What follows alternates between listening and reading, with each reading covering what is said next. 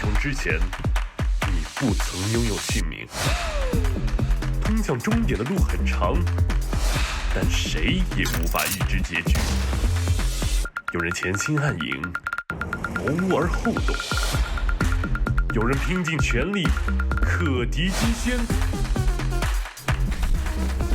没有对与错，只有速度是唯一的答案。奔跑吧，在到达终点之前。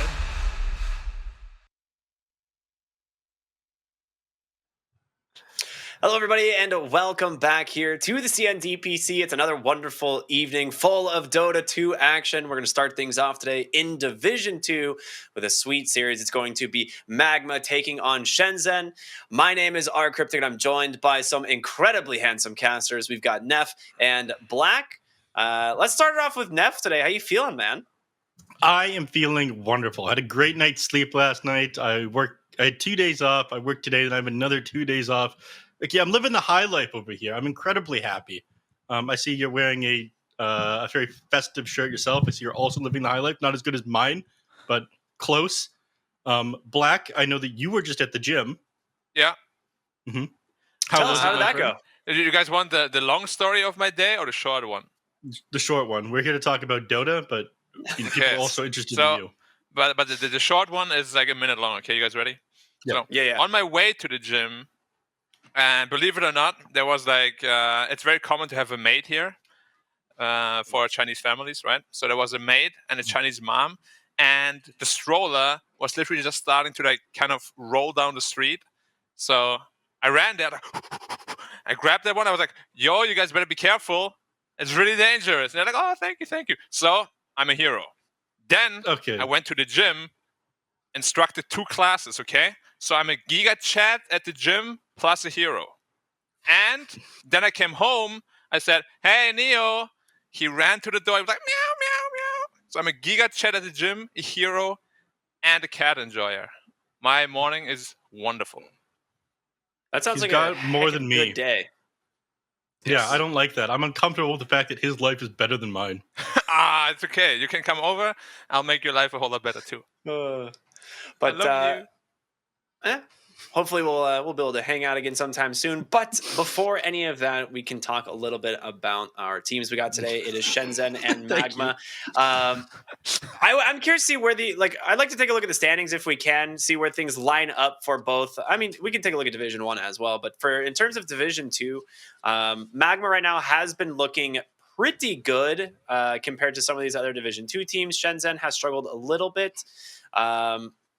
Neff, in terms of power rankings, do you think that is expected, or is this, based on the schedules of who they've already been playing? I'd say Magma is kind of where we expect them. I mean, they'll probably move back up to Division 1. They've won most of their series. So why are you laughing, Black? No, they always do.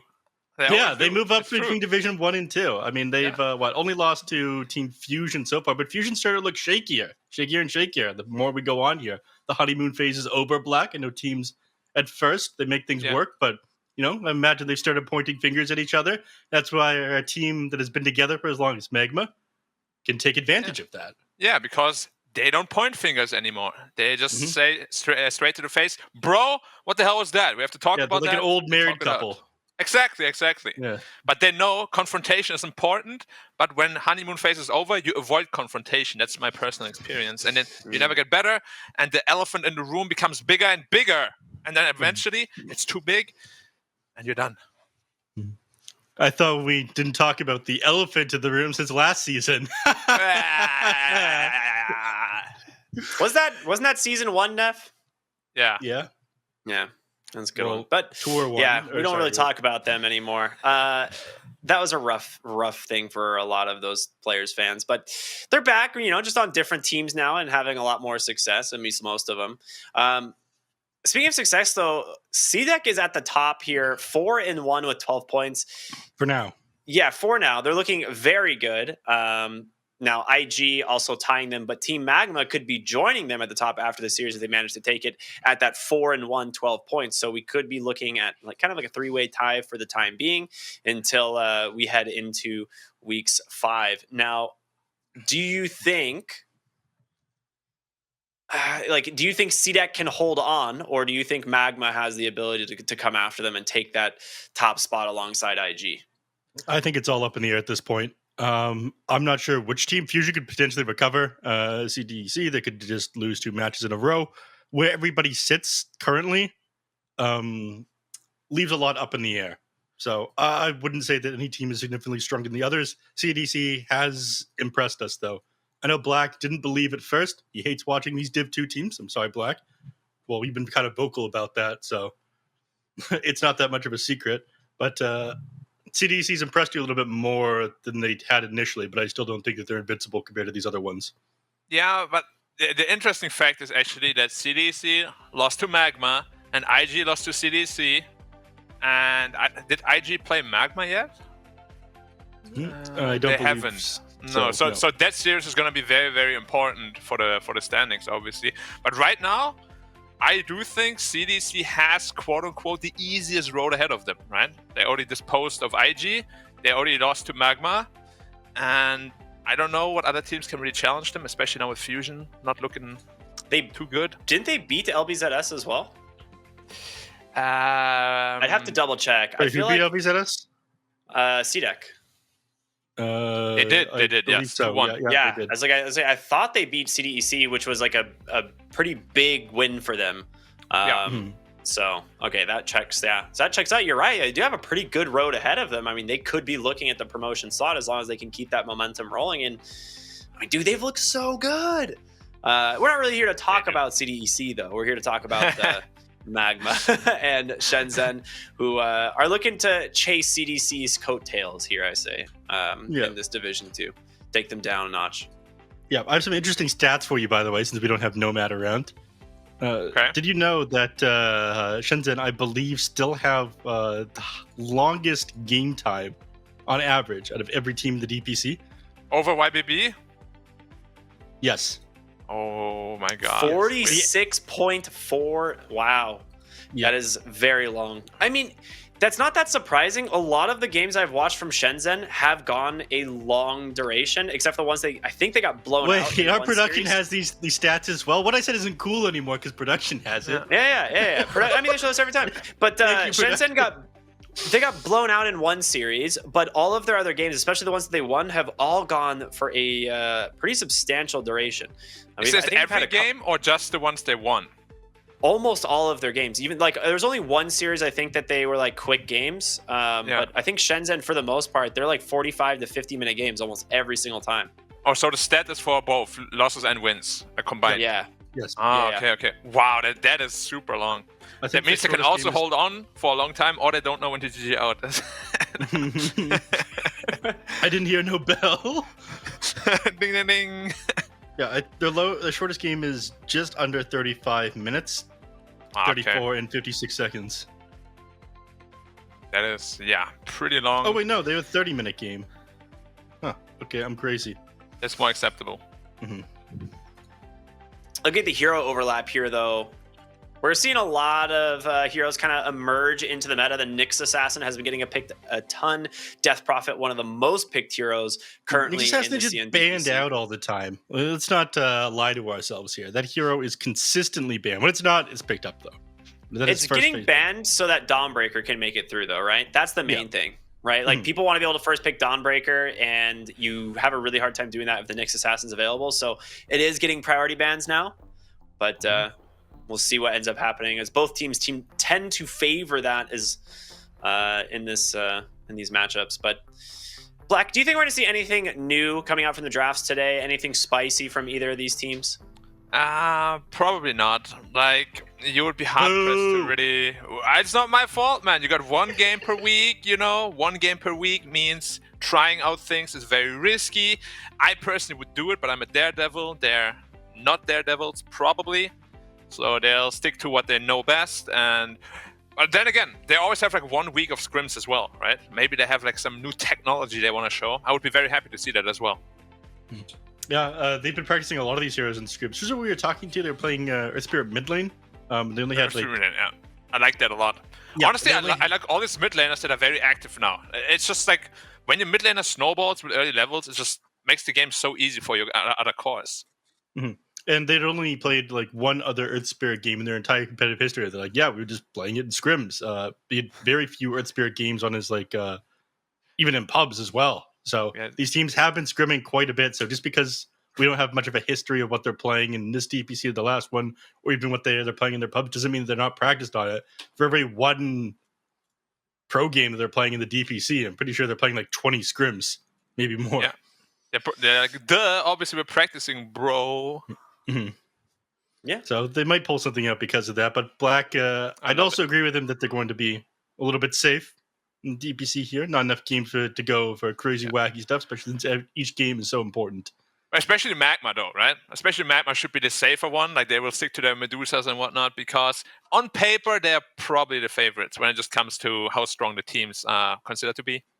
Mm-hmm. That, and they have a lot to lose if they drop this series, right? Like, they need to get the win here to be in the contention for that promotional spot. So, yeah, they can't really afford it. They cannot afford to drop a series at this point. But, I mean, in terms of the picks, like we just saw on the screen a moment ago, I think you guys are probably right. I don't think we're going to really see too much different. We might see, like, you know, the occasional like Pudge come out, maybe a Lycan or the Brewmasters, but for the most part, I think that Puck, the Dawnbreaker, the Tiny, Death Prophet, all those heroes are going to be like right on that first phase if possible. Yep. What do you would make a lot of sense? Yeah. What do you think's got to change in order for, you know, to be able to deal with Puck? Because it seems like this hero is basically uncounterable at this point. I mean, you just get a hard lockdown for it. Instant disables, things with hexes, then sit silences. That's usually the way to go to deal with the hero, man. It doesn't feel invincible. What's even the win rate of it? 70%. 70% across all regions?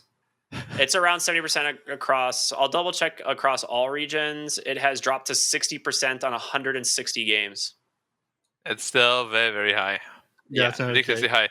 I mean, the problem is always, right, as soon as it gets Witchblade and Blink, those heroes that are supposed to lock you down, you just kill them. Yeah, like the heroes that, like the shamans and stuff that would like to start the initiation, just die. But it's enough theory crafting. It's time to find out what's actually going to happen, as we do have a draft finally underway for our first series here, so we can kind of see what these teams are going to come up with. And wow, it's all the heroes we were just talking about. That's cool. That is so cool. This meta is so diverse and interesting. Wow, Black, what are we going to see next year? More teamfight probably for Magma. Apparently they love the big circles. So what are some other big circles? Monkey King. Mars. Great circle. Mars. So in all seriousness, I'm super surprised that SHENZHEN did not first pick the Dawnbreaker. We just saw they picked it, I think, 5 times. They even first ban the Nyx, and they have first pick. I'm like, and go Marcy instead, and they give Dawnbreaker a free game, basically. Yeah, the first picks to me seem to be Marcy, Dawnbreaker, and Tiny. These are the things that everyone wants to grab as the absolute first heroes. Puck seems to come a little bit after that as like the second pick, but I think they go for these things because they're so diverse as the first picks. Tiny's just first ban material now, which has been kind of crazy, but I guess because he's more of an issue than the Nyx Assassin, more of an issue than Dawnbreaker because it isn't countered by the Nyx Assassin like Dawnbreaker is. But that one's first banned by SHENZHEN. A quick question for you two, though. What happened to Masters Winner in China? Is it better now? It was quite low, wasn't it? It was super low. It was like 30%. It's 40.7 now. Yeah. In Division 2, it's 41.7. It's 40.7 across all of DPC. And people still first pick it too. It's kind of crazy, honestly. Like, usually you would do that if the win rate was pretty high, but if it's below or just 40, that's kind of interesting. The thing that's really bizarre about it is, like, in all other regions, it has a well over 50% win rate. Yeah, what is the problem with it? It's just this region that is, like, really struggling with getting the wins under the Marcy. And we were watching one series recently. I think it was Lizard and I, we were casting. I think we kind of like something kind of clicked in that game where we noticed that a lot of Marcys were like rotating out of lanes and like leaving their off laner or something, or leaving their safe lane and to like go help one of the other side lanes, and everything fell apart. Like the entire draft just like crumbled as soon as those rotations started happening. And so I'm not sure if that's like kind of related or not, but She's kind of needs to stay in the lane to dominate early, right? She has to be able to give that lead to your laner. Mm-hmm. It's really weird because I feel personally when I play with Marcy and against Marcy, best performance is always when she like feeds on weakness, which means you're dominating your lane, you just park yourself there, and the offlaner gets nothing, and the +4's movement is super predictable. You can only gank the safe lane or the mid lane, and it can adjust accordingly. But as you said, they always leave lane. I'm not entirely sure why either. I know why they leave lane. It's because it has such a good gap close and disable. That you feel like, okay, I want to play this like the old Earth Spirit, where you make a rotation over the mid lane at like level 2. You always find a kill. But people seem to be punishing the offlaner a little bit more because they're not picking up offlanes that pair well with the Marcy that are able to sit there independently and not be punished. So as good as the Marcy is, they're not picking heroes that play well around that strategy. Yeah. I will see. Maybe this game they figure out something better. I mean, Marcy Puck, there's a lot of kill potential there, right? Maybe even some coil combo potential. Mm-hmm. But yeah, I'm always a bit afraid when I see Marcy in China right now. They just, as you said, don't really grasp it here. Wait, Void Marcy? I guess. Doesn't strike me as the best Marcy partner. If you get bashes, it's pretty good. You can pull people out of Chrono. Yeah, but they don't want to because it's on your own team. I mean, you wouldn't want to do it in this case, but you can do it. Yeah, I think we've seen SHENZHEN take the Phoenix to the off lane actually in the 3 position a few times. So this might be like a 3 Phoenix with a 4 Marcy, and we could be waiting on a 5 pick for SHENZHEN, which seems a little bit strange, but it could also just end up being the 5 Phoenix. They do have the DK for the mid puck counter, which has been a staple, right? One of the few heroes that actually can punish puck in the lane. Yeah. They do have a pretty big lack of damage right now, though. Like, you initiate on the puck with Dragon Knight, then Dawnbreaker's going to start channeling ult, but the stun is not long enough, so puck will just get an easy phase shift off. They need some burst damage. Yeah, they do. They need something to follow up that Dragon Knight. The question is, what is it going to be? I mean, they already banned the Shaman. You could go for like a Mirana, but I don't know if that's good enough. She's decent enough at killing the egg. You could go for Snapfire here. What about some good old Skywrath? It owns Phoenix and Void as well. I want to see Snapfire against... Ricky, you were there when Nomad was quizzing us. The worst matchup in this game is Puck into Snapfire by the stats. I mean, that doesn't tell me much, though, because Puck is just the best hero in Dota and beats everyone, right? Like, beats Snapfire especially badly. I blame the Snap. I don't know. I think Snapfire is still good, though. You weren't paying attention to Nomad. You could admit it. He's British. He's not pleasant to listen to. He's got bad opinions. His hair isn't very nice. I get it. Some opinions are good, though. Of Nomad? Like when he says Black is really good at Dota, and I'm like, yeah, that's right. Yeah, that's... yeah. You got a good point there, Black. What's actually the win with Puck plus Snapfire in the same team? I always feel that's like one of the most broken combos in Dota, and so easy to pull off. Yeah. Same team. It's going to be fairly high. Yeah. Because honestly, Snapfire for SHENZHEN here would be really good. They have Void for it, they have Puck for it. It is actually a very good Snapfire game. Yeah. Then you just run Marcy, or I guess you just have to run Snapfire in the 5, I guess. But like Magma's banning offlaners here, which is probably the safest bet, I would suppose. Like, you don't really know exactly where these heroes on SHENZHEN are going. Well, you're running 3 strength melee heroes at the moment, so Timbersaw is just like really good against all of them. Timbersaw's a no-brainer. Yeah. I'm just a little afraid for Magma right now. Like, they initiate with Dragon Knight. If there's a supernova on top of that, like, I don't know how to kill the Puck, actually, because the initiation isn't the easiest afterwards. Mm-hmm. I still want to see Skywrath. I think Skywrath looks like super good for Magma. But now they have a Tidehunter, so it doesn't really make sense anymore.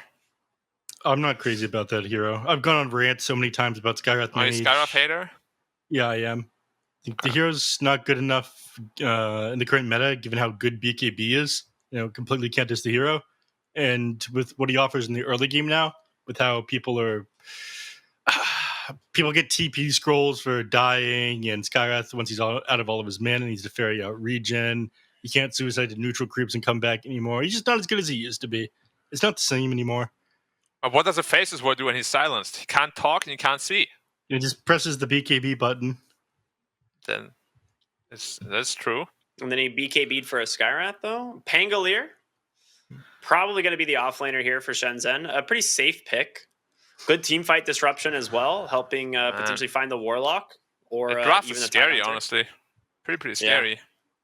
So the real question is, what can Magma pick here? It's got to be a 1 position, right? Juggernaut. It's such a free jug game, actually. Yeah, I didn't think they'll just run them over. Would you really need a Jug Warlock lane, though? Isn't that kind of overkill? It is kind of overkill. I'm just looking at it like good heroes. What about Terribly? Morphling? It's the opposite of what I expected. What the hell? I agree. I was just going to mention earlier that now in the sustain meta, Morphling is actually really strong because you create HP out of nothing. But I did not expect it in this game. Like when you're... Yeah, this is going to be tough. It's a tough morph game, I think. Okay. They do have like the instant disable from Puck, from There's Faceless so much Void, team from- fight in this game. Yeah. There's a lot that can just run them over with. I mean, they've got some save, Yeah. and it offers a little... Do you even have enough burst damage for the Puck with the Morphling anymore? I feel like you don't, because you have to be able to kill them inside the Dragon Tail. You don't. Yeah, and you don't have I do have to say, though, like, I really like the ability to morph into the Void because the time dilation really owns Shenzhen's lineup. That is a good point. I actually hadn't considered that. I was trying to sit here and think of like what could possibly be the answer for the Morphling here. Like the Aghanim Scepter doesn't make much sense this game. So yeah, I guess you're right. Maybe just time dilation or just turning into Puck and getting the Waning Rift and Orb to work with. You know, it's hard to say. If you can't There's pick potential. Puck, you might as well just be it. But yeah, I mean, interesting drafts from both teams. I think Shenzhen's got a little bit of an easier to execute lineup, but Neff, we'll start with you. What do you think? Who you leaning towards going into the first game of this series? Am I allowed to cheat with my answer a little bit, or do I have to do... No, absolutely not. Not even a little bit. I That's can't unfair. cheat? Nope, Okay. no cheating. Cheating is not allowed. Okay, I prefer Shenzhen then, but I think Magma's the better team. I was going to cheat and say Magma, but, you know, I'm Shenzhen now. Let's go Shenzhen. Okay, Black, what are you feeling? I'm gonna go with Magma. You're cheating. No, I'm not. Why is that, Black? Why is that? Honestly, I do believe that if he gets a chance to morph into the Void and get a time dilation on the Puck, they actually have a very, very good chance to kill him. Because you don't typically build into dispels. If your phase shift was on cooldown for like 10 seconds instead of 6, it's a big problem. All right. That's a cope. All right. Logic, I enjoy it. And we're going to go ahead and jump into our first game, everyone. So I hope you are excited. It's going to be Shenzhen taking on Magma and bringing the action. First Blood. Well, it's just First Blood right there, right on the dome of Dolme. Goes the way of Kazi. And now officially handing this cast off to Neff and Black. Well, I'll see you guys in a bit. Thank you very much. Luckily, we did those predictions before the first one came off. Woo! That's rough. That is very rough for me. Would you say that Dome got domed? He got domed, bro. No, but seriously, like, did he just walk up that hill by himself? I believe so. I was looking at... That is illegal, I was staring by the into way. your beautiful eyes instead of the game. I was looking at the clean feed. Oh, thank you. Yeah, no problem. I very much enjoy your eyes as well. Thank you. What color are they? Probably blue. They're blue, right? No. No? Brown? Good try. Yeah. See? You guess the two most common colors you got out. It's either B or B, dude. Yeah. Do you know true. my eye color, though? Absolutely not. Yeah. It's also unfair because I have two eye colors. It's green and blue. Oh, so that was a trick question, technically. Yeah, exactly. So people always say blue. I'm like, no, No. not. That's not the whole answer. Super annoying about it. I got it. Okay, we got the super annoying mid lane. How's that for a segue back into the game, Black? Oh, I love the it. Puck meets Dragonite. Yeah, thank you. Ricky was Who's saying more that- annoying, though? Puck or Dragonite? Dragonite, because you can't zone him out of lane. He just exists.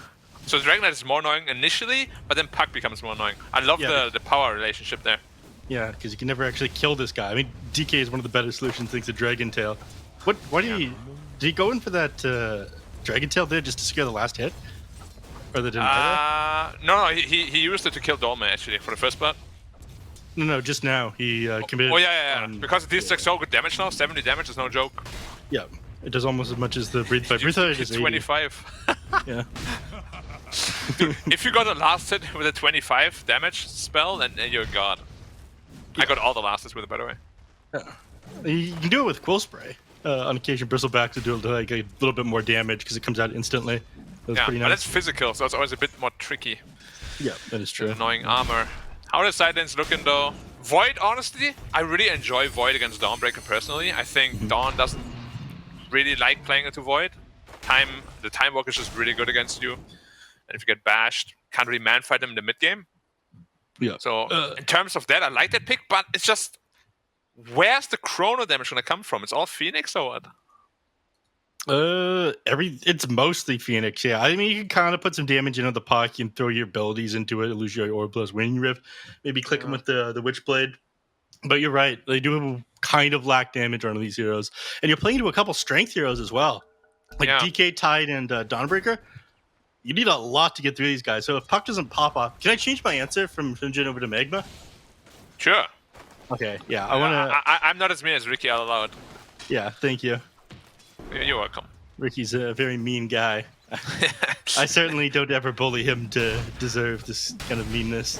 Of course not. Yeah. You're the greatest guy. You're super nice. Thank you. Thank you. Yeah. You don't ever bully me either. Right, totally didn't do that last time we were on.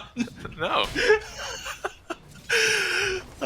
Okay, we talked about top lane. Everything opportunity talked about bottom lane. One of the issues that you guys had was Marcy was leaving the lane too quickly. Well, she's level 2, she's still here to stay, but you're never going to be able to find kills off in this Morphling Warlock lane. You got Sustain with the Shadow Word. He's can just actually been shifted over to Strength. All right, now YP's leaving. I'm a much bigger fan of this. He's rotating for the 3-minute rune. 100% what you should be doing is support when you're not being too useful in the lane. He's even clearing out the Observer Ward as he goes. Powerful moves here from YP. But can he get the bounty rune, or is Water gonna outclick him? KZ versus YP? That's cheating. Come on, you gotta be a man about it. Okay, no, I lost all respect for this player. Yeah, they should have had the click war there. For sure. Better player gets the bounty rune. I never use stuns level 1 at runes. I just outclick them every time because I have 2 ping. Not because you're faster, just because you have 2 ping. Do you have the repeated movement on? No, because it's actually slower than spamming. Is it? Yeah. Oh. If you right click it, it's like 1 click every 0.2 seconds, but when I spam, I machine gun. Yeah. You click roughly 30 times a second, right? Yeah, that's also my mouse sports every 2 months, but what can you do? Yeah. Man's looking for a mouse sponsorship deal, by the way. You guys have one that lasts longer than 2 months. Hit up Black. I would love it. Thank you very much. We didn't really speak about the synergy of Morph Warlock. It's one of the better carries, right? Because just Morph down all the way, you heal full, and you're very happy. Yep. You guys were mentioning before the game started the sustain game, but the fact that you've got the extra armor, you morph full agi, you're back up like greater HP afterwards. It is fairly good with the Warlock. That's one of the reasons why I didn't like the Jug here, because I feel like it'd be a bit overkill relying on both Healing Ward and Shadow Word. Yeah, no, I was just looking for like easy answers to the Phoenix egg and the Puck. Yeah, Egg Scrambler. You don't really care about Puck or Pangoli either. Hey, there's no time walk on the Void. Yeah, he's getting run down here, chasing the trees. Looks like they can't finish him off though, not enough damage. Thankfully, if he a had bunch one of stick charges. like value level and Gush there, he's dead 100%. Yeah. I'm a Gush lover. Yeah. I guess he's going Kraken Shell as he's the core in this lane here. Yeah.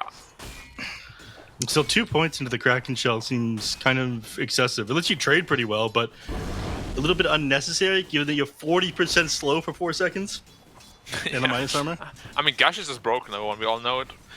Yeah, always has been. Kaikyo, he's gonna be okay. Like, it's one of the real spells and has always been broken level 1. They've nerfed everything over the years. Like abilities that like Magic Missile and Stormbolt used to stunning for 2 seconds. Yeah. All nerfed into the ground. Wasn't Gush also stronger level 1 before? Did it? I think it had like maybe 1 more minus armor or something. Yeah, it had -4 armor. I think more damage to like 130 or 120 or something. Yeah, it was one of the OGs for sure. But the mana cost was also higher. I think they reduced that at some point. Yeah. There was like a higher mana cost to it. Then you used to have to pay mana to use your Blink Dagger on the hero as well, so you would just like run out when you like. How much was it back then? 75? 75, yeah. Yeah. You like run out of mana, you blink Ravage, and then you like pool, couldn't dude. gush them. Yeah. 75 mana is no joke on these heroes. Yeah. I think every hero has like higher mana growth rate than it used to as well. Yeah, they do. 100%. Why are you right? Stop right-clicking the Tide, Void. There's literally no point. You're just mad. He's dealing 10 damage per hit. I know the feeling, though. You know, it is really annoying when he just stands there.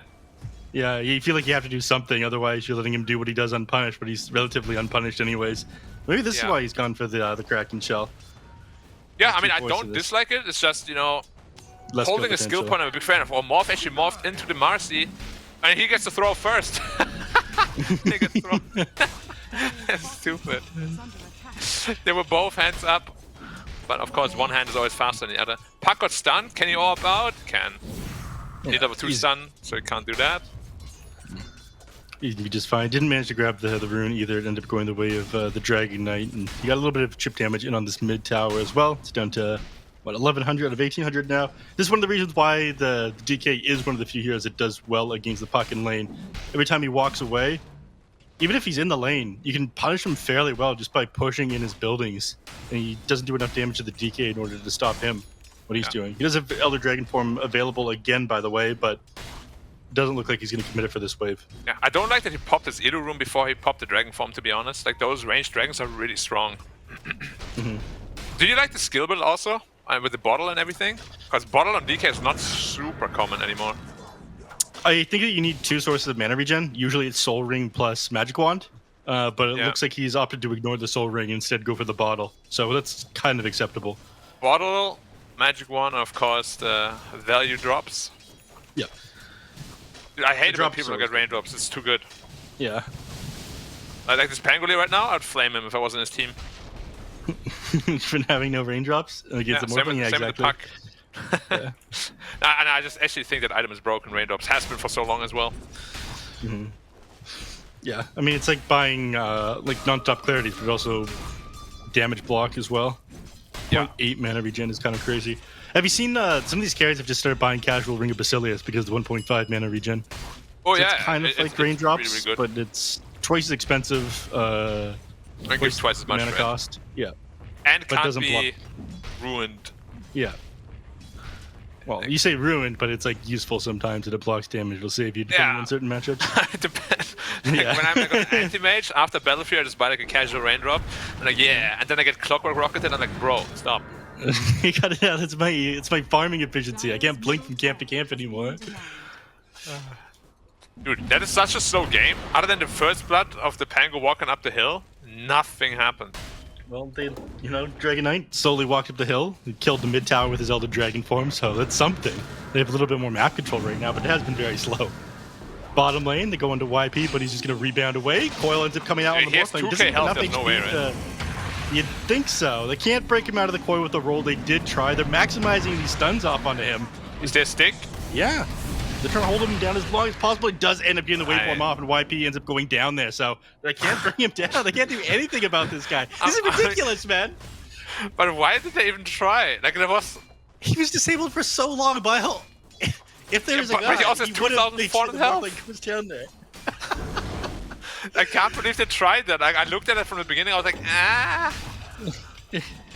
no. Yeah. It's like the Faceless Void uselessly clicking the Tidehunter. You know, they gotta try. Dude, it's always very sad when the first rotations are dead, though. But what do you want to do? You want to go to the Tidehunter instead? Like, that's the problem we spoke about, right? No damage. They rebounded onto him, but they couldn't get that. Oh, dude! I just realized they had absolute last pick on SHENZHEN, right? Yes, I believe so. Dude, OD would have been an absolute killer this game. Also, chrono damage. Often OD destroys Morph. Are you a fan of OD with the new Null Talismans? Yes. I usually build 2 of them. I think it's very busted. Yeah, you get the 250 mana talent as well, so it increases even more. Then you get a Tumbler's Toy, and increases even more. Yeah, at least it's not as bad as the Storm Spear, because Storm Spear was just invulnerable all the time, which is super annoying. You can at least kill him. But it didn't hit you for 500 to hit. He did when he was defending his base and rolling on you. True. Base defense is always super annoying. Yeah. Top lane. Dust coming up here. He's the Elder Dragon form pop. It's about to expire though, so it doesn't look like he's actually going to get much damage onto this tier 1 tower. Instead he's going to move back over to his triangle. So, very little action, even still, Black. Whose fault is this, would you say? Probably both teams picking like super. Well, they're pretty defensive, but can be used offensively, right? But because they both have like very similar lineups, like they just can't kill each other. Like you need Blink Dagger on DK before you can really make action happen. Probably same with the Tide Hunter, and they're all itemizing so defensively as well. They just refuse to have things happen. Magma is coming out kind of ahead from this one. They're up 2k net worth right now. I mean, Morphling is still going to be the ultimate late game carry this game, right? So I would probably give quite a bit of an edge to them, to be honest. That usually Morphling does not have such a good laning phase. But this time around, super easy for him. Yeah, we had the Warlock alongside him to kind of mix up for some of his weaknesses, and they failed those ganks over to him as well. Yeah. Already got a Dragonlance up, going into the Manta next. Do you like this build that he's going for? Yeah. As long as there's no Lincolns involved, I'm always happy. I hate Lincoln's Morphling. I see that happen so often. Morphling has such an amazing start, and he goes for a Lincoln Sphere as the first item, then his farming speed just falls off. Yeah. I like Dragonlance a lot, because also there's a Faceless Void in the game, so you can actually still hit people. Don't have to run into the Chrono. It gives you like good strength stats, right? So you just have overall more health all the time. His power threads are right now in the backpack. Not sure why. He's fixing it. No, they're not. Yeah. Problem solved. Yeah. But I like this item build. Just stats heavy in general is very nice. Unless it's Lincoln Sphere. Yeah, speaking of weird item builds, the puck is not going for Witchblade, instead he's going for a Spirit Vessel. Yeah.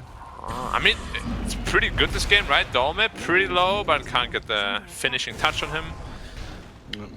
I mean, it's a good Vessel game, it's just, if it doesn't work out instantly, you're gonna fall off massively. It's kind of like an all-in kind of move. Foil ends up coming out. Dawnbreaker doesn't look like she's even a hammer out of this one. Chronosphere about to come off. Titan tried to the gravity off of several kills and catches the Faceless Void after a Chronosphere, so the damage isn't coming out. Puck Rock does or the bash. He doesn't get the rock off the bash, and they're hitting him just in the middle of the cast animation for that. Puck is continuing to chase these people down. The DD on the Dragonite doesn't matter. He is crushed. Kaiko is a triple kill right now. Now he's running down TZY as well. Making an ultra kill. Give it up to him. Come on. Puck, let him have it. Oh, it ends up going to Dome. That fight was so close to being a disaster, I feel like, for SHENZHEN. If that rock comes out, plus the Fatal Bonds... Yeah. Completely dude, that bash, man. Did he have max bash at the time? No, it wasn't even maxed, man. No. That was like level 2 or level 3. A very lucky bash coming out. Yeah, Warlock ended up doing 0 damage there. He dropped a Shadow Word to heal his teammates, but other than that, wasn't able to contribute anything to that one. Dawnbreaker didn't get the ult off either. There's a lot of things that didn't end up going their way.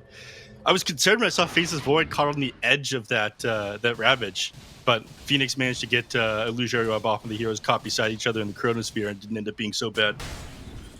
Yeah, but I like what Magma's doing here. They're very cool on the pennant, of course, on the SHENZHEN. So Morph just DP's top, gets the tower for free, and his game is still continuing to elevate. So in that sense, it's going very well for them.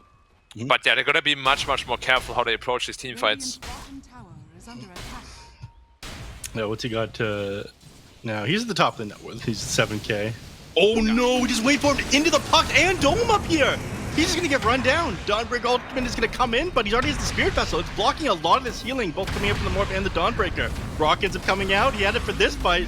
Wait for him forward onto the puck. Gashin one. Finish him off. It looks like he's gonna be able to get away from this one, but end up taking down the Morphling. Now Kazi getting run down by YP here. Oh yeah, and no, Dawnbreaker also Dawnbreaker too. It's all snowball effect from the last fight, right? You get that vessel because you crushed that fight. Now you kill the Morphling because of it, and everything is kind of snowballing downhill. Like, they really gotta regroup and slow the game down. Like, Magma right now is playing at the wrong pace, and SHENZHEN is enjoying that a lot. Yeah, that was a very rough setup. It ends up waveforming into an invisible puck. Yeah. Yeah. Worst case scenario for sure. Yeah, and the invisible puck that literally just finished the vessel too. Yeah. It blocked the majority of that healing that came out from them. Rough day to be. Remember the first time Vessel came out? Was it like 70% reduction or something? Yeah. Was it now? Yeah, now it's only. 45 now? 45, yeah. Everyone had the aura as well. That was. The aura, yeah. Yeah, healing reduction aura. and then they moved it to Shivas. Yeah, you just build it on like Ember Spirit. Link up on Phoenix. Yep, they go on the puck and they finish him off. He ends up getting the phase shift out. Ravage ends up connecting with him. Certainly they finish him off here. They've Chronosphere, they do! Ends up connecting with almost everyone here. Phoenix comes in, the egg ends up dropping as well. Dust, he ends up dropping. TZY, they're about to lose him as well. They can't get away from this one. Pulled back with the dispos. It doesn't even look like they can get Mercy out. Ends up going up to the high ground with the Celestial Hammer, but finished off there by the Faces Void and Hara. Now, wouldn't you be a fool if you went from SHENZHEN to Magma at the very beginning? I don't recall ever changing my game. I think we have VOD proof, I'm sorry. But the yeah. clips are turned off, thankfully. Where was Ricky when I need him? Tell me no. This is the problem we spoke about in the draft, right? DK initiates, where's your damage? Where's your follow-up? There's just nothing. Yeah, it took way too long for them to be able to finish off this puck and getting off the majority of his abilities, and the other heroes coming as well. Like, yes, Tidehunter hits everyone with a Ravage, but who cares if there's no damage?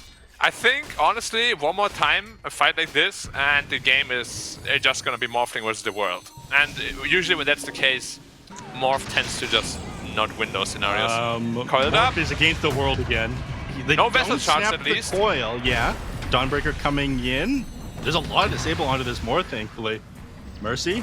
Looks like he's going to walk away after this one as well. They don't really have the damage to bring down this Dawnbreaker, not when she's got this Hooded Defiance completed. Yeah. Okay. Well, at least Morphling survived. Curtis, They want to go back in. They have Blink charges. Tag on the Dragon Knight as well. He's probably Yeah, but they about have to no blink damage into a with couple this. of heroes. Alright, they end up jumping them instead. Dragon Knight brought back, silenced up as well. Puck might just be able to finish him off before he can get off any abilities. In fact, he does. Sunray from Horror cleans him up. Now these other heroes running away. Dome doesn't Remember have what I anything to follow said up with. like 2 minutes ago? They need to slow down the pace and regroup. They're literally just running at a wall over and over and over right now. Opposite of what you're trying to tell them. You have like no damage, and you keep what's that rotation? Warlock, Dawnbreaker, Dragon Knight? You can't kill anything, literally. Yeah, Like, do you need your Morphling there? And Casey is probably also just dead. Yeah, Oh, nice. Maybe gets the Phoenix. Nice one. yeah. I mean, this happens while they find the kill onto Mercy. Yeah. Morphling is really the last hope here. Close to the Manta style. But then you still have to worry about the Chronosphere, you have to worry about the Rolling Thunder. I mean, here's my issue with this Morphling pick. Yes, you have the Manta style done soon. That'll break you out of the silence. You know, you can dodge a couple things. You can safely split push, but it doesn't increase your burst damage at all. You need to be able to bring down this puck and the Dragon Tail. And unfortunately, the Manta style doesn't help you do that. Yeah, I mean, as long as Morph is there when the stun happens, you're probably gonna get the kill because his damage output is still wild. It's a Morphling with full agi, right? Yeah. But yeah, that also means he can't really be farming at all. You know, can't really be efficient around the map. Yeah, this Magma draft has very apparent weaknesses, and they're really showing right now. Well, they were trying to scout out an Observer Ward up in the Hell there, so it looked like they were grouping up to smoke them, thought better of it on the side of SHENZHEN. Yeah. They have a lot of cooldowns available, though. Puck's just missing mana, which I think is a problem. What do you think is the power spike of Magma, actually? Like, we spoke about this a lot already with Morphling. There don't really seem to be any power spikes, but... It is the Aghanim Scepter Where's he rolling? on Tidehunter. Where What's the is he Warlock? rolling? I mean, not a very important kill, I'm gonna be real with you. But they could get Roche off this, though. It looks like it's exactly what they're going to do. Oh. Faked it out. Lincoln's on the Void. They have no burst damage, he's just afraid of getting stunned. I'm actually getting unhappy here. He's so angry he's shaking right now. I am... What's the rationale behind this item? Why do so many people start building it? And then Saint Shasha next? No! It's like the freest BKB into max DPS game, no? Yeah, I guess they figure, okay, Dragon Tail is something that's going to stun us and kill us. I want to get a counter to Dragon Tail, so they If he gets BKB and just pure damage items, he chronos the Morph, no matter what happens, the Morph is dead. They have no save for him. We'll see if that item build actually is gonna impact their chances negatively later on, because you're still gonna get Ravaged as Void. Yeah. You know, potentially they could always... Oh, Mercy? Yeah, Mercy I've been pulled back begging up. you for mercy. Can he get up? No. It's too high. Nobody can get down. Dead, bro. Got him. Got him. Nice one, bro. Thanks, man. Been holding it in all day. Okay, I what do woke they up do at from 7 here? a.m., man. I had such an early morning. I've got no idea how time works for you right now. Me neither. I am. It's like 9 p.m. for Doctor me. Strange, so- dude. Oh, I didn't have the best morning. This morning is way better. Yeah. You were a hero this morning, though. You saved a baby. Well, I don't know. I saved it from rolling away. Who knows what would have happened, right?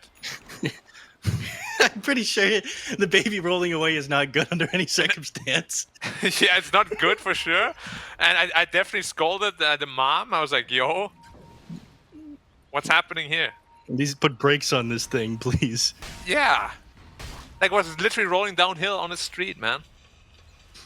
You can't let arguments and anger shadow over what's really important, okay? Like this Warlock kill, for example.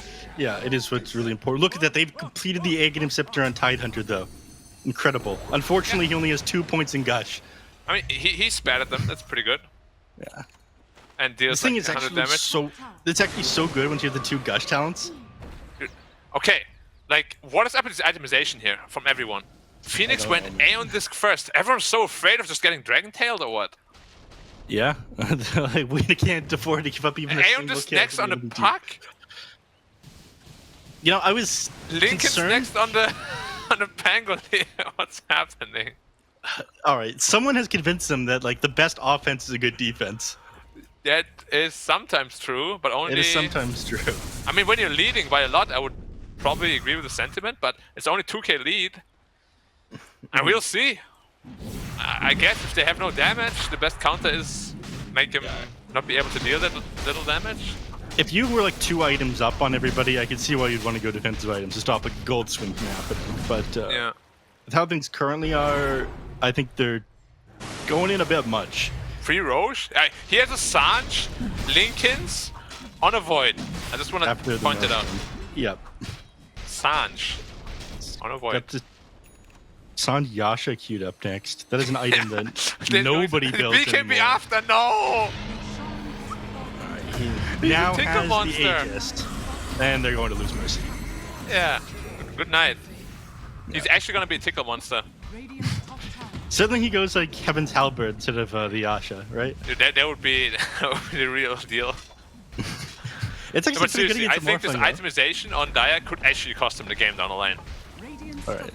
You think they're going to start to have the same problems that Magma has? It's just not going to have the damage because of the itemization. Yeah, when the BKBs come out, who does anything? True. Like, Dragon has 100 of his, Morph, a little bit further away, but once he has his, like, I think this game could be very problematic still for the Dire. Yeah, and one thing that this Gush does very well is clearing out creep waves and defending base. Like, being able to use this every 7 seconds is actually incredible. What's the cooldown reduction? Is it 4 seconds or 5? The cooldown doesn't have a cooldown reduction anymore on the Gush. No, it does. It used to be, I think without, wait, let me just check real quick.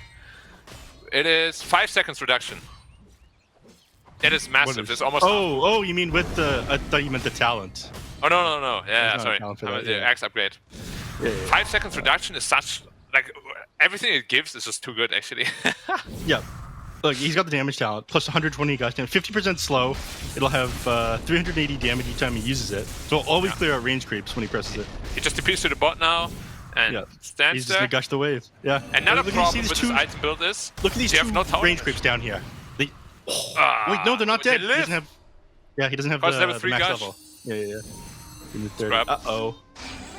Alright. Coil comes out onto the Dawnbreaker, needs to hammer away. Is he going to be able to make it up the hill? No, he just ends up getting bashed. The hammer comes back to him and then he's Wait, finished off on the can big you hammer sword. away when you're leashed? Does it work? Can you? Because you didn't even try. If you can. I actually don't know the answer to that. Yeah, looked like you You? can. They're looking for the Morph. You can't die here. That's no. Oh my god, he's gonna get chronoed. Yeah. He absolutely got chrono. He can't reach him though. He's stuck in the trees. Yeah, look at him. He's walking in place. It's not going to matter though. Dome is on top of him. That is a very rough pickoff. Like your Dawnbreaker died there. You have no business dying there. Yep. You knew that they were coming. Yeah, you definitely knew. But still, I would say in the current position, I still favor Magma actually. This is literally purely based off the itemization. Okay, so the itemization in SHENZHEN is so unimpressive to you that you think there's absolutely no way they're Look at Puck! Blink Aeon Disc now too. Like, Yeah, and he's going does to anyone have any aggro item? Lincoln's Fear next on the Pangolier. They refuse to build damage. They're pacifists. And Marcy's building more damage than the Void. Yeah, BKB. Look, the Void can't even clear the Ancient Camp properly. Yeah, this is pretty slow. For a level 19 Faces Void. Yeah, they're looking for Dragon Knight next. They're just getting picked off all of the map, man. Dispose. Time dilation. He's gonna BKB. There's no way he survives. Oh, the Lincoln's blocked the stun. Was he hoping to like stun him then TP out there? Probably. Look at that. Not possible without the Lincoln Sphere Black. This Kaikyo, he's like Doctor Strange. He looked forward to like 18 million different possibilities of what was going to happen in this game. Saw that play, and it's like, I need to build a Lincoln Sphere right now. Or to get the kill on the DK at 26 minutes. Why is DK there to begin with? Is my question. Like, you wouldn't well, we have to ask any... Kaikyo that. Yeah, but you don't need any cute plays if you're just in position. Feels like Magma this game, there's really no, how do I word it, sense of urgency at all. Kind of just pushing out the lanes, like, yeah, we got this.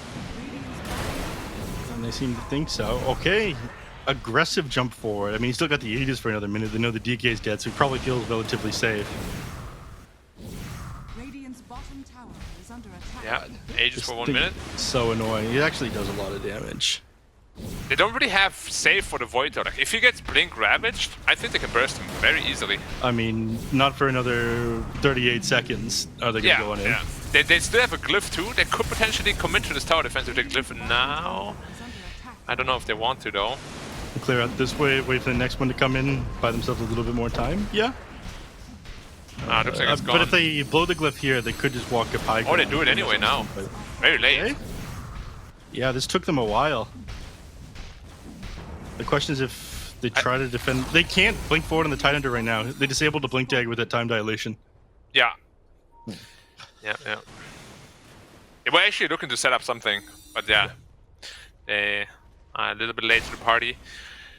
Morphling has the waveform attacks target talent now, so if they get a good Ravage off and he waves over them, there's a lot of potential damage now. Yeah, it'll get even worse once he completes his DLS. I like this itemization. I think, more burst damage is absolutely the thing they should be doing. I would have absolutely hated it if he went for Skadi this game. There's no need at all for Skadi. Yeah. Really, yeah, we don't, there's a trend with, like, quote-unquote lesser teams. The itemization oftentimes is really not on point. And that's, like, one of the biggest differences. They go for things more defensive than they should be, or what? Yeah, I mean... Just to highlight again, Sans Jasha, Lincoln's, and now BKB next on the Void. That is way too excessive. Look at his net worth.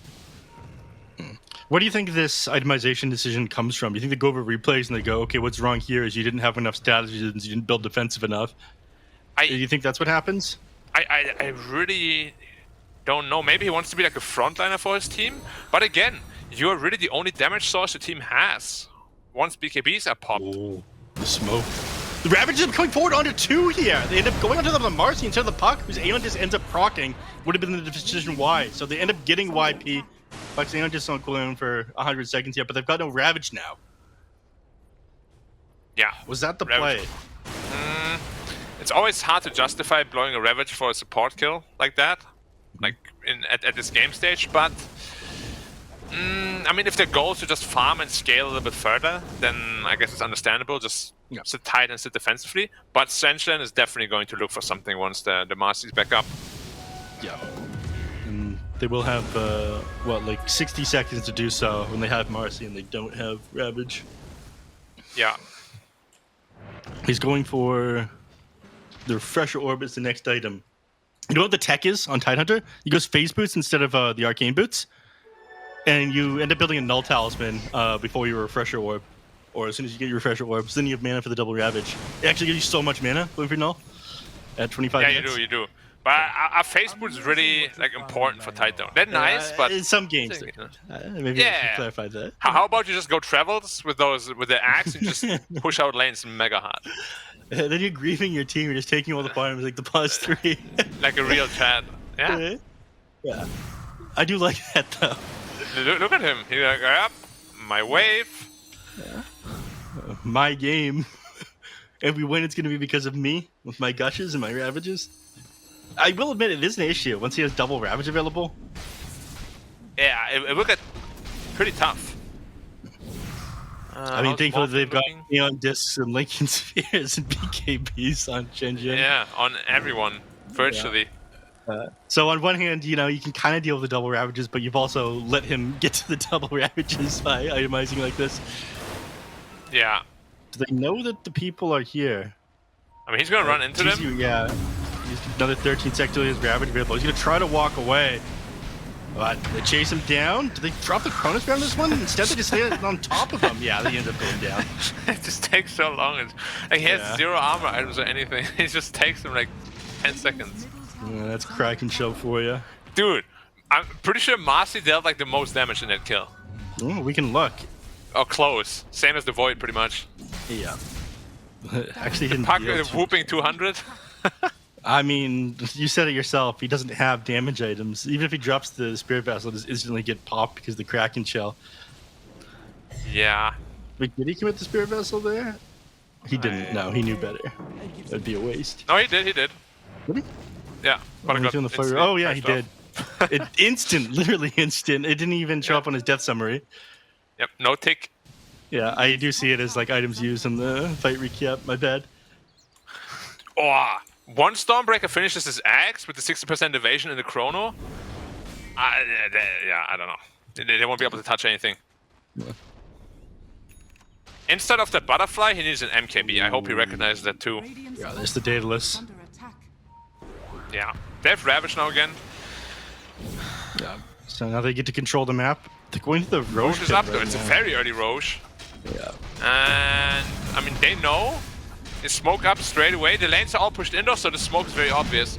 Are they in They can't time? even get here in time. I don't think they can. It's going to be close. Man, this Marcy hero deals so much damage for no reason. Yeah, Puck is going to block them by jumping in on them. It's silence off into several, so Tidra not able to blink forward and Ravage. Rock ends up coming down to several heroes. Kaiko backs back out. But Wait, Dome what's the continues Morph went in forward. alone? Yeah, he did. Where is he? He's just trying to run down these heroes. Dolmen's going to kill Nakazi on the back line now. Morphling getting run on by Kaiko. He's got the Aegis available. Dawnbreaker Ultimate coming out, trying to heal him back up, but the Spirit Vessel on him stops the majority of this healing. They can't deal with the Phoenix Egg either. Ends up popping off onto Mercy. Who ends up going down. They're just losing everybody. What? And that's it. They call GG. Ah, Whoa. really? That's it. It was so half-hearted. The Morph just waves in to the back by himself. They didn't even use Ravage. You just give up like this? I guess so. I mean, not enough healing is able to come out onto him. He ends up just melting as his BKB expires. No way to fight into it, despite the lack of damage. I It's am- really. This game is so confusing to me. Like, everything about it. That GG out decision, like, I'm a big fan of GGing out when you should, but this game was nowhere near over. Yeah. I am surprised that they managed to defend for as long as they did there, and then just kind of fell apart in that team fight. They rushed that one. Puck ends up blocking them coming into the pit, but maybe they shouldn't have even made that decision to begin with if it was going to turn out like that. Dude, I think you said it right, man. This was just like a bizarre game, kind of like almost played from both sides, right? Like one team was just like, yeah, we're going to itemize to never take damage. The other team just never fought. So you just have like, it seems like a very disconnected game plan almost. It was very bizarre, but ends up going the way of SHENZHEN. Neff definitely didn't predict, unfortunately. Yeah, he went the way of Magma. What can you say, man? You know? Where were you when I needed you, Ricky, to Yeah. block me from being able to change my I answer? told you I'm going to be nice. I let you switch. Like, I didn't force anything on you. I just want to say that. You said you could switch. I was a nice guy. Yeah. Yeah. You are allowed to switch. You said, okay, I want to do it. I'm like, all right. Be my You're an guest. adult, Neff. You can make your own choices. You can be Obviously wrong not. with me. I don't know, man. Like what? It's really hard to break down a game like this. Like, what did Magma need to do to? Like you said, it didn't feel like the game was really over, but like, what needed to change this game for them to like really take control? Was it Okay, just Neff. the draft, or was it something else? I'm going to lay the foundation here, and then you can build the blocks if you want. Mhm. For me, Magma this game, as I also told Neff, Zero sense of urgency, nothing. They just push out lanes, die, push out lane, die, push out lane, die. It was like no game plan, no real anything. And the GG out at the end is just a cherry on top. It just screams, what the hell is happening in this game? You know, they surely didn't even know that they were just like 10k behind. They probably thought they were like 30k behind or something by the reaction they've had. Mm-hmm. Yeah, I mean, they couldn't take fights. They saw the enemies building nothing but defensive items. They probably figured that the game was a lot harder than it was. Usually teams have a pretty good sense of how far behind they are, though. I think like these days especially, they can kind of guess, and they're usually within like 2-3k net worth of how far behind they are. I just want to highlight, they GG'd out without even using their Ravage, which is insane to me. Like, Morph just waves to the back by himself, pops BKB, right-clicks like a Marcy that's running away, dies, and calls GG. Like, was that tilt? Was that what? I don't know what happened there, but it's not a GG moment for sure. Did you guys feel like the Morphling like did anything this game? Like, it just seems so underwhelming. Like, this is just another game where we see a Morphling pick and it's like, yeah, you know, like, it is really good in the lane. He had top net worth. He was chilling. And then he like shows up to one fight, dies, shows up to another fight, dies. And like, it just didn't feel like this hero like offered much. Yeah, kind of. I really don't like this hero right now. I've gone on rants about it again and again, especially given that it doesn't have like the E-Blade like shotgun build anymore because they changed that item around. I think Morphling's in a very weird place where people want to farm up on him, but he's a right clicker, and I think a worse one than a lot of other heroes at the moment as well. So yes, he kind of feels underwhelming, but I think that's because he is, and teams haven't really figured him out in the way that he's supposed to be played yet. Yeah. Feels like Morphling honestly is just like a mega late game carry now, right? Like one of the ultra late game carries. You get this like double wave from talent, you wave in, wave out, and deal like 2k plus damage with it. But if you're really playing for that, you could probably just pick a Klings and be way pick a happier. different hero. Yeah, like Morphling, the thing that's so weird is like this is a patch in which we don't see games go late. Like, right? Like this is a patch where it can sometimes be decided at 25 minutes, and then usually the only reason it takes a while to end the game is because going high ground in this patch is so difficult. So it usually is teams amassing like 15, 20, even 30,000 gold advantages before they even attempt to go to the high ground. Yeah. So to see them GG out at just like a 13k net worth they did when they still had Ravage available, potentially turn things around, it was very, very bizarre to see. But again, maybe they just feel like, okay, we're in this unwinnable position. If we weren't able to take the fight here, I don't see how we're going to be able to close this game out. They don't want to play against like a refresher faceless board in the late game or something like that. And that was that. Yeah, I'm just a little bit worried and surprised that it came out of Magma, out of any team, to be honest. Because, believe it or not, like they do have a ton of experience at this point, right? For them to GG out like this, I did not expect that. Yeah, I think it's got to be a like you said. There's probably some level of tilt happening in that game, and a little bit of frustration coming out. People might not be playing heroes that they wanted to play. It's definitely difficult to say, but yeah, that was not the Magma that we're used to seeing. Like this team has looked so strong in the DPC so far, and that was just that was a rough one for them. SHENZHEN just completely bodied them. It felt like. Kaiku MVP, less than 1 damage per gold, by the way. Just saying. You're not a fan. No, but they still won, so a win's a win, you know? Maybe if they win, we get a chance to talk to him. I definitely want to probe his mind on what, like, if there was like a team communication going on about it, because they all went mega defensive. Yeah, maybe this is just something they've decided to do, or they've realized it works fairly well against Magma, but we'll have to see.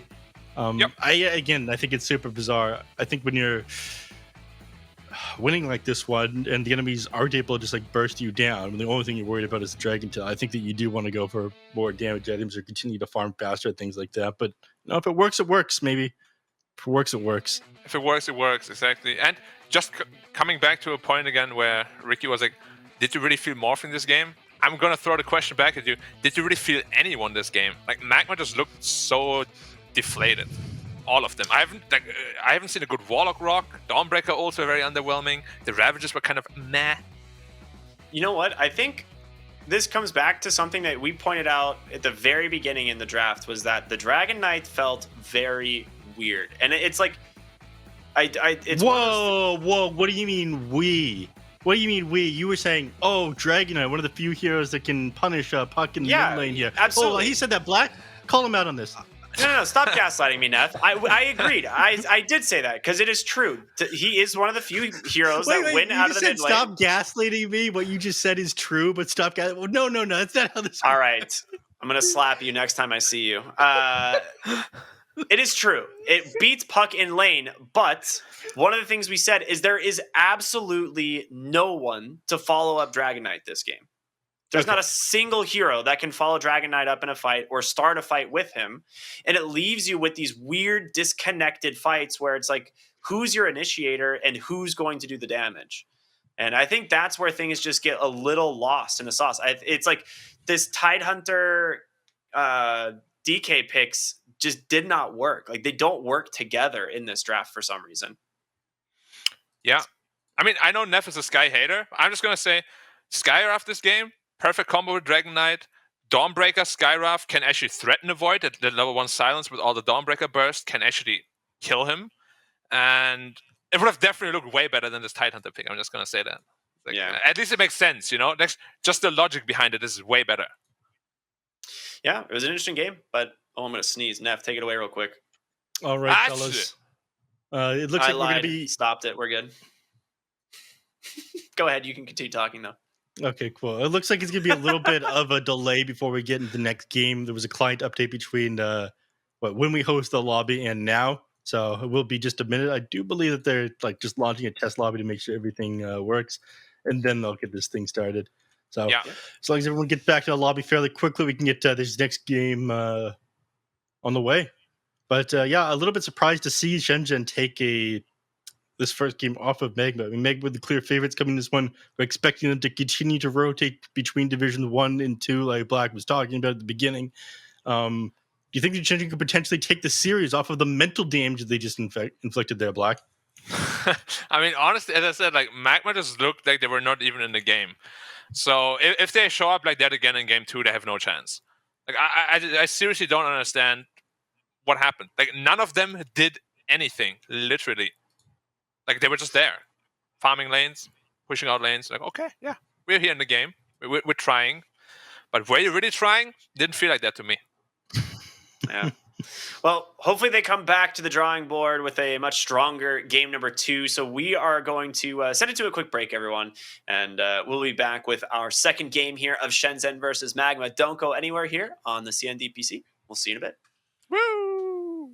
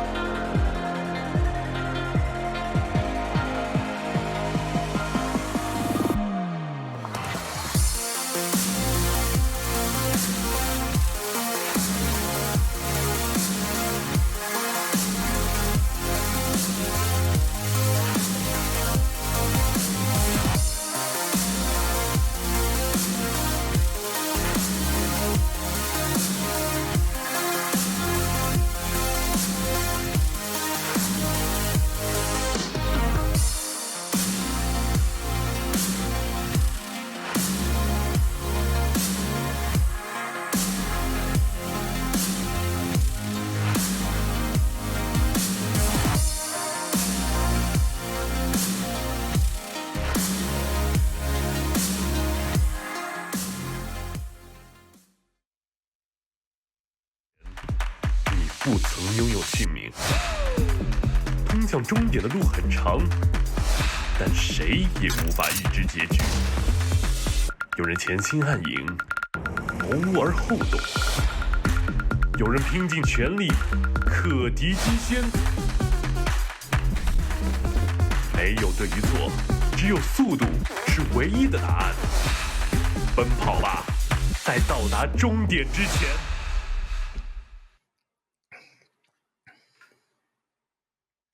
Hey there, everybody, and welcome back. Hope you enjoyed your short little break. My name is Cryptic here with Neff and Black, of course, the regular crew, as we are getting ready to jump into game number 2 of Shenzhen versus Magma. A somewhat anticlimactic game number 1. I mean, we were expecting, some big high ground holds, and I guess Magma just wanted to run it back and go right into game 2. So that's what we're going to end up doing here instead. Now, we talked a lot about this before the break. I just want to hear from you, Black. What, if you're Magma, what is the key difference going into game number 2 here? Is it a mental attitude shift? Is it a draft shift? Execution? What needs to change? It's definitely like a complete overhaul because like their draft wasn't great. The execution was very lackluster. And as you saw, like whatever happened then with the mental state, it's just not acceptable for a team at the pro level, right? So they need a complete overhaul, and whatever happened in the break, hopefully they had a good talk because this is not okay. Like I'm just going to say it. I don't think it's acceptable to be like that in a pro game. All right, Coach not Black. Like that. Yes, Coach Black, how do they recover from this? What do you say to your team? This was unacceptable behavior. Is that what you say to them, or do you motivate them somehow? I mean, I think that is the best motivation you can give them, to be honest. Like, if they thought anything like that was okay, they have no business getting to Division 1. I'm just going to be very blunt about it. So, they're just going to realize, like, urgency and showing up is mega important. You have one series a week, you can't show up like this. You just can't. Like, all right. like imagine, Neff, you and I, we have a boxing fight, a super boxing fight, and you come, like, super out of shape. And I beat the crap out of you, and I win super easily. You would be like, "Oh my god, why did I?" Well, this is an unlikely scenario that totally wouldn't happen. Like, imagine that's kind of what Magma did here. They were not ready at all, prepared, zero preparation. So game 2 can only get better. That's the good news. Yes. Yeah. That is good news, and something for us to definitely look forward to. Because that. Like I said, a little anticlimactic. Not a lot that happened in that game, unfortunately. I mean, in the side of Shenzhen, I mean, they played a game of Dota. I think might have been a little confused as we were. It's just like kind of wondering, where Magma was most of the game. But I mean, they just got to play their own Dota, I suppose. But Neff, if you, I mean, if you're Shenzhen, you're not going to be sleeping here, right? You know what Magma is capable of. So how do you prepare for game number 2? Okay, I think you go back to the drawing board. If it was Shenzhen, what do I do for game number 2? How do you prepare for game 2 here? If you're Shenzhen, I'd say that a lot of what you did end up working. Maybe don't go so defensive on the items on some of these heroes. Like maybe Puck doesn't necessarily have to go for like, was it Spirit Vessel into Lincolns into Aeon because they might have been able to just blink Aeon Disc, yeah, they might have just been able to win the game faster if they'd gone for different items and started accelerating quicker, found more kills off into the Magma heroes. But I think you're pretty happy with the result because Magma is obviously the favorite coming into this one. But if they're going to go for these sort of like tanky heroes they did the previous game, then go for items that do bigger damage and can allow you to snowball more effectively out of these team fights. I think maybe Magma will see what they did with their itemization this game and pick heroes that do better when the game is drawn out or that can do percentage-based damage and punish them for going for these tanky items. But we'll see if Magma pick up on that or Shenzhen just go, okay, we're going to do a complete 180 instead of letting you counter what we did. Yeah, I mean, makes sense to me. I don't know. I'm just hoping for a more competitive game number 2 here. Something that kind of does showcase what these teams are capable of. As we know, obviously Magma has had a pretty solid season so far. So this is like a kind of an anomaly for me in terms of like their performance. So really hoping that they do bounce back. They hit their stride and we maybe take it to 3 games here. I don't know. It seems a little rough. It's a weird one for sure. Who do you think is the most capable player here, by the way, Ricky? If you had to pick one. Like on both teams? Yes. I mean, Kaikyo has like had some pretty solid performances, but it's like I feel like he's been a little bit hit or miss. So it's probably just going to be the support. I would say normally the support duos of Magma are probably the most stable, in my opinion. What about you, Black? I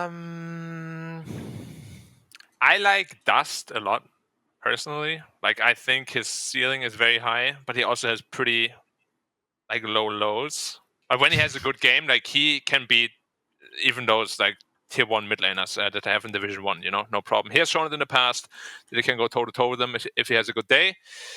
And I feel like for SHENZHEN, it's got to be Dolme. Like whenever he has a good game, it just feels like the team overall is doing a lot better. Like he plays his initiation heroes, he always builds pretty good items, he itemizes well, and the way he initiates, I like it a lot.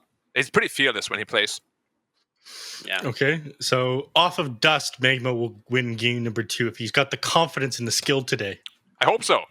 Like Dust, honestly, it's always really sad to see players with so much potential just not show up. You're always like, what's happening? Like, is he just not being enabled, or is he feeling like bad today? Like you have one game per week. Honestly, your mood and attitude and whatnot, they can play a very big role. Can you stay motivated for one game a week? It's not easy. Do you think that it limits his potential when he's able to do in a game if you put him on a hero like Dragon Knight? Yeah. I mean, it's kind of like a Somnus to me, where you put him on these heroes because you think he's like really, really good. But if you do that, you gotta be able to enable him in different ways, which means if he finds a good initiation, you gotta be able to kill that hero. Because otherwise, he will be afraid to initiate. Next time, he's like, oh my god, my initiation didn't work, I'm gonna be more careful. Happens one more time, and you're completely out of the game. Yeah. I mean, we saw what happened like last time. Like he was off to a decent start on the Dragon Knight, but yeah, like you said, without follow-up, he kind of just doesn't do much. He doesn't really showcase. Like he's not Dragon Knight's definitely not a hero that finds solo pickoffs. He always needs that follow-up. So I don't know. Hopefully they do draft him something a little bit more, I would say with flair, or a little bit more that he can showcase himself. Maybe get the puck into his hands as opposed to being on the other team. That's always like a strong possibility. Do you think the puck will be banned this game? That's what I was going to ask. Do you guys think puck will make it through even, or are we going to be seeing pretty much the same bans? Because otherwise it's basically Death Prophet, Nyx Assassin, Tiny, those types of heroes are going to be banned out. I'm tired of puck. Like You want him to be banned then? Yeah, for sure. I just feel the game with puck is always so one-dimensional. Like it's always a cat and mouse game. Can you catch him? Can you not catch him? If you can't catch him, he just split pushes all lanes. You have a super hard time getting out on the map. It's always like a little, like the hero itself is super exciting. Obviously, there's so much skill that you can showcase. It's just like the better the puck player is, the more boring the game gets. It feels like, if that makes sense. Because he's too high skill. He's too good. I hate this. Like he's just running circles around you. And you're like, we're gonna catch him. Can't catch him while his entire team is just farming. It is 10k gold down suddenly. Very annoying to play against a good puck or a good void spirit. There's heroes that have so many like abilities that like get you either towards you or away from you, and they're invulnerable part of the time. It is so frustrating playing against those. I lose my mind when I do it. I mean, there's like different levels, right? Yeah. You have like the standard puck. Wave pushes to the tower. He blinks in, does his 2 spells, orbs out. Then there's like the next level puck that is literally just in front of your base and cuts the wave right there. And the entire team is just he's in your head. He's like in your base, in your head. Yeah, exactly. Like that is so obnoxious, because then you gotta run all the way back. Where is he now? And then he's suddenly middle again. You're like, oh my god, he was just there. I hate you. I've wasted all my time walking back here, and he's been farming while I've been doing this. It feels so bad chasing pucks around the map, dude. It's like you're damned if you do and damned if you don't, because he's just gonna cut 2 waves every 30 seconds, and then you can't push. But if you just don't chase, like, so you kind of have to chase him, but then when you do chase him, you spend like 2 minutes and you never get the kill anyway because you just eventually blink, TP's out. Yeah, dude. Yeah, I mean, puck just does way too much. This hero is ridiculous. Granted, even though he has like one of the worst Aghanim Scepters in the entire game, like bottom 5 Aghanim Scepters in my opinion. in all of Dota, and yet he's still so strong. Like it is that is an accomplishment.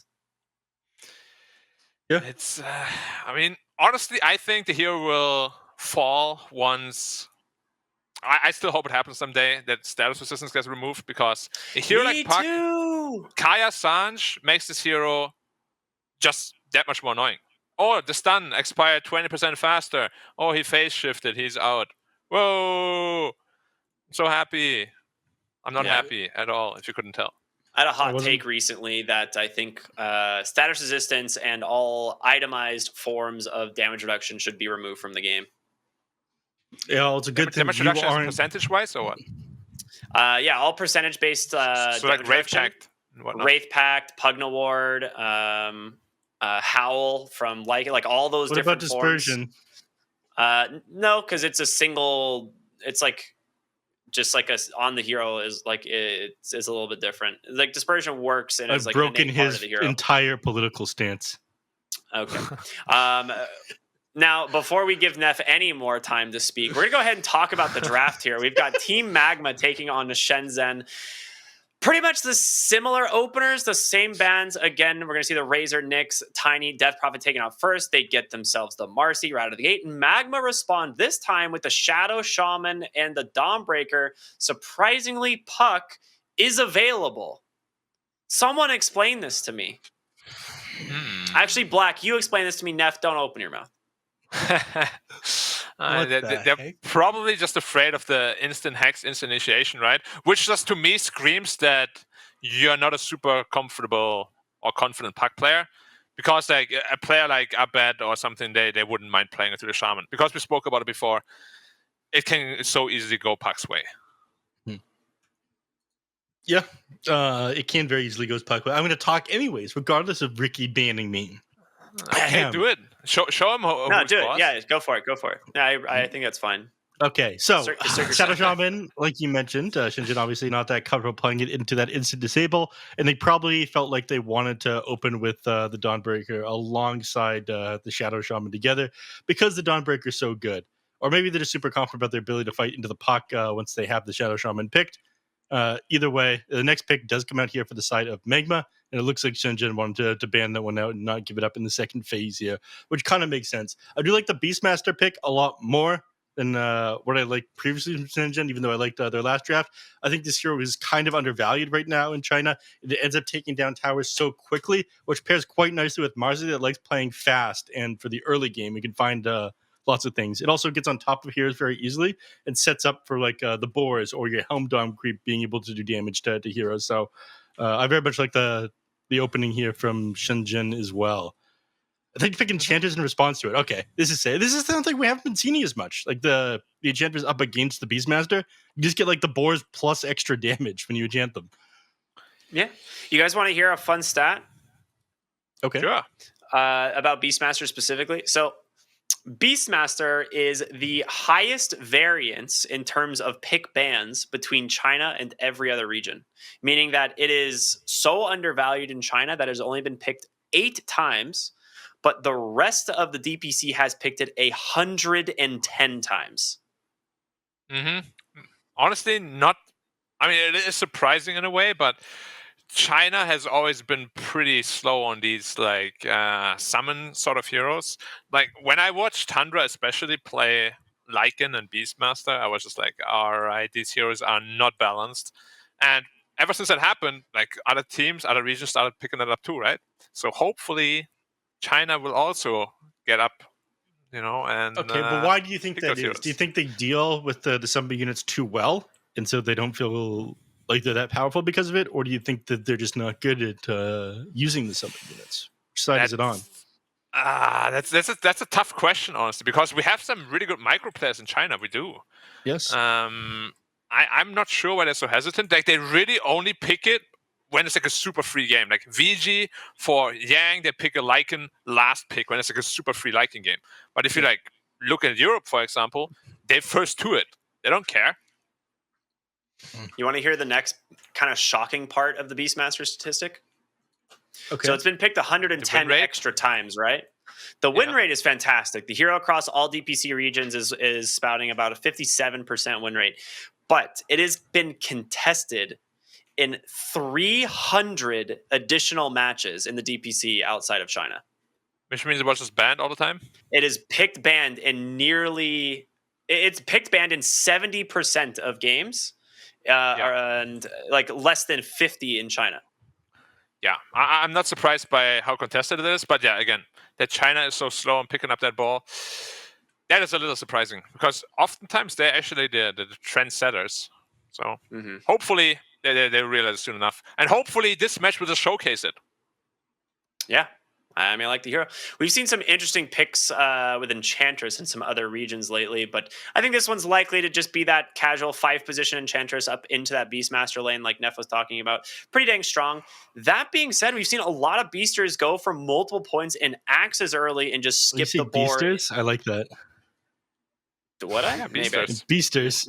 Beasters, yeah. Yeah. We've seen a lot of Beastmasters go for like multiple points in the wild axes. Jeez, to just kind of like ignore like going for the boar early, and so they just kind of open the lane like 2-0-2, and then eventually go back for it. But yeah, it's actually not a bad idea against the Enchantress now that Magma have picked up. So we'll be curious to see what he goes for. How do you guys feel, or Neff rather, how do you feel about this Terrorblade pick alongside the Phoenix? I see the logic here. It blows up heroes fairly quickly. Shadow Shaman obviously hates dealing with illusion heroes as it disables all single target.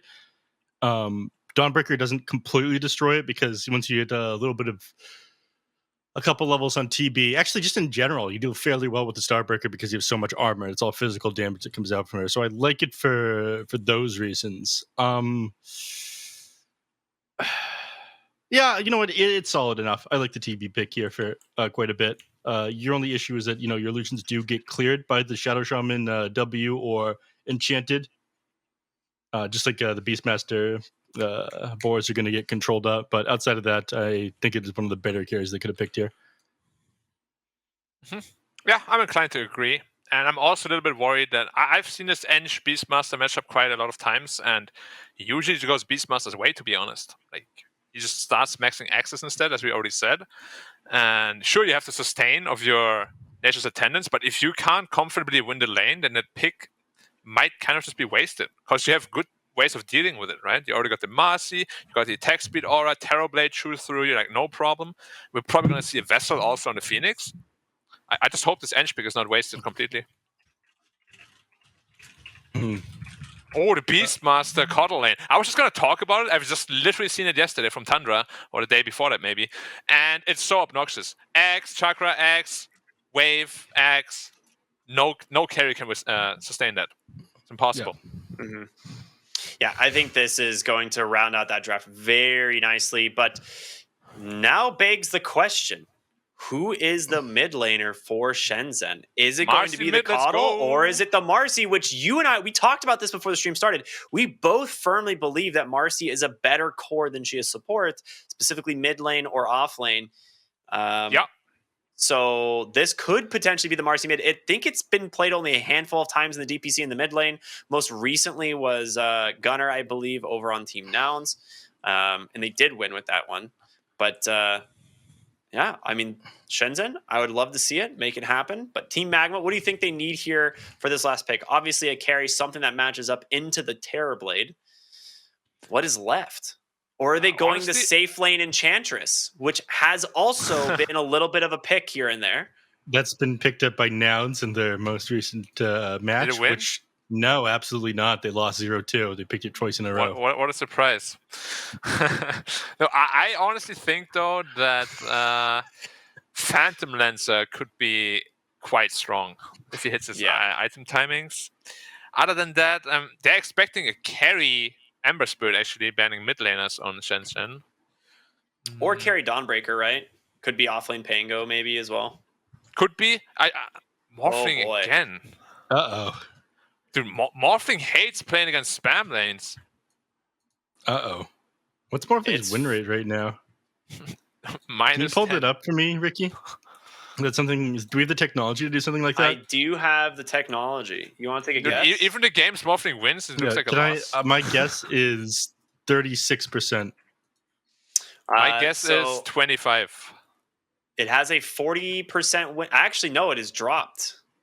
It was previously picked 5 times at 2 and 3. It is now picked 6 times at 2 and 4. So not good. Globally, though, it has an exact 50% win rate. Okay. That's higher Like than I would have 50. expected. Same. Yeah, I mean, in China though, this hero has not looked good.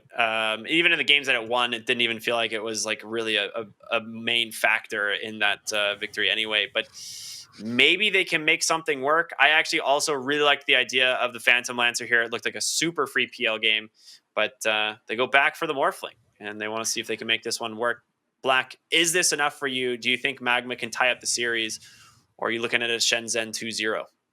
I mean, I saw what players are playing what heroes, so I cheated a little bit. It's a Coddle mid, so I don't like that nearly as much as the Marcy mid, and then you have to spam Beast lane. I just can't believe Magma is going to go down 2-0 against Shenzhen, so I'm going to go with them. What do you mean them? Yeah. Who's them? Magma. Okay. All right, But the Neff, draft quickly, is really not that good.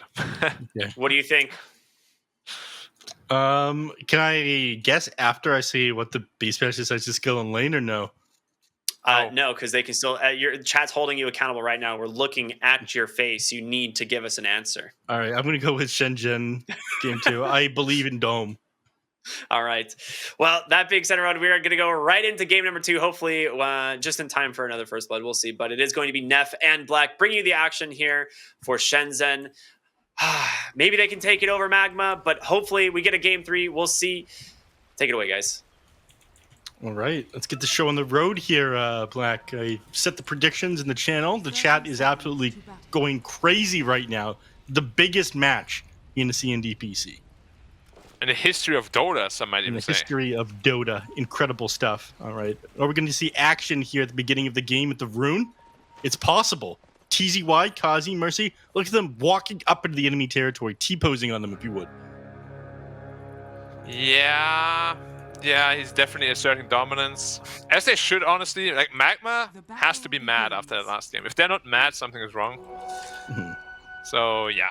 I'm gonna look for them to really just open up this game in a very stylish fashion, hopefully. I want them to run over Shenzhen, make them believe, we're still in the house, we're still Team Magma, we still got what it takes.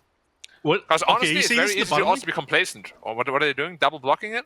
They're But blocking they messed up the enemy team's creeps. Yeah, but they didn't. They messed it up. Yeah. Why do they do this? Explain this one to me. Because then the creeps They run want to to the go into the tower.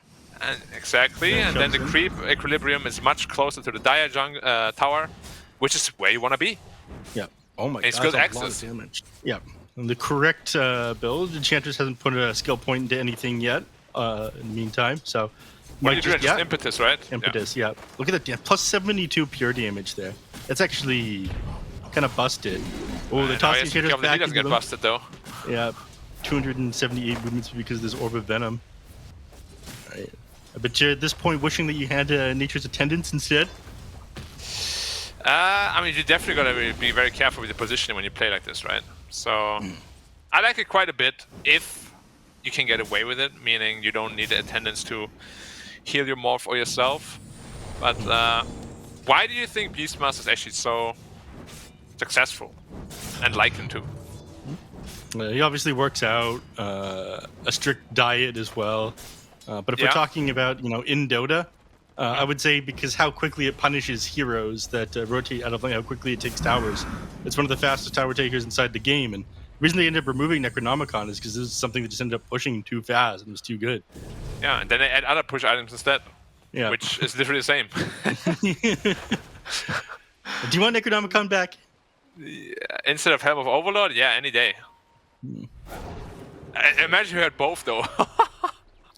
I mean, you're a carry player. You had to play against these Necronomicons quite often.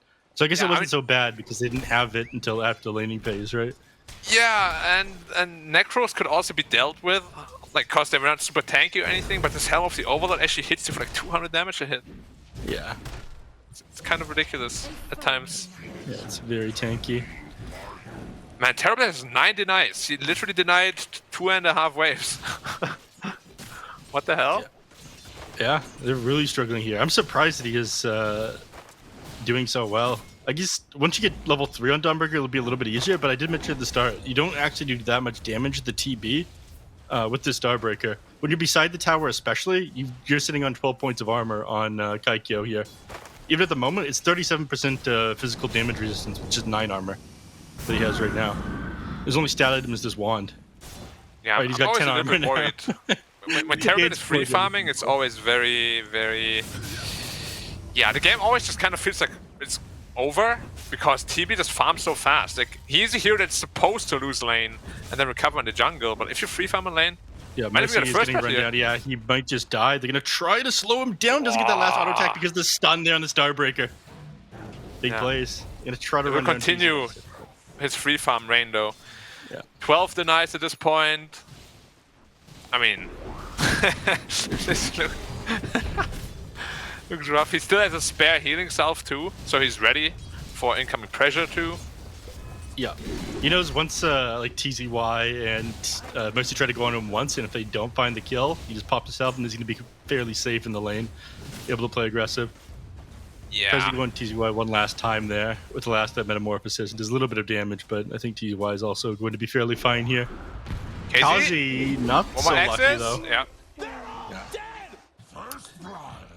You'll love Again, to see it. that's sort of what I alluded to in the draft. Like, Ench is not that great against Beastmaster when you skill like this, and yeah, it could be potentially a wasted hero in this game. Or I actually get Hara.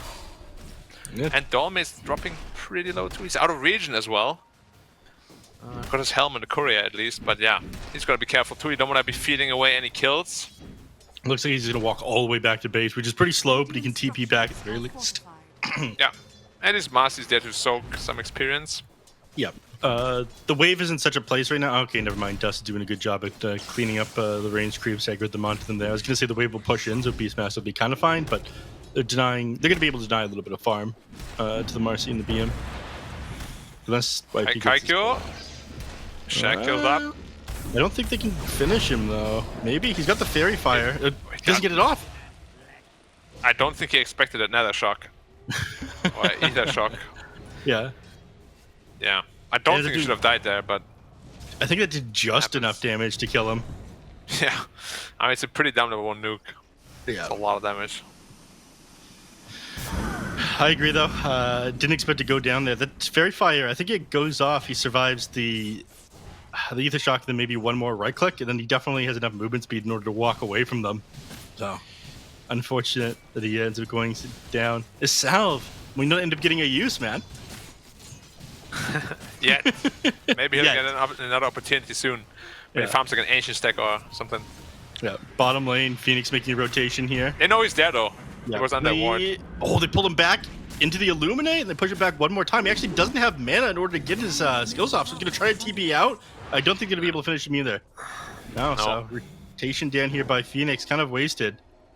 Yeah, nice observer ward scouting him out. They were more than ready for this. Yep. He almost has his vessel completed already on Phoenix. But of course, if you don't get any charges, then it's not the greatest item. Yeah. He's still sticking around down here. You like that? Surprising.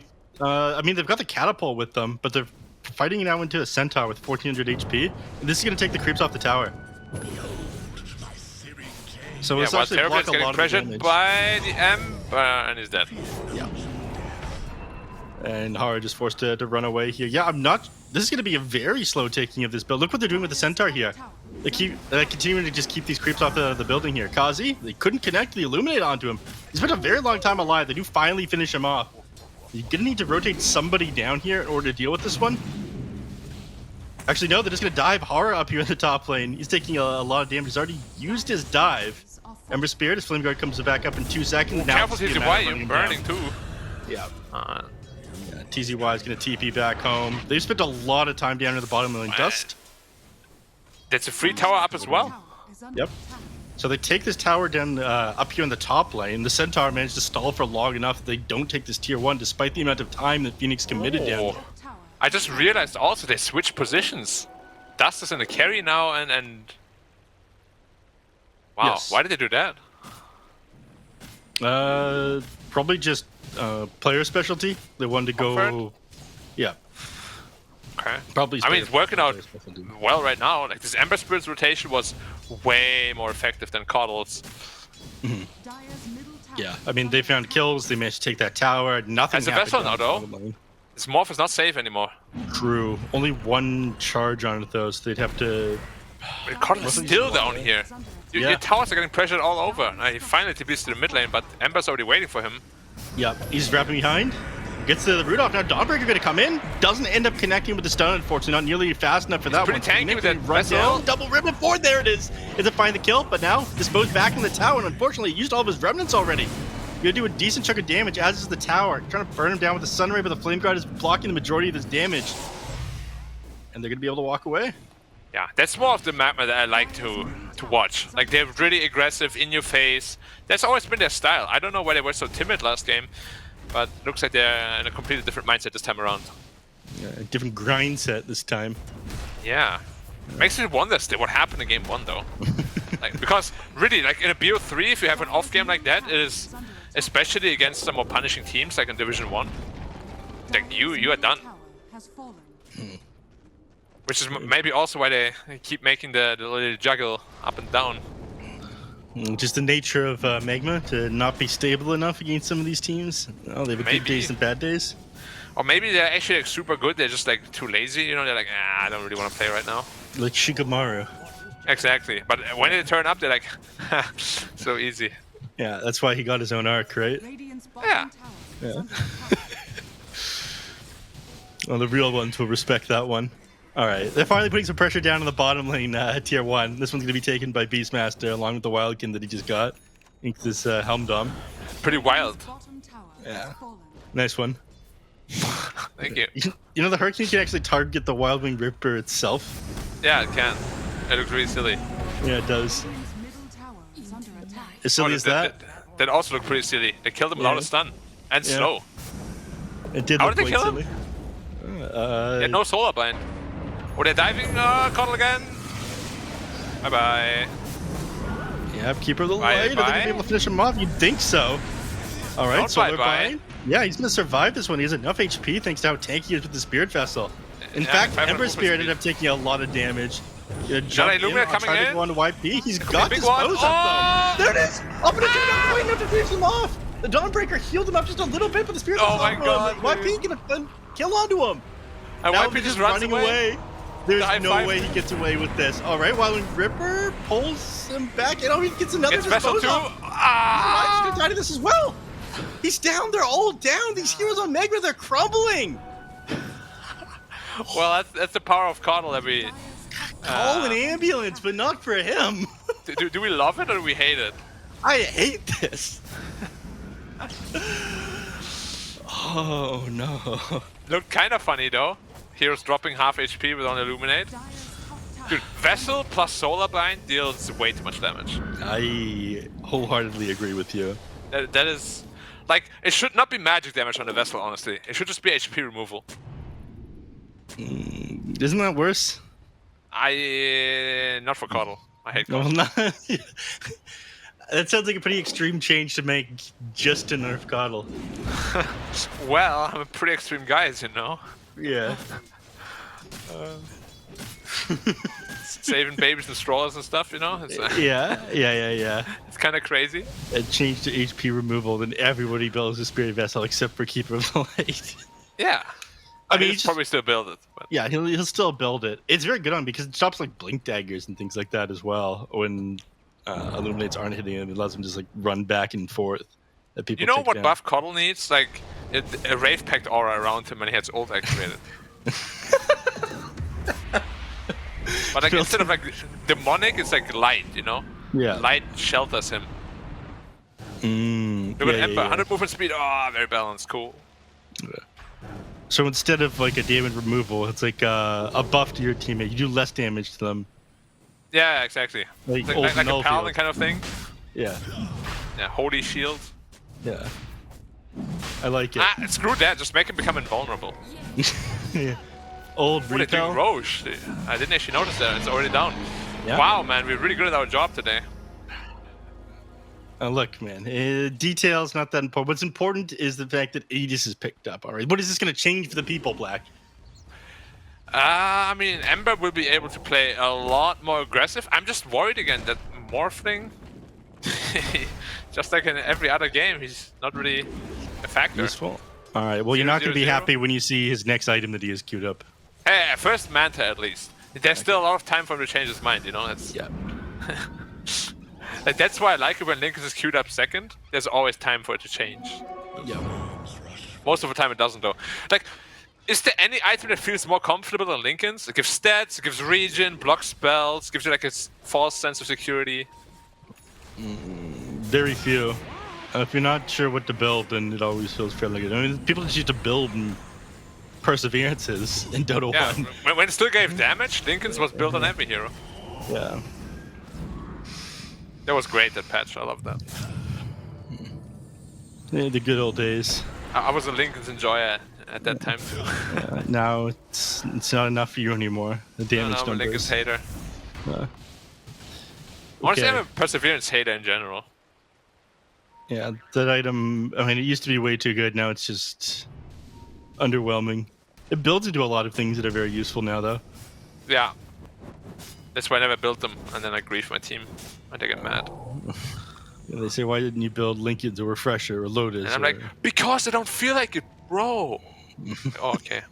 That's not a good answer. It didn't feel like winning today. Yeah. Maybe tomorrow, though. Yeah. Okay. It is an important item this game, though. Once you take the Spirit Vessel and the Solar Bind off of him, Keeper of the Light gets his hands onto him. The Keeper of the Light ever gets his hands onto him. Oh, they're looking for the Beastmaster, but they already sort of scouted out. There's a lot of body blocking going on. The boss are losing to the Dark Troll, as they should. Yeah. Terrorblade knows, of course, that they're up there, so he is dodging the gang. Very nice items from him too. Basilisk plus infused raindrops. Exactly what I want All to see. the mana regen that you need. Everyone should be doing this. 1.5 mana regen for 475 gold. Okay, bottom lane disposed back into the tower there. Kazi ended up overstepping himself. They got Kazi'd. Ding ding. Woo, woo, woo, woo. Alright, focus up, Black. These people, you know, they come to you for expert level analysis and coaching. Yeah, right? they're getting both entertainment and analysis. Like, what more do you want? Alright, fair enough. I don't think of something smart. Nah. No, I couldn't think of anything smart there, no. The game's been too slow for that. My almonds definitely are not activated. Okay. How about the Overlord? What do you think, though? Okay, I'm asking the hard-hitting questions today. What do you think about these drums first on Ember? It's super old school. Is it good? I don't like it. I think they were trying to play fast, but they're better off going for a BKB if you want to play fast. Yeah, physically they were trying to play fast, but then the SHENZHEN put up like one of those street ropes, you know, that tighten on two trees, and they're like, and it fell over. And now it's Yeah. now they can't really play fast anymore. They still have the ages at least, but oh, Morphling, careful! Lost half your health already. Woo, great hero. Dire's middle tower is under attack. Did he just have to run away? Oh my god. Oh, he's lost even more. blasted again. Losing raindrop charges as well. Always reminds me of the meme. But anyway, I started blasting Hara. That's Yeah, what Super drums are Duper good comes up. for. They're just gonna walk onto this. Yeah, they cleared out so fast with the drums. More blasts though. They're gonna get too tough. Oh, Are you they? think so, but Marcy ends up coming in. Mercy ends up dropping right away as well. Something up here. They're gonna reinitiate this one. They're just clearing out these Serpent Wards right now. Yeah, the Ember is a think that's god it. though. He still has ages. Yeah. And there's Maelstrom, so there's a lot of damage potential. Wait, Beast is actually looking for who TZY? TZY, yeah. Dispose off onto him to finish him off pretty quickly. Except for Raw. Overlord creep. Yeah, we're off Has in an the edge, Ember Spirit. though. He does. He also has a Remnant out, so we could just jump over to that. Ah! He doesn't. Where's his Remnant? He's coming back up. He's gonna leap over, it's but super they actually found him there and keep fast. his life, but they're just gonna commit onto him. He finds Dom on the backside here. Remnant 4, one more finish him Oh, off, and heal! then he's connecting. What is that now? He's all out of Remnants. There's no He's got remnants. There's super no remnants. Yes. Oh no! Oh, that is a blast. disaster. They have more He's vessels. gonna have Solar Bind in Wave in another couple one. seconds. Yeah, they're gonna turn on him. Now he has Solar Bind available again. If he can get back on top of these heroes, he's a lot of movement speed. He might try to run down Kazi. No, they're gonna turn around. don't want to overstep themselves like they saw Ember Spirit just do. It reminds me of that song.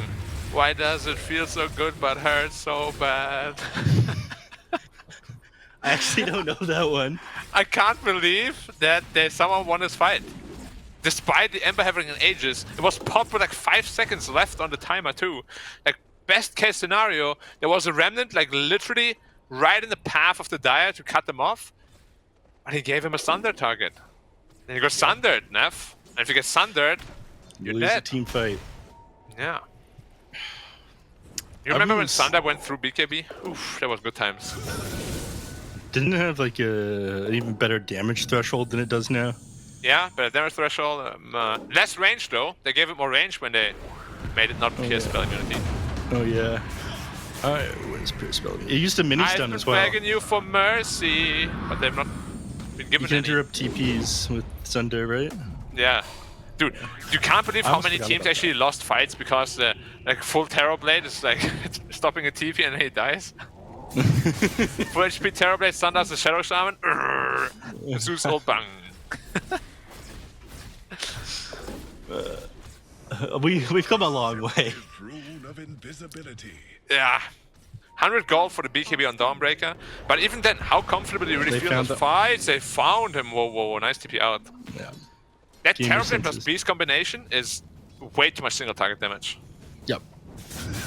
They find you, you absolutely die. You end up going At to the least Aghanim Shard. morphing almost as a by the way. Linken's. That's Yeah. pretty good.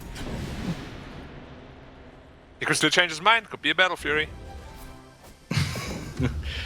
What else is he trying to? Refresher Orb, double waveform, quad waveform, eventually? Yeah. Did they fix the bug already? Yeah, it's just 2 waveform charges. Mercy again? Wow, you're so deep all by yourself. What? Explain. Why was he there? I'm gonna say, wow, the Eng 2. No Unleash though. Yeah. Nice slow up.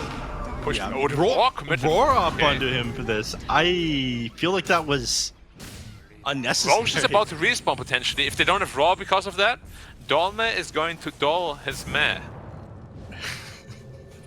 Good one, man. Fire today. You're just built different. Yeah. Simply built different. How do you think I cracked my eggs in the morning? Okay. Guessed it. How do you do it? Wait, he just unleashed for a creep wave? And I the mean- Metamorphosis too? Oh, they were looking for TCY, never mind. Yeah. Couldn't get the kill though. Wait, now there's Meta down too. Do you guys know that Roshan is respawn? They're so lucky that it's a decently long Roche respawn. Like, Yeah. they didn't pay attention to it at all. There will be a 30-second window they have where Metamorphosis isn't going to be up and Roshan is. So they That's could like potentially perfect make case you- scenario, right? Like, they're in the pit as it respawns, and probably more realistic, like, what, 15, 10 seconds? Yeah. And they're going to be fairly aware of it. I mean, they know that Roshan is spawned inside of SHENZHEN. You can already see Hawk scouting this one out. They have the Harpy scout on the Enchantress, by the way. But this thing was heavily nerfed. Yeah, luckily. Radiant are Yeah. scanning. It was so stupid.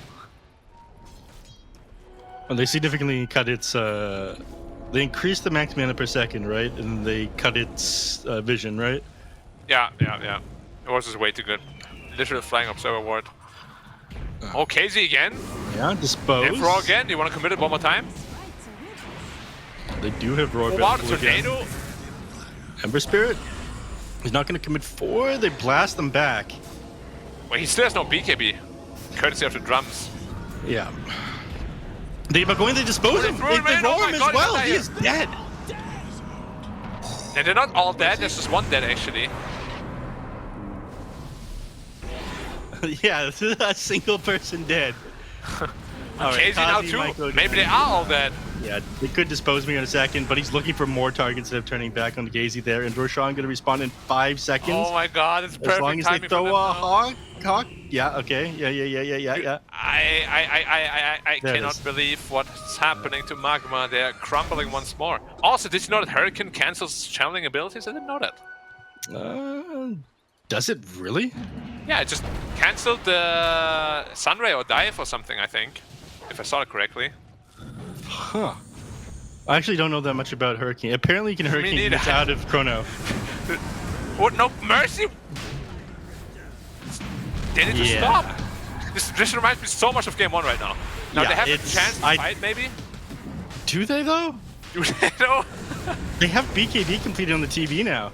I feel like he could just be able to stand his ground. No, Stunned up right now. No, not again. He's taken down before he could heal him up with the Dawnbreaker. Now Dawnbreaker just getting run down. He pops the BKB. All he can do is run away though, but he's taking so much damage from the TV.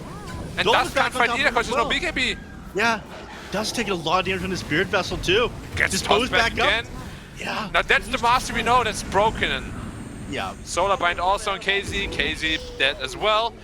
Alright, this game looks done and dusted. Oh, you. Oh no, it was a disaster there again for Magma. And they went off to a much better start at the beginning of this game. He almost has Hex completed on Cuddle. This Morphling is not itemizing into BKB just yet.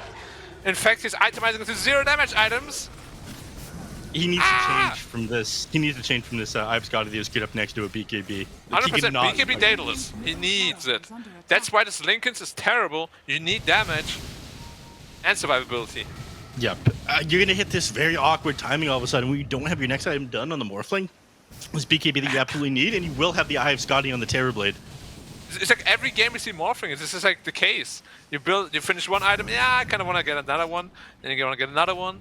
You want to get another one.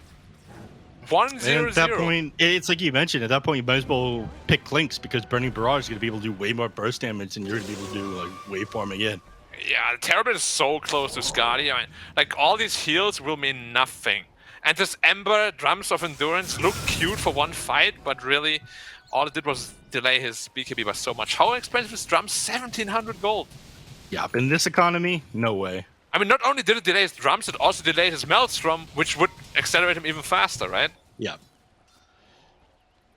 Yeah, I don't know. Like, Magma, if they lose this game, I really just don't know what's happening today. Like a mega off day.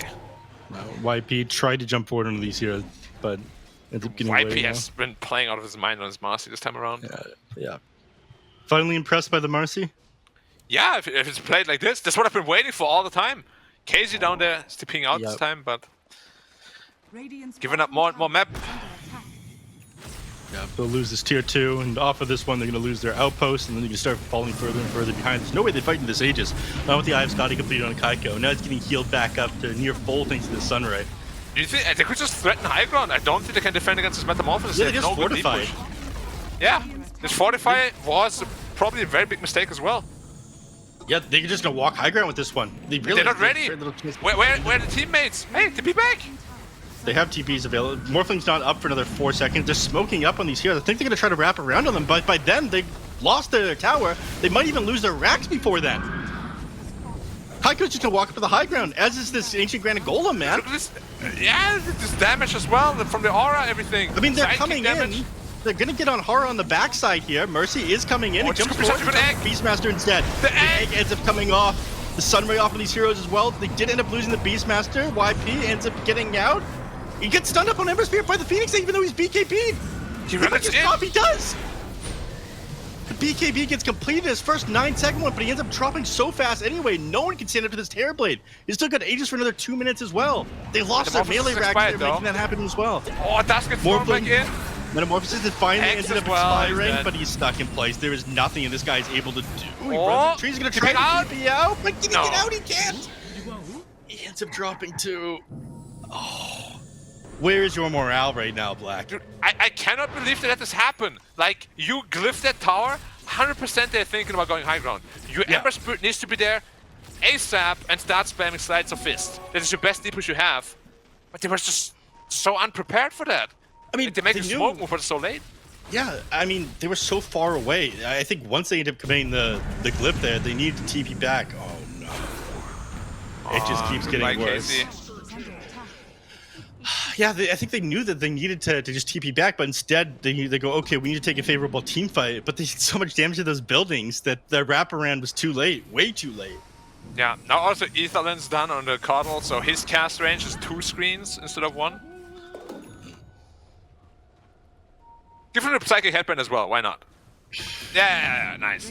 Yeah, cool. Good. Very awesome stuff. Thank you. When it, what's the saying? When it rains, it pours? Yeah. Yeah. It pours cuddle waves, man, and a lot of light. Radiant's top tower has fallen. Yeah, he definitely cites the Vice from like what? Base That's 800 literally full range. screen, if not longer. Remember when this guy had a 400 cast range talent? Yeah, it was great. Yeah, cool stuff. Look at how fast the buildings die. He still has ages for another 30 seconds. They don't even have to end the game right now if they don't want to. No, I mean, they can just let the enemy sit on top of their high ground and build an even bigger net worth advantage. They're already they queued up, Satanic right now on this Terrorblade. They're grabbing their next set of neutral items as we've hit 27 minutes. Now, generally, if your mid laner is itemizing like this, I would prefer more damage, a bit more, like Daedalus straight up, because then they really just can't walk into you anymore, and there's no way to burst down a Terrorblade either. So Satanic, I think, again, a little bit overkill. And if the game was a little bit more contested, I think that could potentially be a really big problem. But when the game state is like this, it probably won't matter too much. Yeah. Radiant's middle tower has fallen. I still have to say though, like if you Dire's bottom somehow tower is make it to under Div 1 at SHENZHEN, these itemization, quote-unquote, mistakes, they will matter a lot more. What do you think their biggest itemization mistakes in SHENZHEN have been this I game? think it's just the mindset is too defensive most of the time. They're Especially from resembling Kaiko. I've seen a lot of his lane. games. He really likes like, wow, just Yeah. bring down the Ember like that. Super easy. Easy way blinked away. No follow-up there. Yeah. Couldn't get him with the dispose. That's why the map, Dome. And Mercy ended up finding. Dome ends up going down to Dust and Mercy. Wait, he initiated on the beast, right? Yeah. Yeah. Must have. Almost gets killed by the summons though during his shackle. Yeah. Which is an issue, playing the Shadow Shaman against these like summoned units, both the TB illusions and what Beastmaster has is a problem. Yeah. Do you like that illusions deal full damage to wards? Do they? Oh yeah, Yeah. they do. It should be like a Everyone's- quarter, like a creep, I feel like. Like playing PL against Shaman feels so good. Yeah. I think it's fine. I think more counters should exist in Dota Alright, instead of everything being fairly neutral. fair enough. Fair enough, Mr. I think we've made the game. Hands. Oh come on, we've made the game too neutral. I think it's boring when there's nothing that's like broken against something I else. mean, because of the neutral items? I hate neutral items. Same. I also there's- don't like TP slot. I think Man, they create actually- these like really superficial timings that you would never have otherwise. Yeah, I think TP slots are a fun choice. But I Yeah, don't they should give you ward spots too, to be honest. Interesting. Well, this should just be a 5-man commitment on the high ground. This Satanic. He has 3.8k health with that golem behind him. Well, good luck stopping him, There's a guys. lot of What's your plan here? They're gonna slowly convert them all with enchant. Oh, so many illusions, man. Did you find an Illu rune? Must Yes. have. Yeah, he did. Well, that tower's gone. Kaiko just goes high ground, gets healed from the Sunray, hits the creep Yeah. once or twice. But yeah, full Right, initiate. they end up TP. jumping forward. Yeah. They get forced They there. gave his leg off this one. Yeah, Supernova comes out. Mercy ends up dropping so quickly. Kaiko Can is it? pretty low. He's gonna need to find something to sunder here. There it is. He ends up taking it from YP and then walks YP, away. keep me alive. They didn't end up finishing off his melee racks though. Hey, Now Das, they turn back around. Yeah. Dive bomb ends up going off Nikazi, but they can't finish him off. Dust up on the high No ground. BKB on They're gonna Dust. try to chase him. Yeah. Throw him. YP gonna try to get him, but they can't. They turn it around instead. Shackles come up on a YP and he ends up going down. Okay, not a bad hold. They smoke up immediately. Your Morph is not ready to fight though. Like at all. Looks like they're just walking away now. For Phoenix, like, there's a gem on him. He has air on this though. They're turning this one They might have around. overchased. Yeah, Dust. jumping forward in a heart, but he's got the Aeon disc. It ends up stopping a lot of the damage here. Ah, Heart the that can't blast. quite finish him off. The blast ends up finishing Mercy off, who is dead without buyback now. So anyway, I started blasting. We need more than one joke. Repetition's funny, but eventually people will catch on. It's Twitch that though. Don't give him too much credit. That is true. They'll just be foreheading anyway. Yeah. That's what I do best. You gotta give people. You know, that's so good about me. Like, I create environments that empowers other people. I'm empowering Twitch chat by giving them a chance to spam forehead. I don't even know what that means. Which the forehead part? Yeah. Okay, is he getting hex? Does it? Oh, that was so close. Oh, hex wasn't cooldown. I was wondering where the full screen hex was.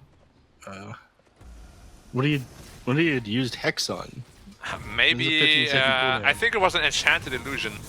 Oh, okay. Instantly cleared it then. Because we all know if you get hexed while you're enchanted, you're not so blissful anymore. Yep. Oh, look at that.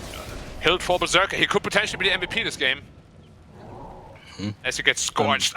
Radiant's top tower Reminds me of Endgame, where I'm sure everybody has seen it at this point, where Thor takes on the glove and he goes like, ah! It burns. Spoilers, dude. Come on. Bro, it's like 10 years old. I've actually watched like about 4 or 5. I'm so many movies behind. Yeah. I did watch that one. That's not the only thing you're behind on, though. That's fine. What's that supposed to mean? Nothing. So this row should be pretty free, uncontested, right? What's in it? All the eggs. Yeah. Terror Who Wave? does this get handed to? Terror? Right, Yeah, I okay. think Terror Wave is very strong. They're gonna smoke in, all you wanna right. fight this? Start a Well, sleight it's of too business. They late. don't end up connecting on anything. Now they need to start running away. I'm pretty sure they try to. No, Dom decides not to blink on them. Now, I'm just gonna say, this kind of reflects Kaiku's mindset in general. Like, he super preemptively BKB'd without any danger. You know? Like, that's always the mindset he has in pretty much every game. Yep. Do you disagree with this? Yes, This move? I'm a very aggressive guy. Yep. When did they change?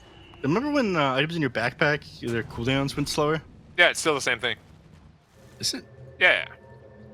Oh, but like I did it for TPs as well. It's not the case for TPs anymore. No, for so I TPs don't it's not, recur, yeah. because you have to slot. Yep. Always keep the So we refresher don't- option in inventory, boys. Yeah. Don't want to have that like 3-minute cooldown on it. Oh, actually, how long would it be if you have it in a backpack? It goes 1.5 times slower. 340 seconds, so a good 5.5 minutes. Nice. Right? I thought it went 1.5 times slower, not 2 times slower. Is it 1.5? I actually don't know, because I'm so efficient. I never have cooldown items in my backpack. Right. You always swap those back in. Yeah, exactly. And just as the fight starts in 5 seconds, I have it perfectly in my slot if I need it. Yeah. Yeah. Yeah. Big. What's that game called again? Factorio guy. Everything is efficient. Yeah, it has to be. Yeah. Also, I'm German. German efficiency. It's very popular. It's renowned throughout the world. Yeah. I have many German friends. Don't worry. I'm well aware of your ways. My ways are a little bit more extreme, as you might find out if we meet next time. Well, we were in studio before. I remember your ways. Oh yeah, but they've gotten a little bit more way. Ah. Yeah, Impressive. Okay, they're smoked up. indeed. Yeah. Mercy More of a is desperation positioned smoke than better. anything, though. They know they can't just sit in base any longer. Yep. Gonna walk back now. Kaiko, that's the real one. I mean, even if you get on top of him, he has the BKB, he has his entire team behind him as He has well. Aegis as well. Yep. It's really That's the worst his- target you can find. Cuddle needs to die. He has no defensive items. But instead, Oh, he's they end up finding the die. kill on the... Yeah, TCY, they jump him. They lose him. He does a buyback, though. Has buyback, but that literally just ruined the entire They're standing forward move. here on Magma. It looks like they want to jump this as they're coming in. They want to get them before Jump who, they though? end up jumping in their base. Did you I jump don't know. The Hawk is going to end up giving this one away, but they get on top of the Beastmaster. Supernova comes out, and you instantly hex down the Shadow Shaman. BKB TCY pops gets too. on top of these targets, but Beastmaster doesn't end up dropping very low at all. Okay, never mind. Huge damage coming off of him. There's the Tear Wave. It's going to force Dust back. Kaiko is standing his ground trying to take down these heroes. TCY, they go through him pretty slowly, but he's finished off dead without buyback. 110 seconds now. Yeah. Now he's going to tear into their base. They've got Fortify. They buy themselves a little bit of time. This does give Ember Spirit the opportunity to try to whittle through Kaiko. So my client just mega lag, so I'm just gonna assume what happened is Terrorblade has too much damage and too much HP. They can't deal with him. It kills Yeah, everything. just like the anime. Yeah, of course. We all know though, he is the bad guy. He's gonna lose at the end somehow. Sometimes the bad guys win in these sort of shows. It's a Hey. cartoon, but for adults. Okay, never mind. Do a lot of damage to him. He pops and he can't get a couple Satanic auto and attacks. sidekick. Seems to do it. That is. Yeah. a lot of percentage. They need to do something before he goes to his last racks. I don't think they'd be able to defend from mega creeps here. But again, he still had just Aegis. The other has rack goes Thunder down. too. Mercy, he's going to hold him in place, but they Yes, keep pulling him Strong further Pack and further out. Look at Sidekick. HP reach. Wait, why Give him he- Sidekick. Yeah. Hit creeps. He's not hitting the creeps. He says to run away instead. Mindset. Remember what I said? Mindset? Yeah, mindset. Mindset, yeah. Radiant's top barracks are under attack. Okay, he pops the Satanic. He says, I'll do it myself. Yeah. I don't need your puny buff. You know, it's canon. Marcy and Terribly would never work together in the anime. Yeah. Spoilers. And this game they did, though. Anti-spoilers.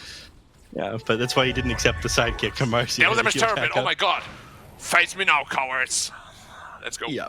His metamorphosis is already back off of cooldown, by the way. Like, the assistant Gets of hacked Chakra Man. before They're he gonna gets find Morph Morphling. He's gonna die so fast. He does. No Roy buyback. ends up coming off the Shadow Shaman as well. He goes down as well. Doesn't have buyback either. He's Morph for has another buyback in 32 10 seconds, though. But it will do absolutely nothing. Spoiler. Yeah, he does. They're gonna lose Kazi first. Morph Yeah, buyback up. two heroes. Okay, buyback's back. What can I do? He waits. You wait. Okay, jump forward now. It comes in on TZY. The Terror Wave ends up coming up, but doesn't have a connecting with anybody. Up in the air it. now. Lands TZY ends up going down. The Zeros are trying to stay on the ground, but Dust, he's not nearly as strong as Kaikyo. Tearing into these heroes. GG is called by TZY. Morphling is going to actually get away. That's anticlimactic. But that is it. SHENZHEN end up winning with the 2-0 black. Man. Magma, the team that was supposed to be the favorite, ends up getting upset here. Not just upset, they got like destroyed in both games. It wasn't even close. Like, it just seemed they had no fighting chance in both of these games. And I gotta admit, I'm really surprised by how this went. But SHENZHEN also beat Fusion just last week or earlier this week, I think. So maybe they're up and coming now and have a chance at promotion, perhaps. But yeah, like, I did not expect this at all. 0%. Well, Interesting game, guys. Yeah. You're right. I think a lot of us didn't really expect this, but here we are. SHENZHEN will take the series 2-0. And like you said, pretty in a dominant fashion, too. They look very strong. Kaikyo played 2 solid games from the safe lane. I don't remember exactly when it was that you guys noticed that they actually swapped Dust onto the Morphling this game, but is this just kind of like another thing where it's like Magma might just be having some sort of like conflict with like their hero picks and who's playing what? Like, it seems a little bit strange that they would swap between games like this. Back, Yeah. Your thoughts on this one is you have more experience with this kind of thing. I am interested in hearing about this one myself. Yeah, honestly, for me, it really depends. There are some players that are experts at both roles, but it really didn't feel like this game was a case of that. Honestly, it's also just team comfort in general, right? Like, when you switch your players and lanes around, it means the support dynamic is different. Everything is just very different. And you could kind of see in the mid game where they were just completely lost once more. Now, I don't know if it's because of the hero changes or the swap of the roles necessarily, but I've not seen a mid laner build drums on Ember in years, probably. I don't know what that was about, and that was actually kind of costly. It might have cost him the game, to be honest. Like, delayed your Maelstrom, delayed your BKB, all your strong timings in the mid game you're supposed to have against the Terrorblade are all gone because you're just losing those fights on the back of not having a BKB. Yeah. I agree 100%. Having the item done as quick as possible as a mid laner especially is super important. They weren't fighting into them nearly often enough to validate having the drum. This is the one team fight where it was sick, you know?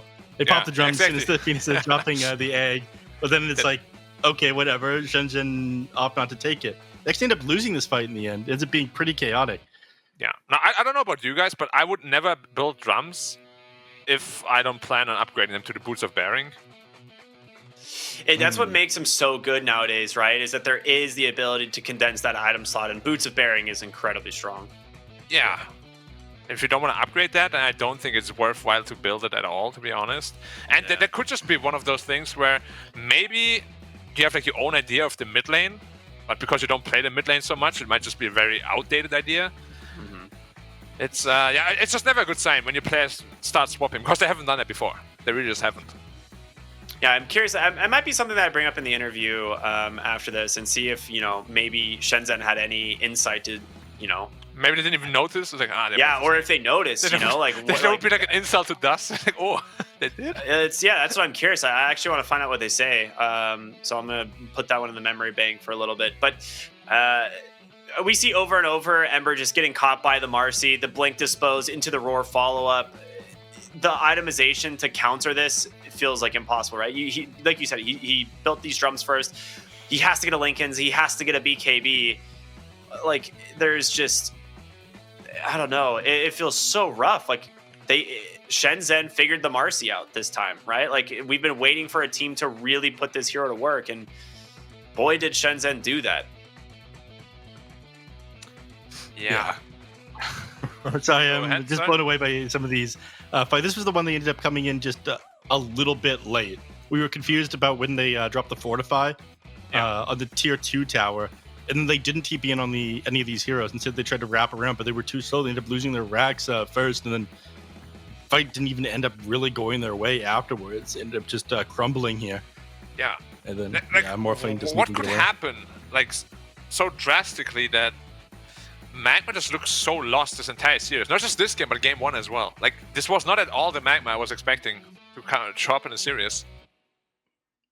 Yeah, I feel the same way. I expect them move back up to Division 1 off of this one, but Shenzhen turned up a lot better today. This is like a crucial loss, right? This might actually prevent them from the top 2. Yes, they were 3-1 prior to this. Now this puts them at 3-2. 3-2. They do still play IG, I believe. So if they can beat IG, maybe they can kind of wiggle their way back up there. Maybe with a tiebreaker, but they made it so hard for themselves now. This was not a match you could afford to lose. Yep. One thing I'm really curious about too is this was 2 final pick Morphlings in a row. Yeah. Right? This hero was picked first, or was picked ultimately last, 24 pick in game 1, or 10th pick, however you want to categorize it. And the same thing here in game number 2. And it just felt underwhelming. Didn't matter who played it. Like this hero, it's maybe there's just something we're not understanding, maybe something that we're missing, but this hero has seemed fairly weak compared to a lot of the other heroes in the meta. And I mean, you talked about it in draft. You're like, yeah, Phantom Lancer looks pretty good, but they just keep going back to this Morphling. So any idea like as to why they like seem to value this hero so much? Is it purely comfort? Neff, what do you think? I don't know, man. I'm not a big fan myself, so I wouldn't be able to give you like a proper answer to that one. It might just be comfort. It might be people haven't accepted that the hero's change is not what it used to be, because I think that it's fundamentally different. And like Black said, if you're gonna go for a hero that's one more item, and then ultra late game carry, you might as well go for something like a Clinks. Yeah. So I can grasp at ideas, but I'm really just not enough of a fan of Morphling to even guess at why they keep going back for this thing. So I do have some good news. We can get some answers to some of our questions, as we do have our interview here with Dome from, honestly, from Shenzhen. This is going to be a really enlightening interview. I'm very excited to speak to you. So I'm just going to start off because I actually want to ask about the Morphling. So first off, congratulations from a really big win here, as this is going to put you guys in that contention to continue your run here in Division 2. But do you have how do you and your team approach the Morphling, and do you think this hero might be a little overvalued by Magma? 首先，恭喜你拿下这场比赛的胜利。然后这场比赛的话，也在让你们积分上有一个保障。想问一下，就是你对面选水人这个英雄是怎么看的？你觉得他们是不是把这个英雄的优先级抬得太高了？这英雄这版本没什么用吧？选出来就感觉基本上赢不了吧？可能打我们阵容基本上赢不了。I don't think this hero has such a use in this version, this patch. I think after the draft, their Morphling has no chance against our lineup. Yeah, interesting. So kind of a follow-up to that, we noticed it actually took us a moment, but they did swap the player for the Morphling. In game 2, it was Dust. Now, do you have maybe any insight as to why that happened? Did you guys approach the game differently based on who was playing it? What was that like for you guys? 第二场比赛的话，对方是在水人的使用者上做了调整，换成了 Dust。然后你们当时看到了这个之后，有没有就是做一些调整？比如说你们的这个应对的方式啊，或者你们整体就是结束比赛的方式，会因为他们这个换人去思路上稍微改进一下？没有，就正常打吧。他们这个阵容打我们基本上赢不了啊，不可能赢的。We didn't do any adjustment. Like I said before, their lineup has no chance against ours. Yeah, it's just that straightforward. I appreciate the honesty. Neff, Black, either of you guys want to go ahead and ask a question? Yeah, okay. I'm Sure. just gonna. I'm gonna go first because I am the rightful king of the throne. No, but my question was in game 1.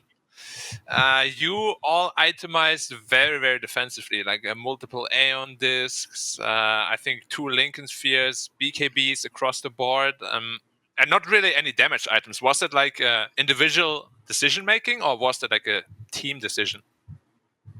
就是看到你们打比赛的时候，有的时候喜欢就是出一些防守性的道具，比如说像有一把队伍里会有2个盘子、2个林肯加上 BKB 这些道具。你们是就是比较喜欢出这些防守类的道具吗？队内是怎么想的？打的酱油有个盘子保命，感觉不死就随便打那个团战，我们大哥藏到后面切入就行了。For support players, I think our lineup supports has item like Aeon Disc. We just stay in the trees, hide ourselves, and don't die. And team fights is an easy win for us. Okay, and seeing that you're a very good Pangolier player yourself, I would like your opinion on the hero. Is it too strong, perhaps? 想问一下，因为看你就是滚滚玩的非常好嘛，你觉得这个版本的滚滚是不是还是比较超模的？确实超模啊，有就选吧。Yeah, I agree with you. If I can get my hands on Pangolier, I will ask my team to pick him for me. Okay, thank you. Neff, now it's your turn, my loyal knight. Thank you, Mark. I wanted to ask about your Beastmaster play and skill build. It's very difficult playing against the Enchantress. What is your strategy against the hero for a skill build? And when you're maxing your axes against it, do you ever consider going Aghanim Scepter, even after it was nerfed recently? 想问一下你对兽王的理解，就是有小鹿的局的话，兽王加点会比较难，然后你是怎么想的？然后如果是走主斧子的话，你觉得这版本 A 杖虽然被削了，但是还可行吗？主斧头可以打小鹿，但真的不能出 A 杖，就出那种正面装吧，正常的装备就行。打小鹿，一般的来说要出大祭品，如果很顺的话，还是可以出大支配的。So against Enchantress, you have to always go the X build, but you can't go for Aghanim. It's not good this patch. Usually you go for the Vladimirs and upgrade it. And if you are having a really good game, you go HOD. Fair enough. My second question would be, I want to know who it is most annoying for you to have to lane against in Division 2 as an off-lane player. Sometimes lane matchups are hard, so I want to know who you struggle against the most. 想问一下你，就是你觉得在现在这个联赛里面，跟哪个队伍的这个优势路去对线，对你来说就是造成了比较大的困扰？没有吧，基本上没有什么。They all pretty the same. I don't think there's a there's a hard matchup. Okay, I have a question. So we have seen a lot in the Chinese region that Marcy has struggled just as a hero, but you guys made it look amazing here in this series. So I'm curious if this is something your team has specifically been practicing a lot, or if you think, you got like your supports are just better at playing the hero maybe than some of these other teams. 我们看到就是其他队伍用马西的时候胜率不高啊，但是你们队的话，感觉辅助马西玩的还是非常好的。你觉得你们队是哪方面做的可能比其他人更好一些，还是你们的选手更擅长一些？玩的比那些人好吧，就是绝活，懂吧？绝活。Yeah, I think our players are really good at Mercy. It's our top strategy. Yeah, I mean, it's like we said, it's one of the first times we've seen this hero really shine. So yeah, congratulations, well done. Neff, Black, you guys have any further questions?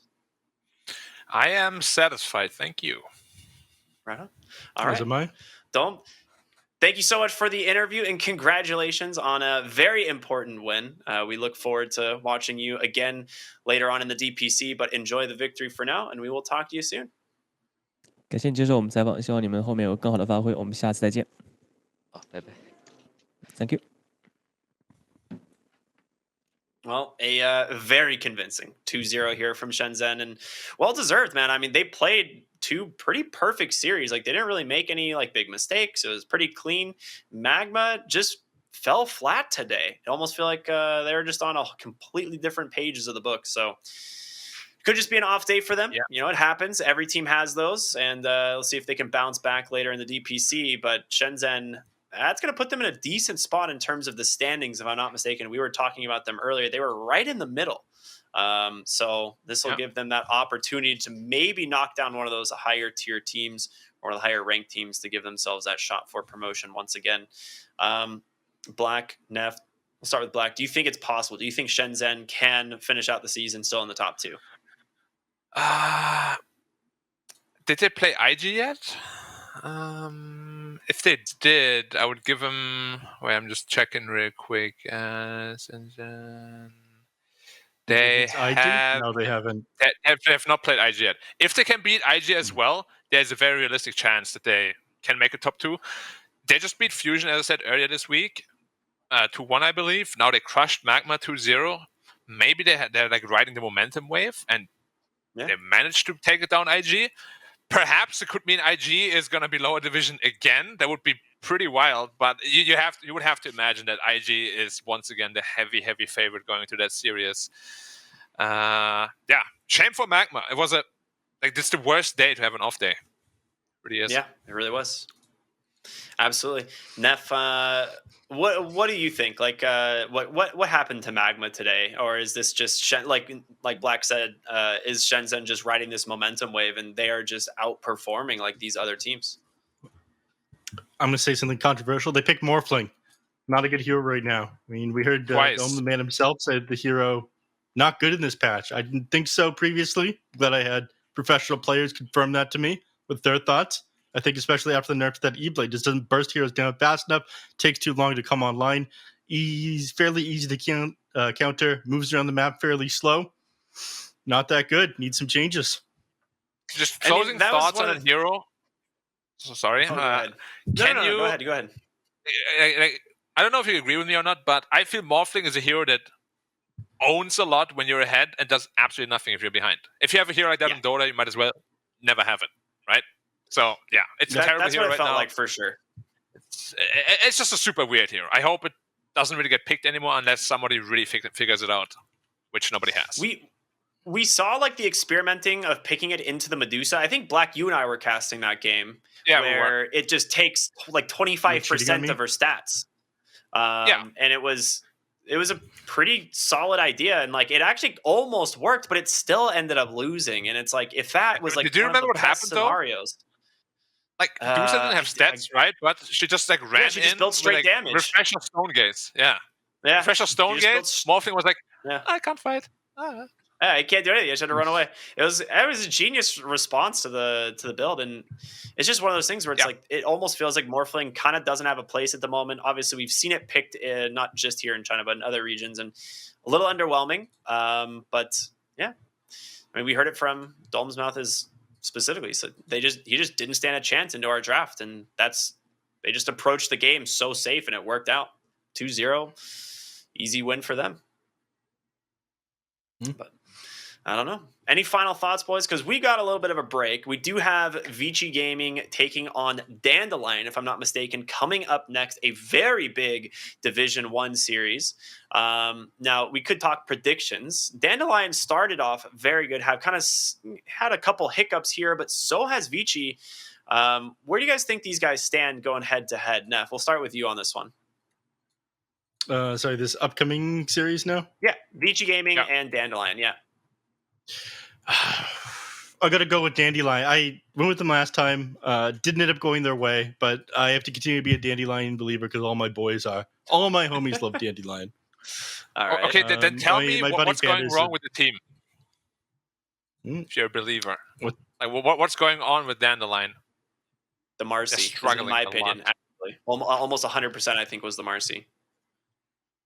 Like I think they're playing the Marcy incorrectly. Because like both of the games into Aster, if I'm not mistaken, they were winning the lanes, and then they start rotating the Marcy out, and then they just lost all their lanes, and it kind of just like snowballed out of control.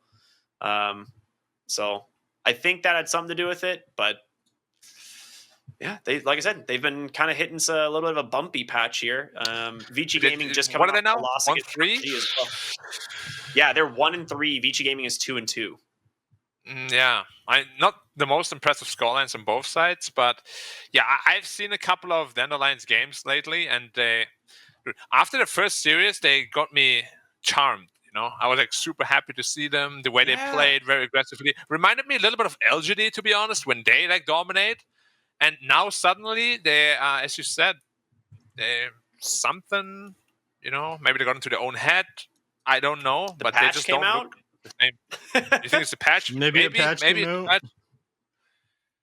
Maybe, but yeah, it's I probably gotta give it to VG. Like Yang's last picks are a little scary for them, like these Beastmasters and Lycans. If you can ever get those out, Yeah. it'll be All tough. right, we'll have a friendly bet, Black. I bet you one generic energy beverage that Dandelion will come on top of this next series. Do we just like say overall, or do we have to like predict the score too? That's hard. Okay, so I think let's say Dandelion will overall win then. 2-0. Okay, we'll say Okay. overall instead. Let's say overall. Okay, sure. All right. I want the Gatorade. Thank you. All right. You mean unbranded sports beverage with electrolytes? Yes. Yes, of That's course. fair enough. Well, hopefully we get a very exciting series coming up after this, but it is going to be about 35 minutes before we are back in action, everyone. This so is your stay fault. tuned for more here on the DPC. Division 2 is finished. We'll be back with Division 1 as VG Gaming will be taking on Dandelion. We'll see you all very soon after the break.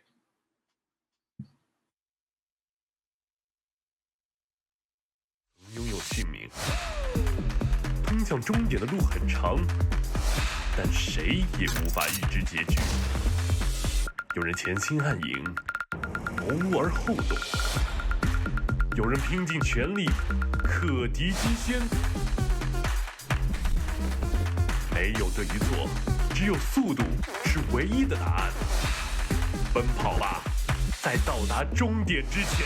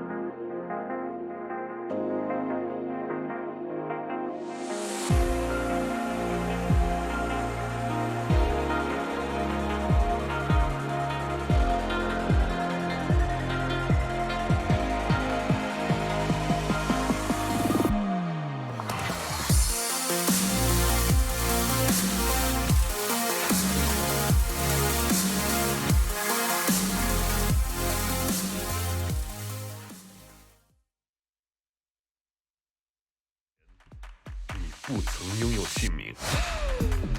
通向终点的路很长，但谁也无法预知结局。有人前倾暗影，谋而后动；有人拼尽全力，克敌机先。没有对与错，只有速度是唯一的答案。奔跑吧，在到达终点之前。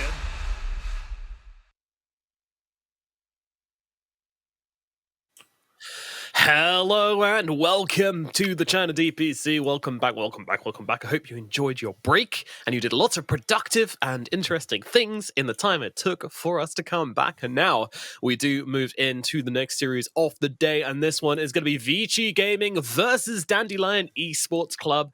And this is a very interesting match indeed, because these two teams are going to be battling it out. And honestly, this is a battle for redemption for Dandelion, and a not so much for Vici though. These guys are 2-2, and they have played who should be considered the 4 hardest teams of the region so far, and they're boasting a 2-2 record. So for them, their hopes of major are very much still alive. And joining me to break down this series, we've got B-Cup and we've got Black. So guys, obviously, this series means a lot to both of these teams. Vici Gaming, they're trying to get into that major top 4 right now.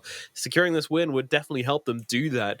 Meanwhile, Dandelion, they're battling to get themselves out of that bottom 2 slot, and defeating a team which is just above them in points would be absolutely perfect way to do that. But can they pull it off? How one-sided are you expecting this series to be, Black? Honestly, initially I was quite... After the first year that Dandelion played, I was a very big fan of theirs. Like, they really looked to me like a quote-unquote worse LGD, like same play style. They're very strong when they're ahead, like very nice aggressive movements. But yeah, after the first initial series, they lost 3 in a row. Maybe lost their mojo a little bit along the way, So it would be hard-pressed to say that VG is not the favorite, especially with Yang's like pocket picks that he has with his Lycans and Beastmasters. It's very scary. Yeah. I feel like out of all the teams, Vici have had a good read on the meta. Maybe not the best. I'm not even sure who I'd give that accolade to, but they have felt very, very strong and comfortable in this region at the moment. So some Russian teams speaking, some CS teams speaking. Yeah, that was. Man, the lower division of China just got wild. Yeah, they just combined Eastern Europe and China. That was a controversial decision from Valve there, to be sure. But wow, that's first we're hearing. No, some like graphical issue there, but I'm sure that got sorted out. But yeah, all you basically need to know is that currently Dandelion are facing elimination and relegation down to Division 2. B-Cup, does that surprise you at all? Are you surprised to see this team in the bottom 2? Dandelion, I don't know. I had high expectations for them to start the season. Maybe a little bit too high. I was expecting a little bit more from them. Just, I obviously, like, we've seen Shylock. We were all there together when we saw Shylock on Magma and the whole era that came with him, and ZC. But it just, I don't know. I thought they would be better this time around, but I feel like I get kind of fooled like that with like LBZS and Magma. They do the same thing to me. It's like, oh, another chance in Division 1. Here we go. They're gonna kill it, and then they don't. This is their year. And like then we get shirts made, and they don't succeed. It is what it is, I guess. That was my shirt, and I hope you know that my girlfriend loves sleeping in it, so it's found a good home at least. But yeah, certainly not wearing it anymore. Poor old LPZS. Not looking so hot this season around. But yeah, I mean, it is surprising considering they had such a dominant run in the lower division last season. They didn't drop a series, and this was against teams like IG, this was against Asta Ares, this was against some serious teams. And they weren't able to pull it out the bag, and now, well, they are, up in the Division 1, and they're not able to pull it out of the bag. And now, this is a chance they have to really prove themselves. So, once again, I want to go back to Vici Gaming and talk a little bit more about them. You mentioned Yang and his impact in the team and how he's kind of turning this one around. Are they improving at a fast enough rate to make them a real contender at the major for you, Black? If they can qualify for it, then I would say they definitely have a pretty decent chance at getting top 8, maybe even top 6 is what I would give him at most. Maybe even more if they can improve, like OG have, for example. It's always possible. Find the but magic. I feel they are, at least in China, not improving at a rate that I'm super impressed with, to be honest. Like, overall, the product is nice. It's just they seem a little bit stuck. Like, what you have is what you have, and you're not going to get much more than that. It usually depends quite a lot on the draft, I would say. Like, we always speak about it. Like, if Erika is on a tempo controller and aggressor, they're always doing much better. Like, give XM the winning condition. That's what I want them to do. Hopefully they will keep doing that, because when they do, always looks way better. Yeah, I mean, Erika seems to like playing aggressively. He seems to like when he's freed up, and that also allows them to split the greed more evenly amongst the 3 cores. And again, absolutely agree with you, and that's exactly how we like to see this team play. That just feels so damn good if you're able to get XM and also Yang getting a bit of farming, getting a bit of gold in the bank. That's a good way to play it for them in most situations. They are capable of playing that kind of hard carry play style, but it never really feels like the puzzle piece properly fits for them when they do that. So yeah, I definitely agree with you on that regard as well. And in the mid lane, of course, it's going to be the battle of the 2-lettered mid laners, XM versus ZC. Because when we're talking about Dandelion, we're always talking about Shylock, and he has had such an impressive time. I think Chan Ming is another one as well who we've seen really good things from. We haven't really spoken too much about the other positions, so you can talk about ZC if you like, or you can talk about Beyond or SJ. Give one of these guys a bit of spotlight and tell me what you've seen from them. It's been a long road for ZC, or well, not long. Obviously, there's long careers, but like to get to this point, to be on Dandelion, he went through Ocean, which was the Ocean and Blaze were those sister teams. And then they finally formed into Magma. Obviously, he was in the top echelon of those 2 teams to make that move there. And then we've seen him the last few years in Magma kind of play and do his thing. And then I think he may have had some issues. I won't elaborate on those just at this moment. But now he's back with Dandelion. And I think he's played all right. I think he had such a great time with Dandelion mid in that division too. There's such a drastic difference between Div 2 playing in the mids and Div 1 playing against all-star after all-star all the time, and it feels like he just gets washed out a lot. Like I get worried about him, and he's playing up against the best. Like I don't know, that's something I always talk about mid in China. It's hard to be a breakout star there. It's very difficult to just come in and be like, hey, who am I gonna beat? Ori, paparazzi, nothing to say. Like, okay, good luck there, buddy. Like, try it. And even when we look at the other 2, middle ground / lower running teams, their mid laners are still really impressive. Like, Echo, we've talked a lot about how good he is when you give him like a puck or you give him a void spirit. He can control the game so damn well. Yi, kind of the same thing. I'd say slightly wider hero pool for Yi. But he can even play stuff like Razor. He can play a bunch of cool stuff in the mid lane. Very, very experienced as well. So even amongst the teams where they're not doing as well, it's still really, really hard for you to look at these mid laners and say, yeah, ZC stands a chance here, because he doesn't. Is there any way to mitigate that? Like, is there any way to play around the fact that, you're probably not going to win this mid matchup? I mean, there's honestly the mid lane, how do I put that in a way that doesn't offend Dota fans, is not really a super skill in anymore. I do believe that a lesser skilled player can always at least go even with higher skilled players, just because of how the lane is structured. Now you have so many water runes, you have bounty runes all the time, you have supports helping you out a lot, you've got bottle refills. Yeah. So you just give him like a very normal cookie cutter mid matchup. It's like a 50-50, and I think he's going to do just fine. Like you give him like a Void Spirit, he's going to do just fine. Dragon Knight, Puck, all of these heroes, he's going to be completely fine. Then after that, it just comes down to team movements. Yeah. And I think we are in the fortunate position right now as well, where so many of these heroes, which are kind of super easy to play in the middle lane, super forgiving to play in the middle lane are very popular at the moment. You know, you can definitely get away with playing a lot of these heroes and not really affecting your team negatively in any way, shape, or form. So yeah, I think the mid matchup's not going to make too much of a difference in the game. It's just about how they play after that point, and that is usually the sticking point, because the Dandelion I remember from Division 2, they were this super aggressive team. You know, in the early mid game, you just basically have 3 heroes running at you all the time. And that was, for me, the most impressive part, because almost every other team in Division 2, you'd hit the early mid game and it would be either a case, they had 2 modes, right? It was either farm or fight. And if they were fighting, it would be 5 heroes smoking up, moving to a certain area of the map, which they know they wanted to control, and then trying to just run all 5 heroes into that area and take control of it. And I feel like that was the biggest mistake which these teams were making down there. And that's something which Dandelion almost never did. They would always move as 3 or 4, never really as 5 in the early mid game at least.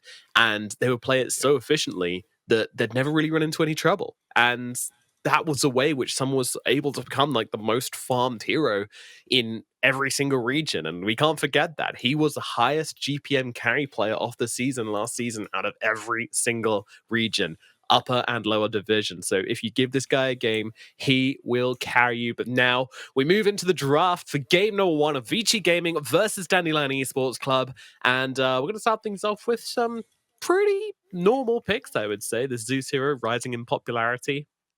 Yeah, nothing really here too surprising, I would say.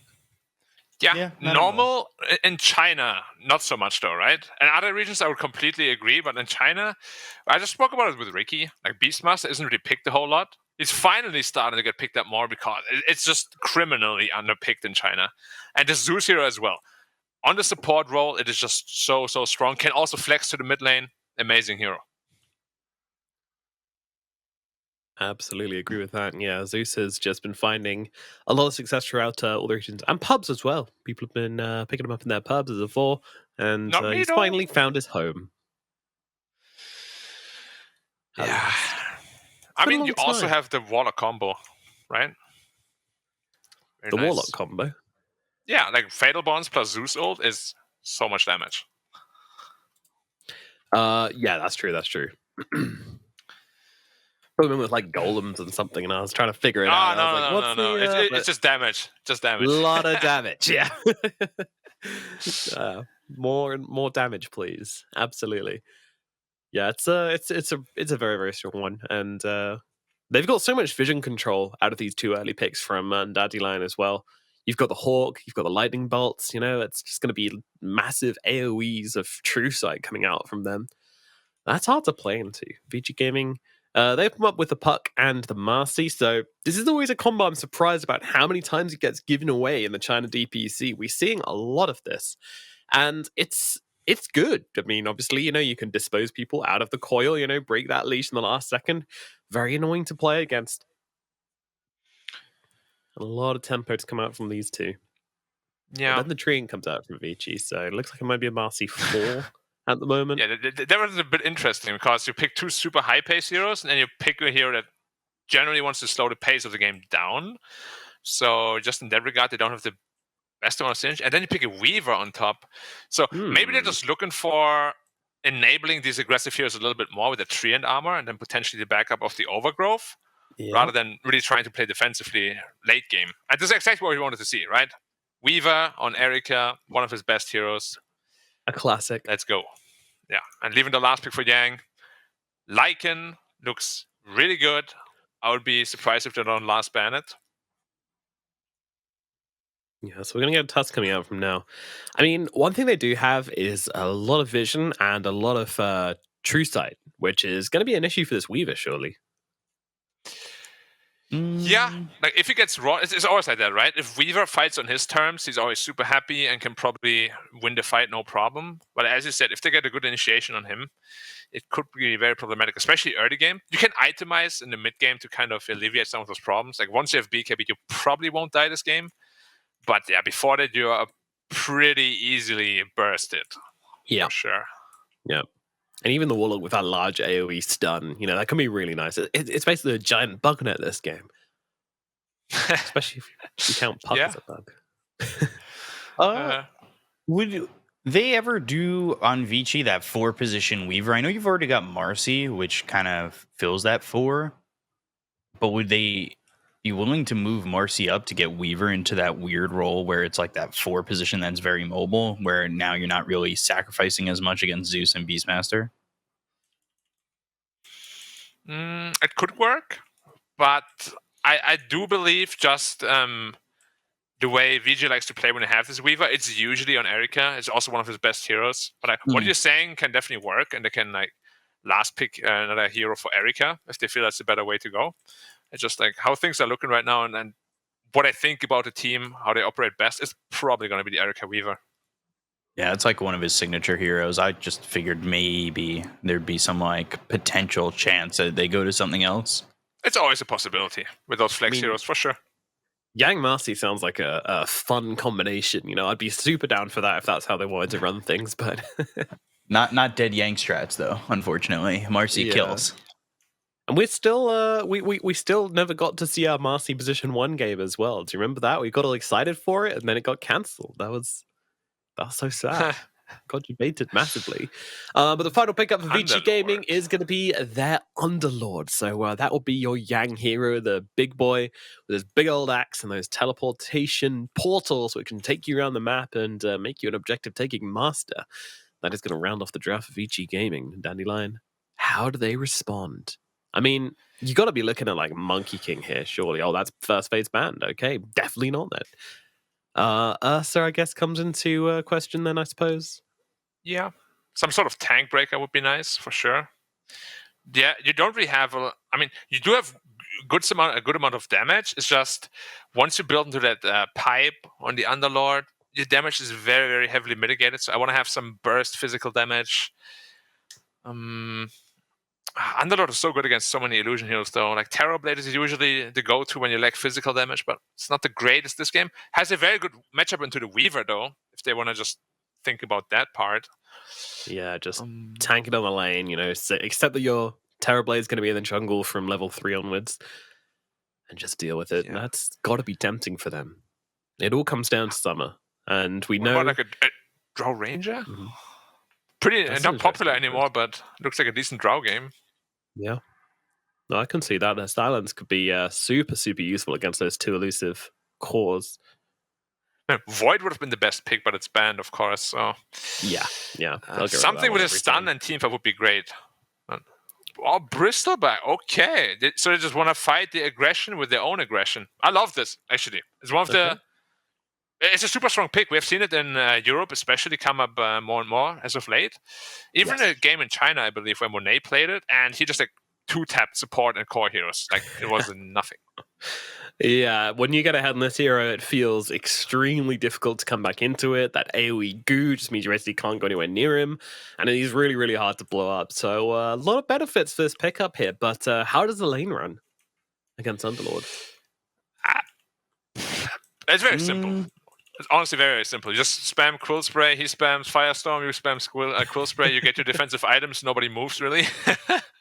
Yep, all right, sounds fun. Basically just 2 rocks just kind of smashing away at each other. Sounds like a fun lane to me. Interesting draft then from both these teams, and honestly, I'm not swaying super hard one way or the other. I was worried, honestly, that Dandelion were going to throw out one of their crazy picks as their final hero, just go for something which didn't make any sense. But yeah, this Bristle's kind of making me believe. So you know what, for game number 1, I think I'm happy to cast my vote for Dandelion. I think it's very, very close, and I think this is going to be an exciting matchup. So yeah, I'll go Dandelion for game 1. What about you, B-Cop? You've been thinking, deep in thought over there, in a state of deep meditation. The Beans. They are saying we're back, by the way. The Beans, thank you for helping with my prediction. It's going to be. I can see that coffee cup is full. Whoa, relax. Chill what a out. fraud. I want my money back. Don't give away my secret. The coffee's saying that Vici is going to win. Yang's going to kill it on this Underlord. Puck's going to be difficult to handle. And Erika's going to get away with way more than he should. That's what I'm... Thank you, Coffee. I appreciate you. Alrighty, a safe bet for B-Cup. Black, where are you sitting with this one? I feel like they don't really have any tower push on the VG side, and like the high ground defense of the Dire or tower defense in general is just super strong. Like, I can't really see him take many objectives, so I'm gonna go a Dandelion as well. Alrighty, 2 for Dandelion, 1 for Vici Gaming. Which way will it go? We will find out as we jump into game number 1 of Vici Gaming versus Dandelion. Just to remind you, Vici Gaming, they are battling for that top 4 position. They want to break free and get to the major. Everything on the line for them. Meanwhile, Dandelion, they are fighting for their redemption arc. They have lost a bunch of games in a row, and now they want to get out of that bottom 3, currently tied up 1 and 3 with the rest of the teams down there. They want to put their head above the water. Can they do it? Let's find out as we jump into this game with B-Cop and Black. Thank you, Nomad. We'll be talking very soon, I assume. Not that the game's going to end any soon, but I'm going to be asking for some big-time stats. Oh, line them up. I'll try. I'll try to give you something as, well, it already looks like there is some trouble over bottom. But it's Dandelion who end up eating the first blood because Victoria gets it and takes out TMing. They end up trading. ZC gets credit for it. As Erika, Speedy Bug, and... Fairy Fire? Yeah, I'm already committed to leaving. And Erika's not going to commit to the kill. Yeah, I'm surprised. Yeah, prioritizing the block a little bit more. And I'm actually surprised they're putting the Tusk middle rather than the Zeus. So that it changes things quite a bit when it comes to the teamfight potential early on. Hopefully for the better, B-Cup. Hopefully for the better. Hopefully. That's all we can ask for, right? Yeah, but potentially not. And it's always the scary part. But if you let fear overtake your life, B-Cup, then you cannot move forward anymore. Fear never takes my life. Yeah. Screw fear. Not the player. Yeah. the emotion, people, come on. Yeah. So, I'm looking at these lanes. Victoria on the Treant with the Weaver. We've continued to talk about the prioritization of these healing supports, and I mean, you can look at the pressure they're already able to do with just this level 2 on these heroes down bottom, but what do you think right now is the best combination, or really, I guess, the best healing support in the meta? I honestly believe Io is being a little bit underrated again, going under the radar. He will pop up again in the major, don't worry. He always does. And at TI, he's still one of the best at the job, and there's so many amazing lane partners. Other than that, I think Winter Wyvern is really underrated as well, especially with the recent buffs. And then Warlock, obviously, like, he's already taken the spot as the first pick, first ban in a lot of these games. So he's also one of the best. I mean, heck, even Dazzle is kind of broken, to be honest. I'm surprised we're not seeing that more in China. We're seeing it a lot in Europe and in Eastern Europe, but not in China at all, pretty much. I love playing Dazzle. I know you do. I saw a game. What, like 0-15? Whoa, that is not true. And not your Dazzle, I mean the game. Oh yeah, you were. Yeah, I think we won that game. Oh, you did? I want to say we ended up pulling that one out, but I could be XM? wrong. Whoa. 20 health. Don't mind me. And he's a couple CS, or not CS behind, but it looks experience-wise. Well, because DEC got that second kill, so he's a touch behind, and now he's found it even in terms of the experience. Bottom lane though, Victoria. Solo kill. Yep. TMing getting the kill there, and well, using this Zeus to make sure that they can put some pressure on. The level 2 looks strong for Vici, and I guess bottom it kind of petered out a little bit. You do get a little bit more here from the Zeus as, of course, the level enhances. He's gone to the Arc Lightning Heavenly Jump combo. Rune. Yeah, nobody picking up the bounty runes. It's all there for Dandelion. I am very surprised by the skill of Zeus, though. Usually you go Bolt and Heavenly Jump, but he's going Arc Lightning Heavenly Jump, more like a mid-Zeus would. Because that Bolt is super effective as you get higher levels, and as a support you don't get like too many levels to really justify that Arc Lightning. So we'll see how his mid-game, or rather late early game goes, because that Bolt is very important. That was the question I was having with the Zeus, because I played a couple 4 games, and I went one where I put more priority into the Lightning Bolt, but it just doesn't feel like you have enough mana to really feel as effective, whereas you could do a little bit more with the Arc Lightning, right? Yeah, it's early on, it definitely deals more damage. But as you said, like mana becomes a big problem, and you don't really have that mana pool to really spam out those Arc Lightnings as a support Zeus, especially. Which is why people generally like to max the Lightning Bolt, and then you just right-click plus Heavenly Jump. Almost no support can trade with you. But so far he's doing just fine for himself, so we'll see. Bjorn is actually struggling a lot though. Like, same net with his Zeus. Doesn't have his helm yet either. He's gonna die soon. Behind the Underlord. He's so close to death. Like, he steps up to his CS, he can just die immediately. Yeah, 2 levels in the Leech Seed, going from 8 to 14% on the slow. Like, that level 1 to level 2 is pretty big on the Leech Seed. Especially with the Weaver, who can use that Shikuchi, just move up. You've obviously got the early Geminate attack, and if you get a Swarm to land, you should be A-okay. Summer's actually low top, but he'll be fine for now. They want to go for Erica. Erica taking a lot of damage, but again, they're both standing in the grass down bottom, while top, they get the kill in the Yank. They both die bottom, and Erica just survives. Yep. That is the big problem. Can they get Jauma? 2 in both lanes, looking like, as ZC's made the rotation, and it's SJ who gets the kill. I don't know if he really wanted to grab that at the end there. It was after the shards came out, and those shards are level 3, so they're doing quite a bit of damage. And just pushed them, I guess, on the edge for the Warlock to get. Yeah, I don't mind a farm support Warlock though. You get fast into that shard, you can have so much impact in those team fights. So what's the impact of a Warlock? Like, if you're playing Warlock, other than just throwing Fatal Bonds and Shadow Word, like, is there really anything else that you can do if you can't really find the positioning to Upheaval? I mean, that is really the big ability, right? Upheaval is like his second ultimate, basically. But Yang again might be in trouble. Oh, nice rotation on the puck. What? I say that, but Yang just blows up. She still dies. Oh my God. He didn't stick. He didn't expect the triple quill to come out. Can you blame him? No, there was like an instant, 600 damage in his face. Can't blame him for that one.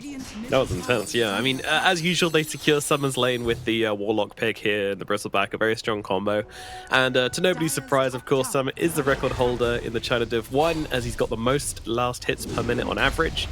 And they have one other record holder in the team, which is actually ZC in the middle lane, with highest damage taken per minute in the Division 1 China, which is a really weird one, especially for a mid laner to hold. But yeah, draw from that what you will. He does play a lot of these like unusual mid laners, so like a Tusk, who can absorb quite a bit of pain. Bot lane again, Beyond. He's beyond saving B-Cop. Yeah, he really is. And they've got the Treant that ended up going down on the side of Vici. Now Erica hit with the Walrus Punch and does time-lapse. Wait, time-lapse is lower health than before. Maybe he expected more damage to come out, but yeah, now he's actually killable. Yeah, that felt weird and a little forced, like he was looking for proper positioning. I don't really know. Yeah. What do you need here if you're Vici to stop Summer from kind of just being unkillable in this game? Like, who's going to be the one who makes sure that Summer's fights feel uncomfortable? Because I feel like with their lineup, yeah, that's like the only thing, right? Like, no, there's no real Silver Edge builder. There's no real guy getting a break in this matchup. Yeah, so the good thing is that usually as a Bristol you have to BKB somewhat early as our little boy Zeus goes down. Yeah, TMing dropping. There's also, by the way, a Chip Vest that's just standing in the neutral camp. ZC has to pick that up. They get SJ2, so 2 heroes into the side of Dandelion as Erica, I believe, yeah, TP'd up towards top. So I actually really appreciate that from Erica. We see a lot of the times that, you know, everybody comes over mid, it ends up being a party, and they commit too hard to like pushing, and the one doesn't really find much farm outwards from that, but he just went right back to farming top. Yeah, he's also the hero that cares about Bristleback the least. But I was gonna say, Treant on paper is one of the best supports against Bristol, because he really thrives upon that minus armor he gets with the goose stacks. or whatever targets he focuses can get like plus 12 or maybe even plus 20 if he gets that level up armor later, so they become very, very survivable suddenly. And of course the overgrowth too, because you have to pop BKB pretty preemptively often on Bristol to really start the right-clicking.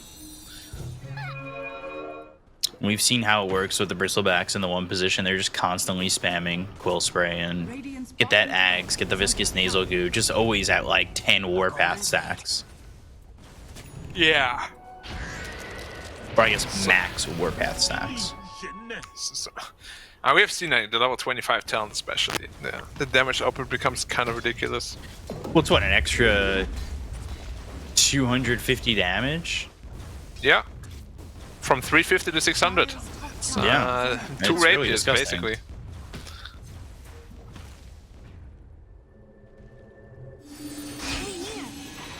We were talking about it last time. ZC in some trouble. And the Dream Coil, he snapped it just on the edge. Now they've got the Snowball going to Xiaoma. Erica shows up in this fight and is ready to get a kill, but they end up trading with the help of Fatal Bonds and TMN coming over with the Arc Lightning. And he's only got 1 level into the Lightning Bolt, so he's gone 3-1-1-1. Yeah, as I said, usually we see the max jump and max bolt at this time, but yeah. Maybe he has like a different approach there, we'll see. Now the Zeus ult is online though. The Rock, not just yet. So one thing that's interesting about the China region compared to the other regions is that there's actually slightly lower hero diversity here in this region compared to the rest, with an average of about 30, 31-ish heroes per team picked at the moment. Meanwhile, the rest of the regions are sitting around kind of 37, 38-ish per team, so obviously that does change, but... Could I ask you for one additional stat that you probably don't have at this exact moment? Was that the case last year? I'll make it up, so... No, I was asking to see if you can collect it for me. Was that the case last year with China? Were they the least? Because I feel like last year we saw a lot more diversity coming from the hero pools of these players. So you want me to go back in time to the last tour? Oh, sorry, the last year's tour. Yeah, ZC going in. Ooh, the ult. Now they've got themselves a time lapse. They're going to bring Yang down here, and they've got an overgrowth that's well placed by Victoria, finding a 3-man Dream Coil to follow it up. So they get the kill on a 2. They'll lose the Zeus. They'll lose the Tusk. They'll take out SJ. A Primal Roar is wasted. Some are going to try and clean up. Yang taking a lot of damage, but there's the Dispose to throw him away from this Underlord. And 4 heroes dying on the side of Dandelion, while Vici take no casualties. Wow. That was really well done. Yeah. Raw, Rock, and Zeus ult used, and nobody died? That is very, very surprising. Unfortunately, the Zeus ult also came out before the Fatal Bonds, so a lot of the damage is wasted there. Now also stealing the stacks. Yeah, this game is going pretty well for VG, isn't it? Yeah, they gotta assume that there's also an Ancient stack, but I don't know if they really have the capabilities of taking it. Unless they all commit. You know what I just realized? There's not a whole lot of lockdown on Dandelion. Like, not great lockdown. So this Bristol is very easily kiteable when you have no roar. Yeah. Exactly. It's and very, Bristol hates very that. difficult. Because I guess you compare that to Vici. You've got Dream Coil, Pit of Malice, Dispose, Overgrowth. Yup. And their heroes are much less prone to getting kited. It's so hard to kite a Weaver. Not dead. Oh, wow. Actually coming back in, and they've got the Dream Coil down on a 2. XM saving the life of Xiaoma. Maybe rethinking going in on this because ZC is here. The Illusory Orb across Roche, and they'll both escape. Nobody losing anything. Yeah. He could have killed the Zeus if he wanted to, but probably would have put himself in a pretty rough spot. Alright, B-Cup, I'm afraid your answer is kind of uninteresting. China are pretty much in the middle of the pack when it comes to when it comes to hero diversity last year, and SCA were actually the team with the lowest hero diversity last year. So Okay, so they weren't like they're less diverse in their hero picks now. As Xiaoma picks up a double damage, pops the ult. Can he do anything with this? Thunder God's Wrath now trying to run. This hero is ridiculous. Is ZC in range? He doesn't have Snowball just yet, but he does have Phase Boots. Oh, Nice stomp. Beyond. He's got the Helm of the Dominator. He's got the Stomp coming in from the Centaur. Nice that balance that a creep just has 380 movement speed. I'll leave that up to debate. We don't have to answer that here. Tusk, first item BKB. I guess it's not uncommon, but like you already know my worries with this hero in the mid lane. Glorified support, but becoming one is very, very, very easy to do on that hero. Which is not something you want, by the way. It's not a good achievement. We've seen a couple of these like mid heroes that really do kind of fall into that high farmed off lane kind of thing. Yeah, which is never really what you want to see though. And I don't think they did enough with ZC early enough. Where like the advantage is that damage with the Walrus Punch at 6, right? Like moving around the map and making sure that you get those kills early. They didn't do anything with that. Yeah. Or at least not as much as they would have probably wanted to. Now, the real power spike is about to be there though. The Bristleback with his Axe Scepter. Once that's up, the fights are gonna get a lot more difficult for VG. They really have to make sure to somehow avoid the Bristol in fights, kite them well enough so they can kill the backline. Again, I'm still wondering what they're going to bring to the table in terms of kiting him well enough once he does have that Ags, because the damage ramps up. That Warpath stack is always going to be maxed, most likely, with that Ags. If he is free to move around the fight, which a lot of this lockdown is your ults, right? And they'll find themselves TMing as they do this, as they go and pressure the bottom tier 1. You know, it's Overgrowth, it's Dream Coil. Pin Malice, obviously not an ult, but like, it's going to be tough to hold this Bristle in place once those are down. And they're going to try and go. They want to go for Summer. They've got the Dream Coil, they have the Silence with the Waning Rift. And if they can get this kill before he really starts to amp up, that's a massive pickoff. And yeah, Xiaoma gets credit for the kill. It's 15-8. Big move from Vici. Wow. Yeah, Summer though, he's like so confident that they can't bring him down. He was all the way there by himself. There was no help around at all. Very uncharacteristic from Summer, actually. He likes to play the safe farm role, usually.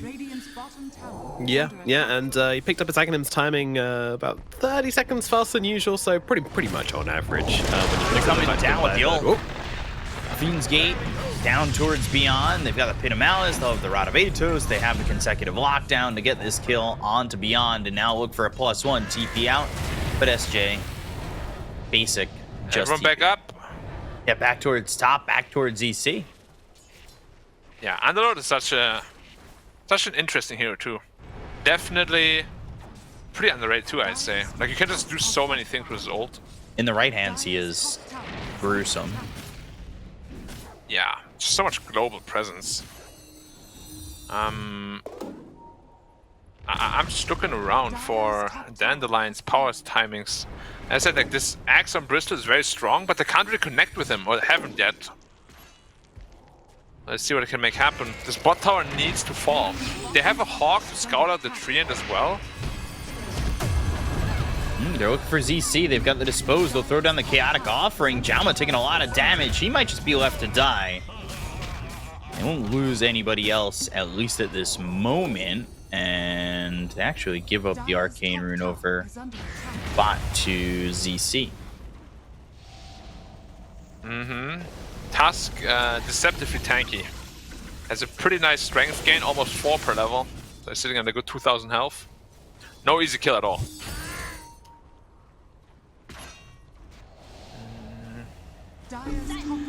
Do want to just break out of my role for a second here and just say, like, this Bristleback, we're starting to see how it doesn't really suit Dandelion as a team that well, because they do like to, you know, find their late game timings when they have like 3 to 4 key items on that carry hero, and then go and start taking over the map. They do like to play things slower. They have the highest average game time of any team in Div 1, highest average win time as well. So it shouldn't surprise you to know that.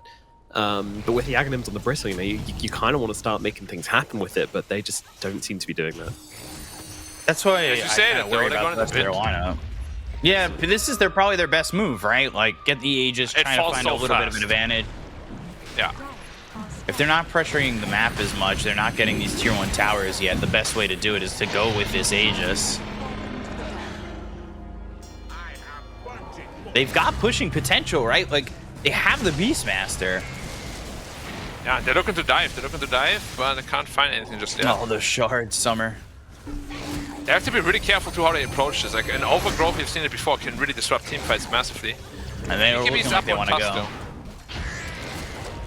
Is that going to be good enough? Hit a Malice, Firestorm, Rod of Atos, keeping Summer close. He can't move. It's getting kited so hard.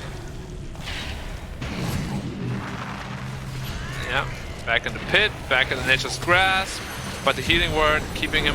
Oh, they disposed him and he's away from his team. Summer taking a lot of damage. The overgrowth comes out and it's the Aegis gone already. They get the kill on Puck's dead XM though, with XM. Primal Roar with the Walrus Punch, and XM unable to survive. They get the kill on Victoria. They'll look over for Jalma. They'll take out a third. Yang's trying to ult out, can he? No stuns. Oh, the pull. Just got the lightning bolt. That's going to be 4. A great fight from Dandelion, and it's with this Aegis. If they didn't have it, like we said, they probably wouldn't have won that fight, losing Summer immediately, and that's what gives them the opportunity to now win the fight and go for these towers. I really got to question that decision making though. Like, why would you go on a Bristol with Aegis out of all heroes when there's literally the entire team behind them? And we spoke about how dangerous the backline is with the Zeus there. They have a Tusk who's just disrupting heroes left and right. There was a very questionable decision for sure.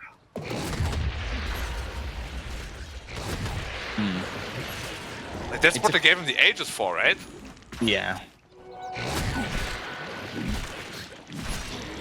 Well, now, suddenly, it's not so one-sided anymore, and Weaver as a hero, especially with the way he itemized, and is continuing to itemize, it can fall off pretty easily.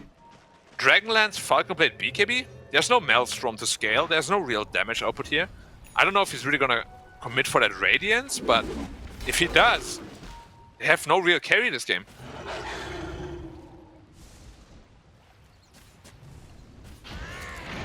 This is kind of worrying. I don't know why he chose to go for these items. Like, your job this game is to kill the Bristleback, and for that you need like right-click damage. Or Ancient Thunderhide. We see now the Overlord picked up on Beast, of course. But looks like he's just dead. Yep, goodbye. Yeah.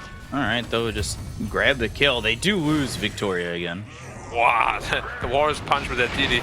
He has BKB, and Summer is nowhere to be seen. He has no TP, they need to disengage. BKB, ZC, waiting a long time. He doesn't have a TP. So they'll use the Dream Coil after, and now they've got the Swarm on him, and that's a kill out on a ZC.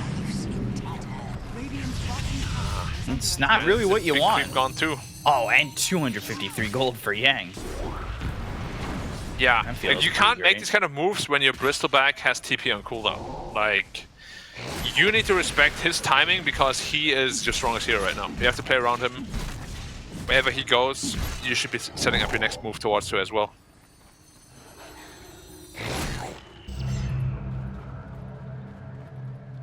Radiance on the Weaver though. I have not seen that in years. Weird move for sure. Like, it looks cute, but again, like, where's the single target damage gonna come from? I don't know what he really accomplishes there. Because I feel like you already have enough spread damage as it is with the Puck, with the Underlord. You don't really need to double down on that. We'll see. We'll see. Maybe it's gonna be surprisingly effective. As we see a 4-man smoke down towards Yang. No BKB. If he gets caught, he should be a pretty simple kill. Ooh, Scoring a Selma. yeah, Versus I was gonna Tank say. That's honestly, at least for Vici, that's better than losing Yang. But I say that, and Yang needs to TP out immediately. Nimbus? If there was a mid Zeus, man, he would have had a Nimbus. Yeah, he's gearing up to get that Axe. I wonder if Erica commits to this Radiance. I'd feel like that just isn't... I really hope not, but knowing him, he has very firm opinions on item builds, so.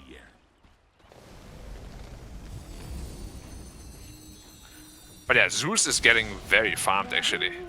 If you look at his net worth. Yeah, 7,000 compared to the Marcy at 53. You've almost got that Ags, and they've been leaving a lot of space open for Team Ming to get that farm with the Arc Lightning, right? Yeah, they do have a very, very obvious lack of disables, so being able to cancel TPs with that Nimbus is gonna come in very handy when the Bristol is chasing down heroes. And he buys out on the Sacred Relic. Yeah. Now just buy the Divine Rapier. Forget it. That would solve the single target damage issues. He's going to Deso next on the Tusk. He's going right-click Tusk. Okay. I like that a lot. That's something similar to what we saw Jinkyu do when he put it on the 4 and he got that massive amount of farm, and then he also got to the level 25 12% chance at Walrus Punch. Are he going to Moonshard? Blink, Walrus Punch, oh my God, Erica hit with the Primal Roar. Overgrowth won't help. That is not feeling good for Vici. And since they got the Aegis, Dandelion have felt pretty strong. Yeah, I don't want to be the courier of bad news, but if you're looking for like these Radiance kind of games, you really want to be snowballing. All of these deaths, they hurt a lot. The itemize in this way. And Samash just whacking the mid tower by himself again. At this time around, way more survivable with the BKB, of course.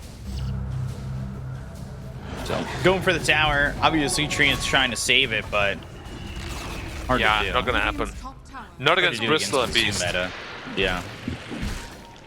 Or not meta, but the zoo. Push.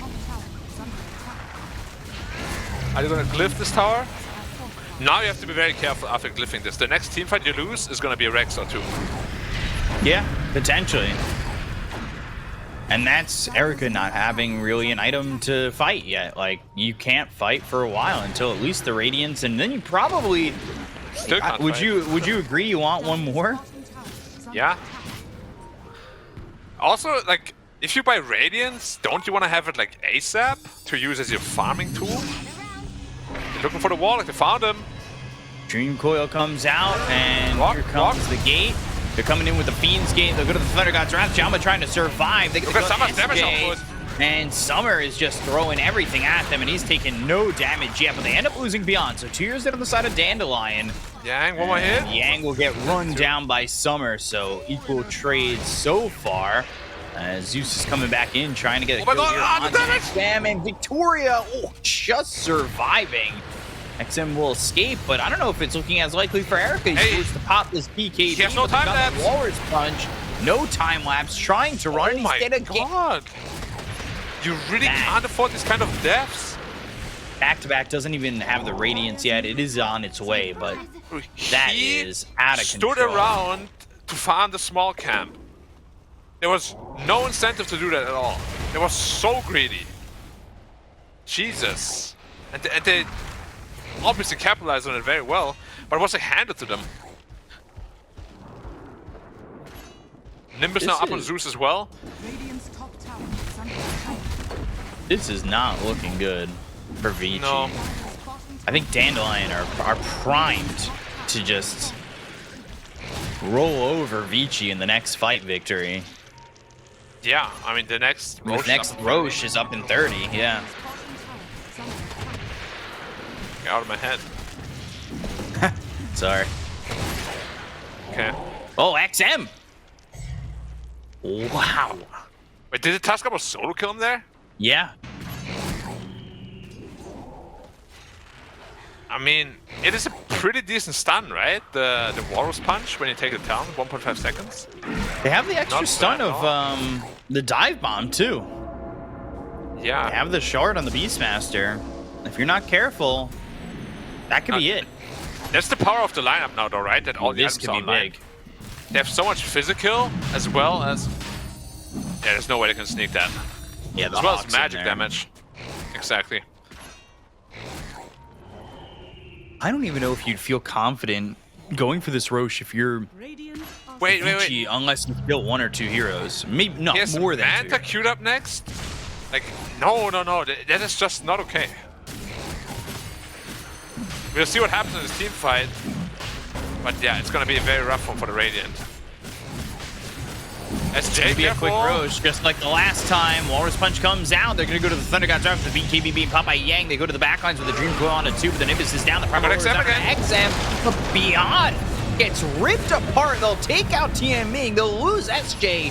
Xiaoma There's falls so much to damage. 1 on VP. Summer, though, running through and trying to rip up these heroes. Yang with no BKB. He's happy to just push him away and go for this Roche. The buybacks on Dandelion might prove to be pretty massive.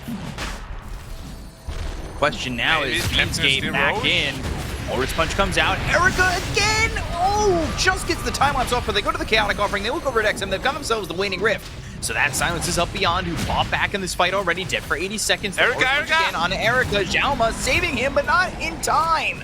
Erica and Xiaoma fall. XM gets the Aegis. That's a big takeaway. Snowball, though, coming all the way through into Yang. Yang hit with the Walrus Punch. XM with the Waning Rift. It's a silence on a 2, but that won't save the Underlord. Got an Aegis on XM, but that's all they've got to show for it. I guess Is there any shot upgrade that could be game winning? I don't see it. Maybe give it to the Marcy? Like, would be probably your best bet. But yeah, like you can just see the Tusk as well as the Bristol, they're just full HP the entire time. Like, how do you double down on more spell damage when your entire team is literally spell damage? Like, that decision making of Erica is so questionable. They just can't touch these heroes now. Maybe you give the shard.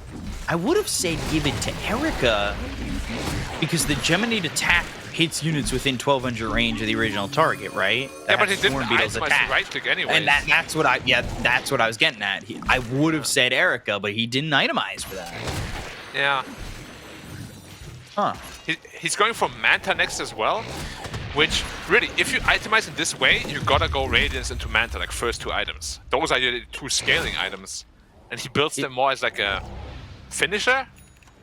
It's like topping a cheesecake with more cheese. You don't want that. You want like a cherry or some fruit. You love cheesecake. I love cheesecake. I will say, if that's the shard and that's who you're giving it to, which They did. did he take it? Yeah, Yeah. he did. Then do you just switch off Manta and go Deso or something? Like you He's can't. already committed. Yeah, he committed to the Yasha. I don't know. I think the itemization has cost Vici massively.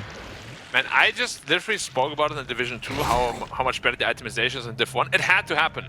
Right in my first game in Division 1. It had to happen. ZC smoke broken. Thunder God's Wrath gets the blink off in time. Man, The shards are short. Dude, he blinked before that Wrath even. Like, that was not reaction, that was knowing that they're coming. Yeah, see the smoke break and then immediately get out of there. Yeah. And of course, if you guys didn't know, you saw it here now. Zeus ult doesn't damage Invis heroes. It just gives you the vision of them. Which is really weird, because the lightning bolt still hits you. But that's life, I guess.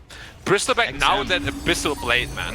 If he sticks on top of the Weaver, he's gonna like 3-shot him. Dire's top tower. Well, it's not even that. You start with the Abyssal Blade, you throw a dive bomb on him.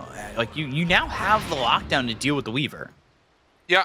Oh, by the way, he's also level 25, so that plus 600 damage. Yeah, you're gonna be seeing it all the time now. Waning Rift, but the Walrus Punch is there. Can he jaunt in time? Barely. Nimbus. Ooh, the dive bomb, and it hits Erica. caught Erica, That's what we were though. talking about. Primal Roar comes in, and Erica is done and dusted. Well, actually, just done. They didn't even need dust. Yeah. Okay, because I need this game to end soon. So I don't have Hurting your to. head. I don't have to shred Erika part of the game and sooner. Because the more we see of this, the worse it will look, really. Like right now, there's still some. You can still save it, you know. Just GG out soon, guys.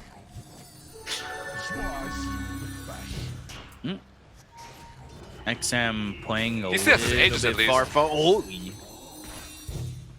They just punch Why? the creepy up. It's all good. Did he kill the bird? Oh, my god! 2-shot! Yeah, Abyssal Blade. Legitimately 2-shot!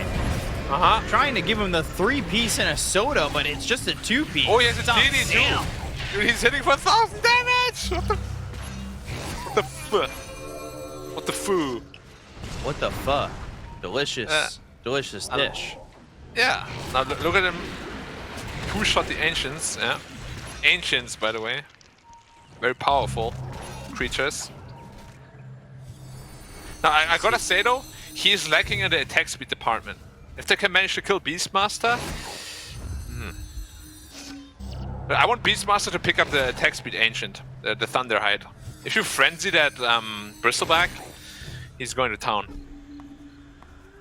Weaver is up, and they're gonna 5-man smoke. Both teams under the shroud of smoke. It's close in net worth, but we've seen these fights seem to Not that slightly close. favor Dandelion. They've been kind of close. I think Vici's done a decent job of getting like the backliners. They've got Beyond, they've got the supports, but it comes down to not being able to kill ZC or Summer as consecutive. Oh, Yang in the front. They're gonna go, they're trying to make something happen, but they've got the Abyssal Blade. The Overgrowth comes out, they have the control, the Dream Coil's there with an Abyss down, they get the kill on the SJ, they'll take out TMing, but they end up losing But the Roaring Victoria. Erica again. The Roar's Punch on Erica is there. They take him out, he's gone for 90. Yang's gonna die. XM's the only one who's really able to get out any damage. And they get a 3 for 3 with buybacks actually available on Yang. Roar's Punch available, careful but not XM. for Erica. XM going the other way, Illusory Orb jaunts to the side. And will make his escape for now, but you gotta see ZC, he's level 25, he's got the 12% chance at Walrus Punch, and that's what helped continue the lockdown. I'm pretty sure there was 2 Walrus Punches in there that made sure Erica just died. Oh, We caught him! Oh, no. with the blink, it kind of looked like the old Abyssal. Kaya Sanj, a little bit too strong against the Abyssal stun. Alright, you have to start talking about Erica now. I won't mention it anymore. He's dead for 37 seconds. We'll take a break. Yeah. So Swift Blink up next for the Bristleback. I really do think though that the Beastmaster should prioritize getting this Thunderhide. Because Jalma playing is he himself. just dead? Not yet. He's actually. Yeah. Not Zeus says, dead. I Give it got in. this, thanks. He was doing a decent amount of damage with the Unleash. Yeah, his life is also from a Psychic is super strong. But yeah, like all Bristleback is lacking is attack speed. If you preemptively frenzy him before he blinks, for 8 seconds he has 75 additional attack speed. I would love to see that kind of combo play.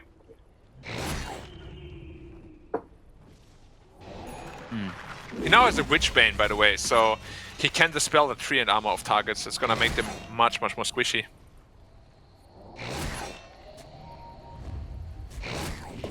Another smoke up? Wait, it's No, just Zeus Zeus. has the, oh, he has the a ninja gear. Yeah. Zeus is not really a hero I would associate with ninjas, though. But... Oh, Timeless Radigon Puck. Now that could be a game winner. It always has been. He could be a ninja. He's like Raiden. Erika! Under God's Wrath. That'll get them the he's dead vision, again. and now they've got the kill. And he never has buyback. He is always He's dead all the short time. to gold. Yeah, his death timer is quite long. He made 1,000 net worth in the last like 10 minutes, I swear. He had this amount of farm 10 minutes ago. Spell Prism. Bristle, happy about that if he wants to take it. I think he they should even go in the needs to. hands of Zeus, probably. Maybe Beastmaster if he wants it. Yeah, there's no reason to give it to the Bristle, I guess. Husk on the hunt again. Silver Edge up in 3. But they have a very good ward in the mid lane. 3 and put that down in the last team fight. Ooh, Timeless Relic, man. Now that's going to Zeus. He has a refresher as well. There ain't on Roche. This is a refresher shard, and nobody's over there, so free for Dandelion. They've Triple Zeus ult, pause champ. Refresher dropped. Aegis picked up. Cheese picked up on Beyond. Zeus picks up the refresher shard, gives it over to SJ. No triple Zeus ult? Boring. I can see what they're trying to do as Victoria pushes top and XM pushes bottom. I can see Summer being very strong here in the mid lane and doing a lot of damage to the tower. Ow. And not care about the side lane pushes. Yang's actually caught in here. Overwhelming blink for XM. He's been the saving grace for Vici this game. 7-1 and 14. Yeah, I mean, it is a fantastic puck game. Like, it is super hard to bring him down this game. He also has a Kaya Sanj, so all the stuns, the duration, we spoke about it before. And he's the only one with any semblance of damaging kills, Yeah, it feels like. I gotta go back to it again. Like, this Manta style will do absolutely nothing. He might as well just buy a Glove of Haste, it will have the same impact. Beyond is looking for things beyond the horizon, B-Cop, aka the enemy river. They're looking at Underlord. Oh. Boots of bearing really up. Want to go for. Could be Erica again. The Nimbus. Oh, the no, not BKB, again. The Walrus Punch and the kill. And again, he does not have buyback. Primal Roar comes out. They're going to go through with this. They get the Cone of Victoria, so they haven't lost anything on the side of Dandelion. They have yet another Chaotic Offering ready to go with the Walrus Punches in succession. GG. Yeah. Yeah. Erica bought out on the ulti orb, but didn't have buyback, and I mean, even with the performance from XM, Dandelion take game number 1. No way to stop the Bristle. Like, really anything else after that. Yeah. Well, The draft was really coming to fruition at the very end there. yes, it certainly was Black and Peacock. That was a very interesting game. I don't know, man. Like, I feel like when you're playing against Bristleback, your number one thought should be, how do I make these fights as fast as possible? Because you don't want to give him time to stack up that goo, to stack up those quills, to get his warpaths. I mean, he always has max warpath these days anyway, since he's just a mana fountain, apparently. And then you buy a Radiance on your Weaver? That feels like the polar opposite of what you should be doing. No, Like, you buy Radiance on the Weaver as 4th item. Why? If you want to buy Radiance, please buy it first item and scale with it so you can actually become like a hard carry. But he didn't do that.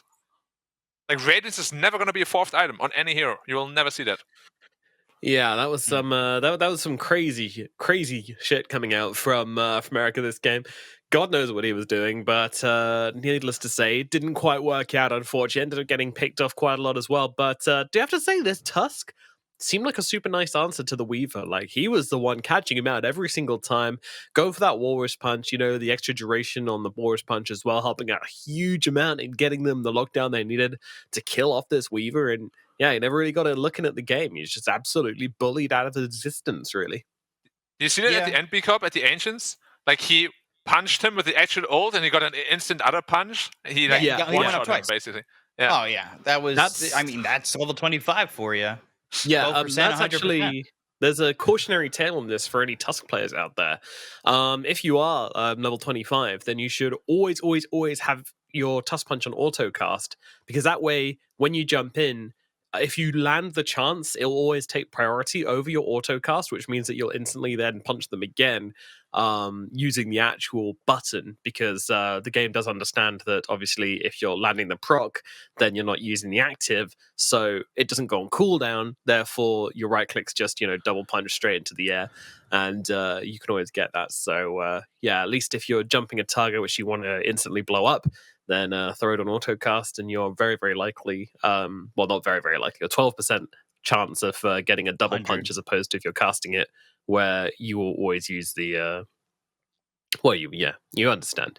So that's what he was doing there, and that worked out pretty damn well for them, for sure. So very nicely done from ZC. And I did doubt the Tusk mid for a while, you know. There was a point where, if we've seen a lot of these Tusks as well in the past who have been mid, and they've just felt like another kind of slightly rich position 4. What made ZC different this game, Black? I really like that. You see with a lot of mid laners when they don't have a good game, they keep trying to just run around, find kills here and there. He had none of that. Like, he literally just didn't look for a kill for like 15 minutes. He just found his BKB, then he found his next item, and then he was like, yeah, maybe I'll go for a kill or two now. And he found his next item, and then he was like, all right, I'm super strong now. Half HP punches the whoever, Weaver or Puck, whoever he went on in every fight. And I really like that mindset of his, because if he just kept running around trying to look for kills, he would be dirt poor. Yeah, I kind of agree with that, but I also feel like ZC was enabled by the fact that this game got him to level 25. Like, he was doing some things earlier on, but it was really like the late half where he did get that 25 and everything, and a little bit before that he was making things work, right? Like, you could see here in this fight, he kind of gets blown away. There were a couple fights like this where he was just kind of just a walrus punch, but after a while, I think he kind of found his footing. This fight, I do not understand the rationale behind going on a bristleback with an Aegis when there's literally the entire backline just waiting for you. They kill him, and they're like, all right, guys, we got the bristleback. However, none of us have any health left, and we're all fatal bonds together, and the rest of the team's still alive, but we did take that Aegis away from the bristleback, guys, so good job, high fives, let's hit the showers.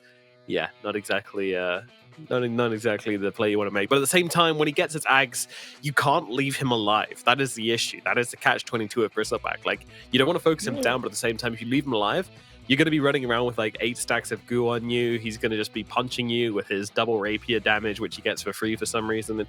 It's very, very difficult. You know what helps? Having good damage items on your Weaver. I'm not going to let this go ever. Don't.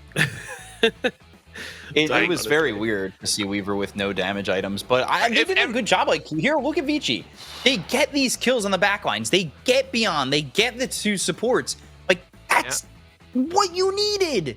But then it's like, well, what's Weaver doing in this fight? Nothing. And Summer's taking no damage. Erica's running around in that fight. You remember how we used to just rag on Summer when he was called Shylock about how he used to run around the fights and do literally 0 damage? He was cosplaying Shylock from a year ago. Yeah, I mean, he was cosplaying Shylock. Shylock is Summer now. It's not the same person. We already spoke about the anime transformation. But yeah, I can definitely see your point. It's this entire game, like, Weaver made 4K net worth in like 20 minutes. It's like, ugh. Yeah, to like kind of offer some kind of rationale for the build here. So they felt like they could very possibly win a drawn out fight against the side of Dandelion. Now I don't quite know how or why they thought that, but they do have Underlord, they do have Treant, they do have Puck. All these guys have good damage, and they're not long cooldowns as well. So that there is some kind of logic there, but I think they just didn't respect the Tusk and his ability to kind of blow up this Weaver, which is exactly what happened in pretty much every fight, like post 30 minutes, as we see. The Weaver just doesn't get a chance to jump in, and another one here, and the Nimbus Walrus as well. The So lockdown, damn good. The lockdown really evolved for Dandelion, because in the beginning parts of this game, they really struggled to have the control. But once they had Shard on Beastmaster, they had Ags on Zeus, lockdown wasn't a problem anymore. You could find, especially the way that Beyond was placing his Hawks, you can find yourself locked down by starting with a dive bomb, throwing a Nimbus on top of it. You've got the Walrus Punch to follow that up. Like, if you're a Weaver, if you're anyone, you're dead. Like, we talk about how Underlord should be tanky. Well, I'm sorry. Bristle hits for 1,000. You're not tanky. Can we just highlight again how handsome he is?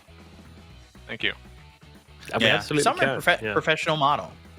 Yeah, he's actually so good looking. I don't remember him being that good looking when he was Shylock. I'm pretty sure everything just evolved together. Well, he's 23 now, so maybe he was going through some B-cop timing puberty. I don't know. Oh, yeah. They would explain it. Took me to like bit of a late bloomer, but always blooming the brightest in the end. Bless him. We're a big Summer fan club here. We are a young boy from last year. Well, I say fan club. You bullied him last year, guys. He did. But now he's taken that on board. He's come back, and he's shown us what we gave him constructive criticism, which he obviously took to heart, and now he worked on it, and now he is really good. You're welcome, Summer. If you need coaching sessions, hit me up, bro. I got you. I don't laugh at your coaching. I just the thought of it. Thank you. Yeah, that was very funny, right? No, you just like Yeah, because I understood the message. It would be content. It would be content. Is all I mean. It would be great content. Yeah. Hey, guys, the coaches don't always need to be as good as the players. Okay. Just saying. Yeah, just saying. My coach in VG was 5K MMR below me. Just saying. But he was still way better than me in terms of knowledge. QQQ. QQQ. That's right. I didn't even know that QQ actually played. The 8-ball dude. Yeah. Oh yeah, he played. He played a lot. Yeah, right. He just didn't win a lot. You and me both, brother. You and me both. Yeah. Are we expecting any a legend. adjustments in the draft for this game number 2 then? Are we expecting maybe the Beastmaster to be banned out? Well, we're going to find out right now. Blimey. We're getting straight into Okay, it. let's go. Like a slip and slide here. I just get the rocks off the slip and slide. You don't want to go down that track and all of a sudden rip your chest up. Yeah. Gas, You know gas. I want to rock on the gas. Sorry, When I go was on. a kid, I was like, oh man, like there's a rock under this slip and slide. What an unfortunate circumstance that everyone's getting injured. Now I'm an adult. I'm like, who was laying these slip and slides with like not checking those rocks under them first? Like, what? Come on, adults, sort it out. But as a kid, you don't think about these things much. I'm just saying, guys, Yeah. check your. I mean, kids don't think. That's the thing, right? They just do whatever. And like you they can have do fun with first, it. and then they think, Yeah. maybe I should put my hand on the stove. Oh, that hurt. Yeah, this stone really I hurt would on my bet. back. I'll go down on my front this time. That'll feel better. Yeah. Do some. And you gotta figure everything out as a kid, Like your body is not as durable, but you heal much faster too. So that's fine. True. Yeah, I definitely don't heal nearly as quickly. Yeah, for sure. Like every time I pull a muscle out or something, it takes like way longer, man. I wish I was 15 again. I mean, I will say, physically, I not pulled my mentally. hamstring, and it only took me a week to feel better, and it's actually Wow. felt better than it's felt ever. Did you I'm eat not- a lot I'm of Was that fat not during that growing time? surprised. pains then? Yeah, I'm still going through puberty. It's growing pains. Yeah. you weren't kidding. It really was a late onset, huh? I'm really just, the puberty's really hitting me. All right, Dandelion, they're going to open things up with the Mercy and the Visage. What a combo this is as well. This is a really sick combo. You can throw the sidekick onto the birds, and suddenly you've got like this machine gun firing at you with like a bazillion damage, and it's just, it's crazy. So much damage. Correct me if I'm coming. wrong. You can also jump on the birds, right? Yeah, you could do a wicked kickflip off them as well. Yeah, So- which is kind of weird, like purely physically, because they're so small. But you do like the massive kickflip. And they're Yeah. flying That's- as well, right? Like if you ever tried to fly and kick a bird, it's Yeah, doesn't come I off definitely well. tried that. It didn't go that well though. no. By the way, bird- that's the bird. arcana we need is Marcy as Tony Hawk Pro Skater. Just, doing kick flips and like combos and landing the points Ollie. and everything. Yeah. kind of reminds me of Kickflip. like how in Pokemon you could use fly on a Pidgey when the Pidgeys were supposed to be like 200 grams heavy or something and like absolutely tiny. It's like, okay, but you Yeah. can fly on it, no worries. You're like, oh, how? Can someone explain to me the physics behind this? Like, trust Oh, me, is bro, this it's fine. ZC Snap? It's just a kids game. It's fine. It's fine. CC Fine. Snap. I could see that. It could be a mid visage as well. A midage. A mid-edge, yeah. I feel Honestly, like I want to carry visage with looks it. pretty unanswered right now. Yeah. I How want to do have you a answer visage visage? answer now, please. Dot damage, like a lot of instances of damage. Flame Guard is one of the best, and like Kunkka Torrent, whatever. Anything that counters Underlord as reflection well, right? counters visage, basically. Yeah.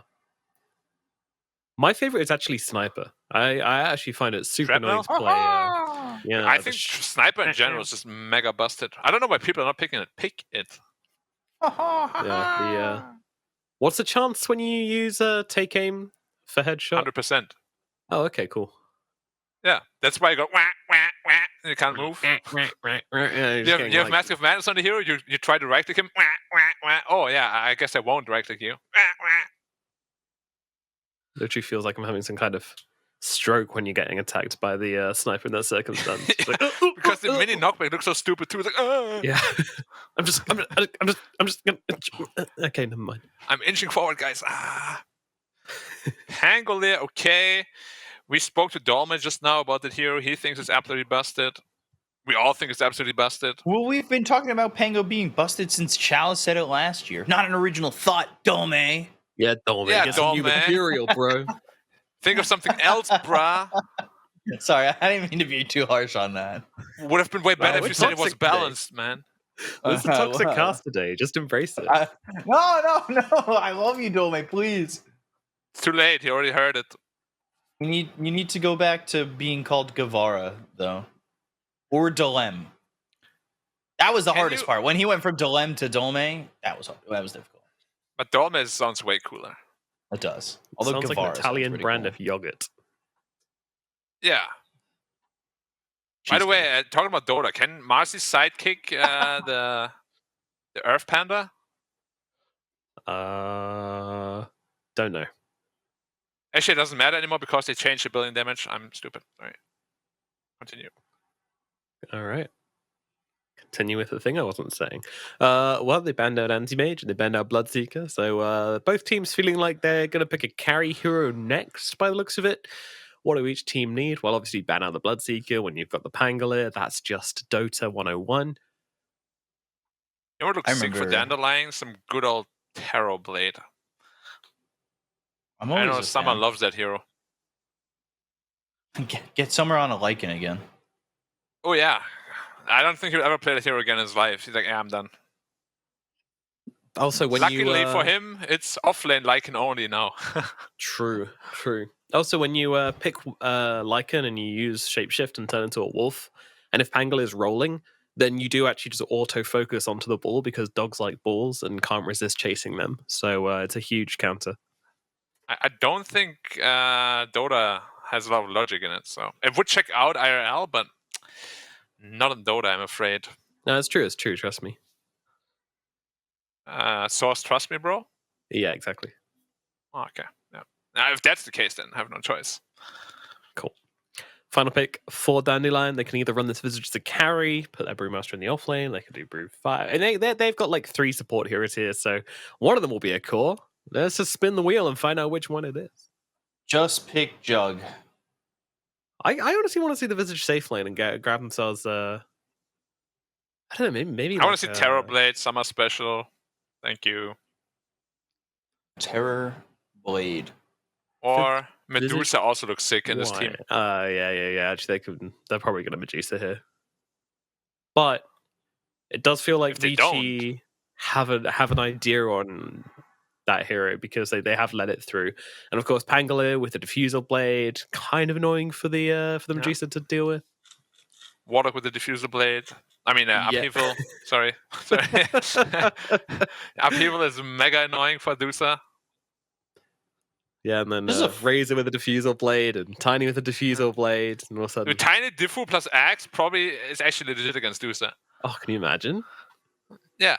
You just don't farm it all, but then once you have it... Now they go for the Weaver. He says, Erika, I'll show you how to do this, bro. The classic Radiance Manta Weaver coming out for Dandelion here. No, Falcon Blade and something else first. What was the other one? Falcon Blade and he had another small item. What, Maelstrom? No, he didn't even have Maelstrom. I'm looking right now. Maniac.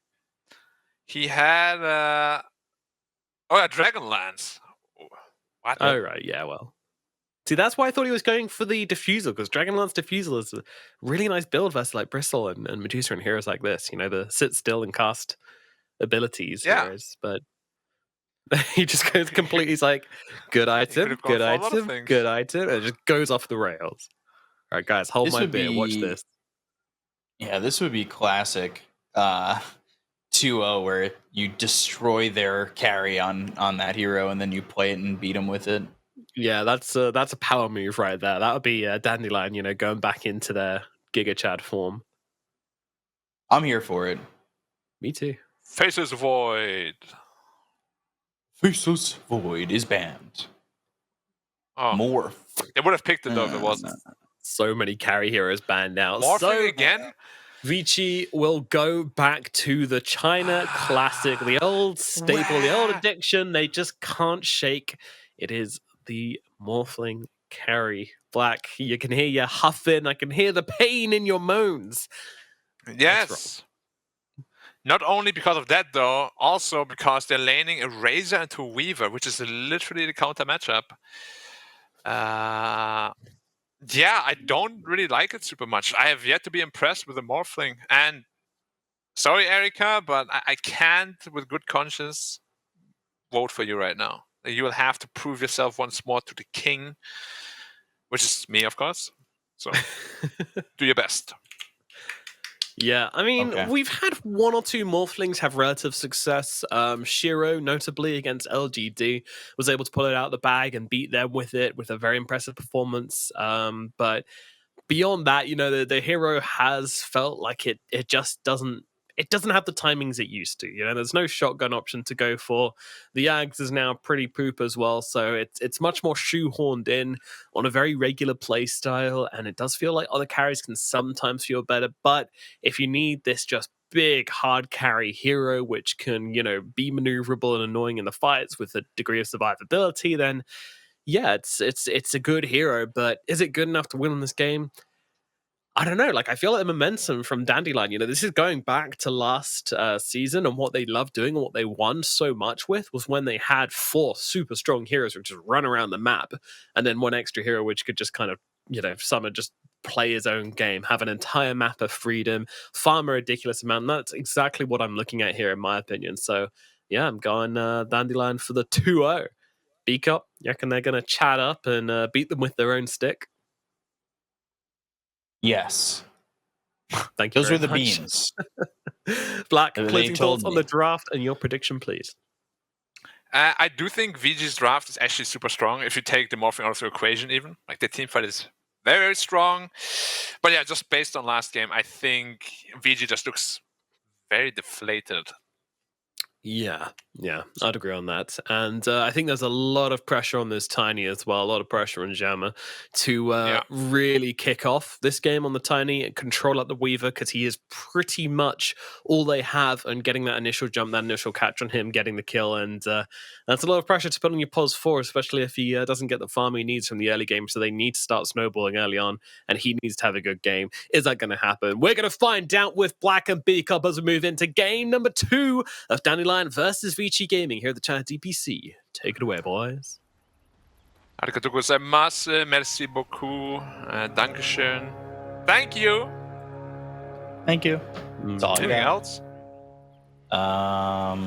Gracias. Gracias. Gracias. I already said arigato. Oh, you did, sorry. Yeah, it's I okay. should have known better from a weeb. Yeah, of course. That's literally the first thing I said. Before English even, or anything. Now, I do think, though, that one weakness could potentially be the Brewmaster. Like, I'm not a big fan of Brewmaster 5. What? We'll see how So he can perform Red that. Panda Classic. Yeah, exactly. Red Panda Classic. But, like, nobody else is Classic for a reason. I guess so. Like, it can look really good sometimes, but when it doesn't, it looks really bad. That's just all I'm afraid of here.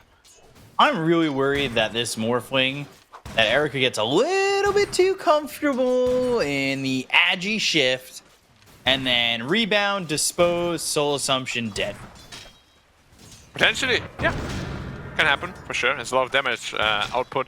But even just a Grave Chill plus Sidekick is a lot of right-click damage. We've seen this lane before. Morphling, Warlock. One of the best Morph heroes to pair him up with if you want to be defensive, because you just have so low health, the Shadow Word, really high value there. Yeah, I guess the 18 heal. What, 180 level 1? 18 heal per second, 10 seconds. But we'll see how it goes with the lane. I have a feeling if you're sitting at such low health, you may not feel as protected, that's for sure. And ZC already doing a good job mid. He's happy with this so far. Yeah, I want to see what he can bring to the table as his mid Snapfire. It's always very hit or miss. And yeah, I've seen Ori do it a couple of times lately too. So we'll see how he can perform on it. He cookied himself to the creep already. He missed everything too. Now, we didn't see that. That's luckily. worrying. Yeah, that was not on the screen. Do you mind if I hop in early with a stat here? He's Yes. Please hop. Yeah. Been through. I guess no. Last game, it was a record XPM for the China region, with Summer hitting 915 XP per minute on that bristleback there. So, as usual, Summer setting records as he loves to do. You wouldn't, you know, you really wouldn't guess it would be Summer who held the records recently, right? No, If you had to guess. not after what I've seen from him initially. He Well, that is, was though, I what mean, made it so frustrating when he was playing originally for Magma when we saw him in Division 1, was he was so good at lane and so good at getting his farm, but then he didn't utilize it well. Yeah. No, he's gotten like so much better. To be entirely honest, when I first didn't know that Summer was Shylock, I was like, wow, who's that guy? It's just like night and day. It really is. Summer to winter. Dispose. Yes. The damage out onto Victoria, but the Fatal Bonds is not letting them feel all too comfortable here. Yeah, Morphling is farming pretty freely, and I mean, Ooh, Summer! Oh, Well, Weavers again. Jauma getting first blood. that's not what I expected to Surprising happen. that kind of was free to happen. But But that's a again, full I guess link as well. You're what? Your 5 position isn't your typical healing 5, right? Yeah, I mean, even if it was an aggressive 5, they could just fight this lane back. As I said, like, Brewmaster 5 just feels so underwhelming. And they're gonna get a kill here on SJ if they're not too careful. I think they have it too with the plasma field. Yeah, Yang's now got 2 kills, or well, you know, part of 2 kills down here, 1 and 1 for each of them. That does not feel good for Dandelion. Already 1k ahead. All the lanes doing fantastically. The Snapfire will have a lot of work to do. Yeah, I've been tricked by Nomad to go for Dandelion. I actually thought that the lanes would go quite a bit better, to be honest. But yeah, it's let's see. There's a lot of room to mess up still with like Morphlings and Razors and stuff. They can definitely get run over by Visage. I suppose. It's definitely not been great. Top lane, Beyond, taking a lot of damage. A little surprising, we just have not felt the presence of this Visage at all. Usually early is when you feel it, right? Like those first couple levels when you're able to output more damage than maybe they're used to feeling early on. Double Wraith Band and Magic Wand on the Morph. Like his damage right now is ridiculous. It's like 100 per hit. So getting any sort of last hits is going to be very difficult. Beyond just trying to do his thing. Now he has to do it under tower, so certainly not feeling that great. Summer again, bottom lane, in some trouble, dies again. But the Mortimer's kisses come in. Yang ends up dead. Jauma on the run. One of those kisses ended up kind of going wide, but it doesn't end up mattering as they'll get the 2-for-1 trade. However, Erica, well, at the same time, losing that courier. That's the Gloves of Haste on it. Is it our fault again? Like, just as we spoke so highly of Shylock or Summer, his game is mega rough. We're cursing it, that's for sure. Yeah, it's definitely not a lane where Weaver should be struggling in so much. Like, he's permanently getting full static links off on the Weaver, which is very strange. Usually doesn't happen. Mid XM, lane. no mana. They're looking Lost for a over the rest throwback. of his team. Yeah, they're looking for the dispose. XM taking a lot of damage. They've got the cookie to follow it up. Jauma's in here, but there's the rebound. Staying in front of Jauma. No, they can't dive this. Wait, they're just They're going gonna ham? try. They have 9 charges now. Wait, what? 11 on the wand, but maybe not calculating the damage coming up from Jauma with the avalanche and the toss. Fire Okay, snap enough, cookie, guys. it lands, and Jauma should end up dead. I don't know if you really needed to necessarily give up that Marcy for it, but that's what they end up doing, and ends up being a trade rather than just a kill. And they're really out for blood. What the hell was that? Yeah, that was a bit of a mix-up there. Top lane is just becoming really sad. Like, he's just denying creeps from half health, and Village has like no counterplay.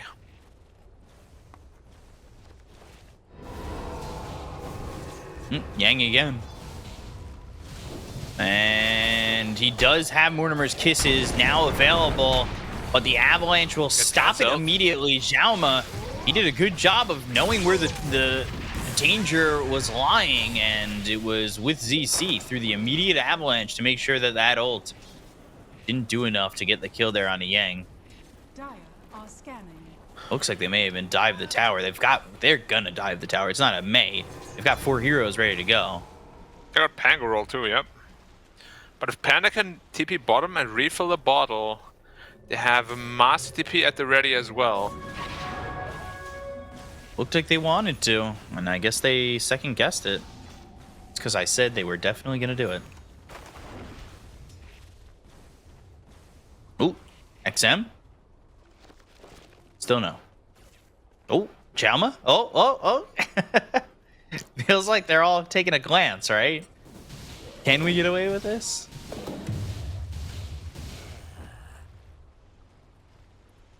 Summer? Slowed up. Yeah, that Cinderbrew ignites with the Shikuchi, so now in some trouble. Fire Snap Cookie doesn't land. Avalanche is out on a 2. Now they've got the Rolling Thunder. Dandelion have put themselves in this position where they are in a lot of trouble. XM will land the Rolling Thunder. They've got the damage to take out ZC. And SJ, trying to deny himself to neutrals, is successful in doing so. But that was forced by Dandelion when I feel like it didn't necessarily need to be. Yeah, I'm not sure if they knew that Pangolin was still around, but they didn't see him anywhere else. Certainly didn't respect his, like, being off the mapness. Radiant's bottom tower is under attack. Radiant's Creating new words is very nice and fun in English. You're welcome. Dire's top tower is under attack. Try it again. Well, being off the mapness, it sounds great. Looking for CG again. Avalanche Cookie toss, out. Fire Snap Cookie. Has the Summer's cookie. here mid. Is this really where he But wants one time to be? Kisses. Cookies come, or Kisses come in, and XM, he might die. You do have a lot of damage coming from Team Ming on this Marcy. Scatterblast slows up Jauma. Victoria with the Shadow Word onto the Tiny. Like, Summer comes over, and he does get some experience on that, but what's he really getting in terms of farm off that move? I'm a little worried that he is just falling well too far behind Erica. Yeah. He's going to buy the tome. He is, he's almost 2 levels behind Erica. I think that's sort of the way I summarize Morphling as well. Like, if you're already winning, Morphling feels great. If you're behind, Morphling doesn't really offer a whole lot. So in a scenario like this, Morphling is definitely a great hero. Let's see what items he's gonna go for. Probably just Manta style into hopefully like BKB or so. We'll have to see. There's certainly a way back in for Summer when he gets that Maelstrom and if he can find a bit of open space, but this is tough. Dire's top tower is under attack. Rebound. Waiting for the waveform now. He could have disposed, but didn't. Yeah, you should never dispose of clean drinking water. Dire's top tower is falling. And they You get the reckon Morphin is tower while clean? bottom is getting pushed. No way. He waveforms and goes through the ground and it's all messy. Radiant's bottom Ah. tower has fallen. Yeah, then maybe not the safest thing to do. But yeah, tower trade. But probably Visage is gonna be looking to take down the mid tower next. Now, one good thing they have going for them is that the Rave Pact is gonna be very impactful.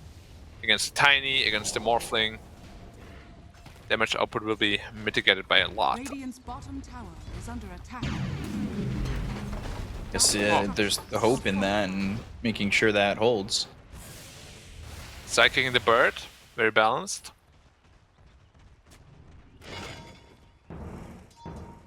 We haven't really seen the primal split, right? From SJ. Yeah, that is like his only strong timing now. Let's see if we can use it or not. But XM is also set up. He's ready. Arcane rune for him, and that's gonna be really good if they start a fight off that. Having Swashbuckle on a 5.6 second cooldown, and using that Rolling Thunder with a 56 second cooldown is something you certainly wouldn't mind going for. Yeah, Selma is still just holding the mid lane. Very, very close to his blink tag already.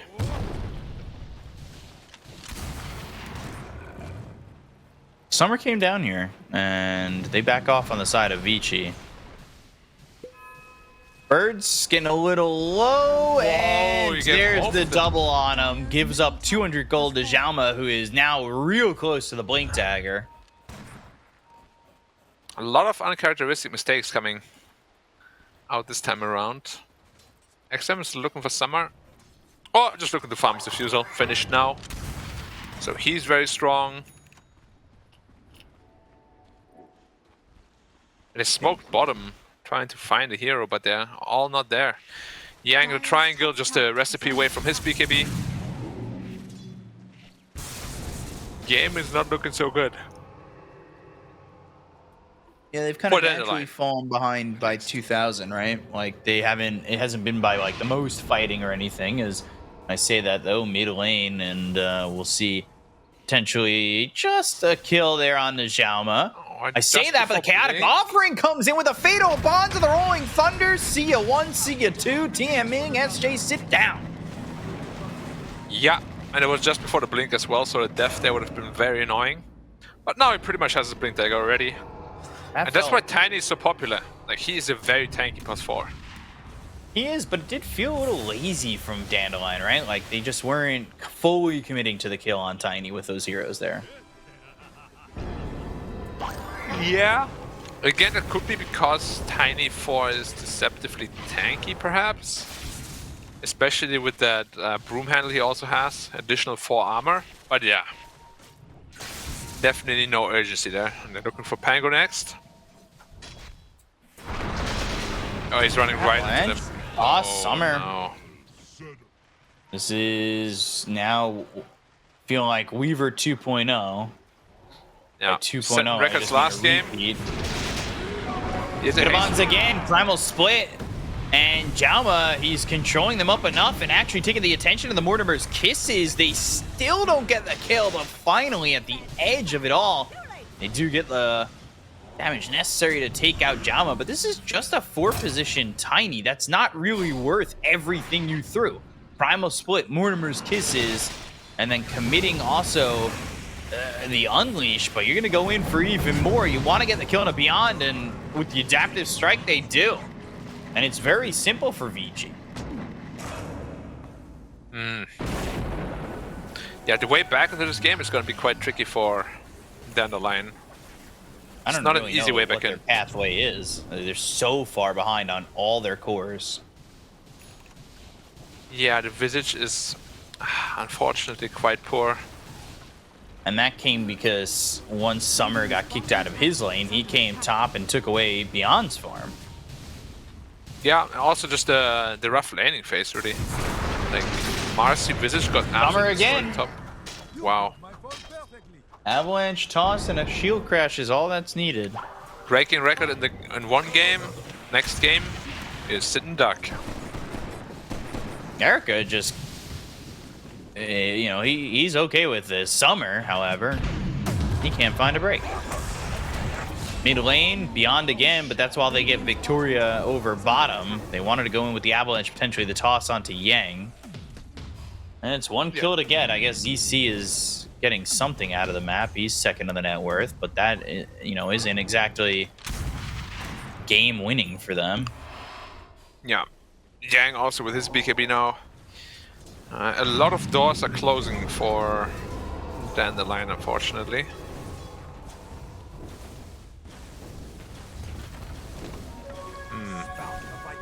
You know, usually new doors open up when others close, but Dota's not a game like that.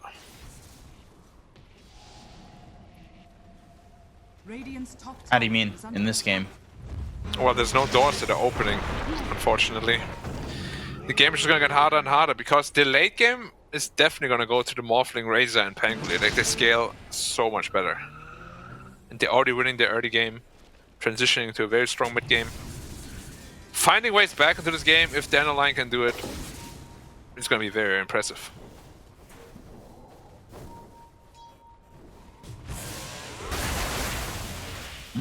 Jaume looking for his way in.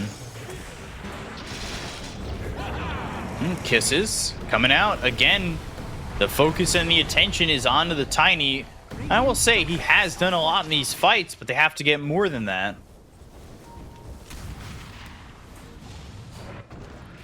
We've got the Cyclone up, Razor not able to get anything with the aggression that they showed before, but you can see they want to kind of pinch in this position and take this tier 1 mid. Yeah, pretty easy with Morphling and Warlock. Not really going to be losing any health either. Yeah, the Manta on the Morphling was picked up very close to the record for the DPC this season. The average is 18 minutes and 50 seconds. So, yeah, he had it about 60 minutes and 30 seconds.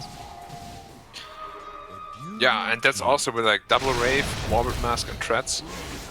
I catch TMing, they were looking for Summer. They don't get Summer, but they're still getting kills with this combination. The Avalanche Toss and a singular Shield Crash has been pretty deadly all over the map. And the next one, they're just walking into them one by one.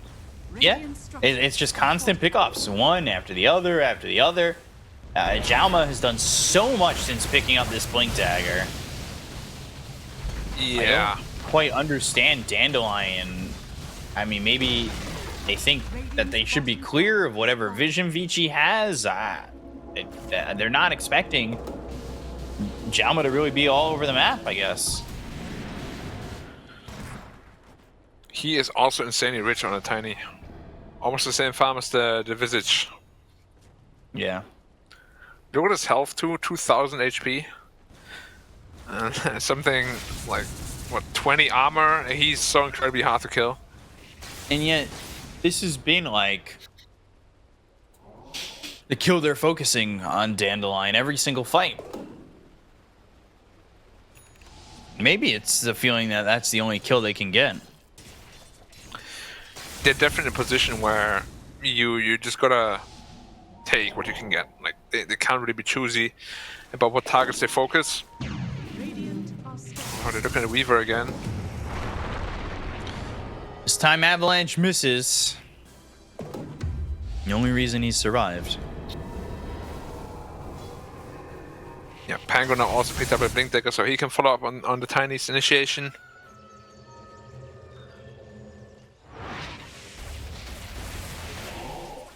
I mean, well, what do you do if you're Dandelion? Guess go for this kill on Yang, but Yang, let's see if he can survive. He's got the BKB. Do they have the control to make sure that they get the kill? No. BKB is out. The TP is there. The damage is not enough. BKB TP. They do see Victoria. They do see these heroes, but the Avalanche are tossing the Chaotic Offering and gets the Primal split off just barely. They do finish off Yang. The Mortimer's Kisses are flying in. They'll take out Beyond, though. There goes the Visage. They'll take out a second in Victoria. Dandelion's starting to get some damage out there, but Erica's still free to do whatever he wants. They've got the Scatterblast. They'll buy back in on Tiaming. Low here is SJ on the Brew. Throws down the Cinder Brew, and it does ignite on Jaume. They've got the stun coming through, and Scatterblast is out. They'll take out 3 heroes. They've got XM over to the side, but they need to run away. Tiaming just bought back, and he's going to die a second time in this exchange. Goes okay for Dandelion, but the real winners end up being Vici overall. Alright, Yang TP to where with 10 health? Back to the fight? Okay, he died to one Sakushi, I think. He had like 10 health when he TP'd out and instantly died, so maybe expected the wall to hit him back up, but yeah. At least something going their way, but they did have to commit some buybacks. It's a dieback on the Marcy, so she's not really going to be getting any items. And Morphling is just continuing to scale. Right? It's still not looking very good. It does bring Weaver back into the fray, though, right? Like, now you're finally ahead of XM. It does. It's just your scale is so much worse than the Morphling. As a Satanic picked up on Morphling already, so yeah, just finding kills on him is incredibly more difficult. Oh, yeah, Chinese BKB, checking if it works. It does indeed work. And the batteries ran out. So, gonna have to crank that BKB, get it back to operational in 73 seconds. Beyond really been a non-factor in these fights. And in case you were wondering, that was the fastest Satanic of the DPC on a Morphling so far. Yeah, not surprising. Second item, Satanic like that is pretty rare. Yeah. I don't think I've seen it anytime lately. They might fight this. They've got... well, never mind. ZC, I saw him TP top. I was thinking maybe he'd want to get himself in a position for the more of his kisses. He is just on the edge of where this will land in the pit. They've got the familiars coming in. There's the kisses coming down. And Erica taking a lot of damage. Can they get into the pit on this one? They'll get the Aegis into the hands of Erica. They've got themselves the static link for a long duration. They look to get the kill. They've got the dispose. They'll take out Erica for the first kill. They took the Aegis out of his hands. They'll buy back on the Tiny. They've got the Swashbuckle coming in, but there's the stun on multiple heroes. XM in some trouble. He'll roll up and go into the Rolling Thunder. They get the kill on TMing. They'll take out ZC. They'll lose themselves SJ. Not just yet. He's on the run. He's got the urn. They still have the Chaotic Offering, but Summer over to the Raise side. that fast. Taken out by Erica. It is just proving to be way too much for them on the side of Dandelion as Vici now 9,000 net worth ahead, and they still want SJ Yang chasing. That movement slow is very significant, though. Yep. They had a chance. If they didn't give up the Aegis, I think maybe Dandelion take that fight, but unfortunate for them, they didn't. Radiant structures are fortified. Radiant's middle tower is under attack.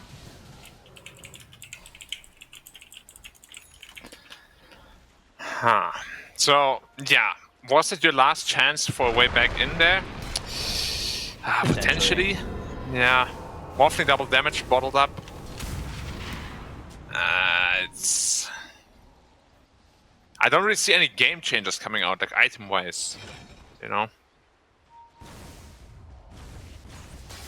Pretty sure the Tiny's looking at the Marcy right now, but...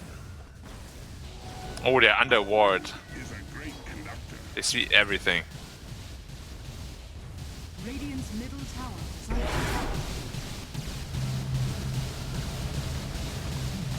Erica just taking this mid-tier too. Radiant's middle tower has fallen.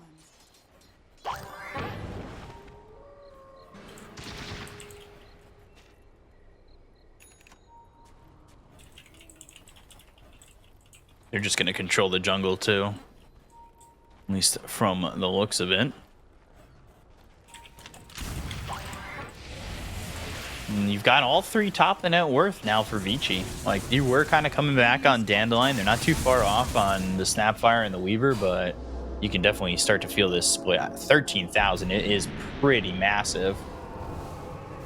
Yeah. It is. Morphling almost has his BKB done. So then they don't really have a chance of killing him anymore. Shiva's got down on the Razor too. They're just also rich.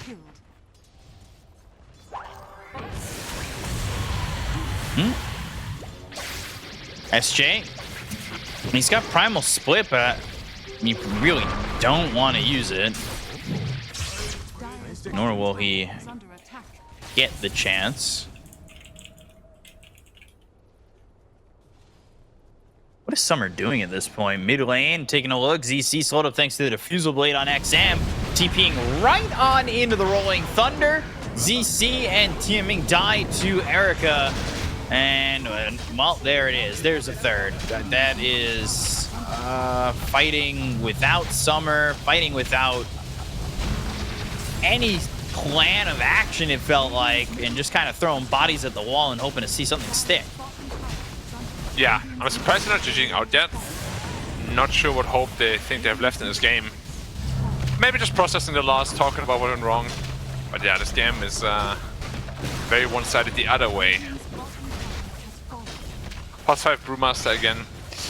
Yeah, I really don't like it. Radiant's bottom barracks has fallen.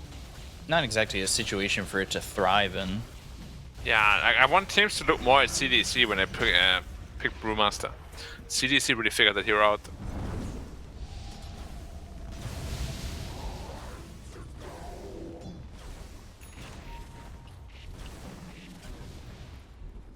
So maybe they have one more shot at this. They're down 20,000 net worth, and it's going to take more than a dream to make this kind of come together. They're going to go for Xiaoma.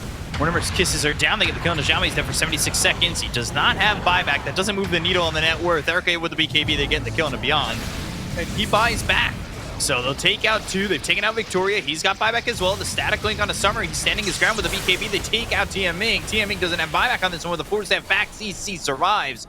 Beyond getting run down a little bit. Now no longer a BKB on Yang. They've got the familiar to stun him up, but XM in with the swashbuckle. SJ drops. And they lose a third. Not really many answers here. Yeah, at all. Also had to commit some buybacks. Well, Morphing is just hitting high ground. We'll see if they want to be a little bit more on the cautious side. Because we definitely don't want to be giving away any freebies. Yeah.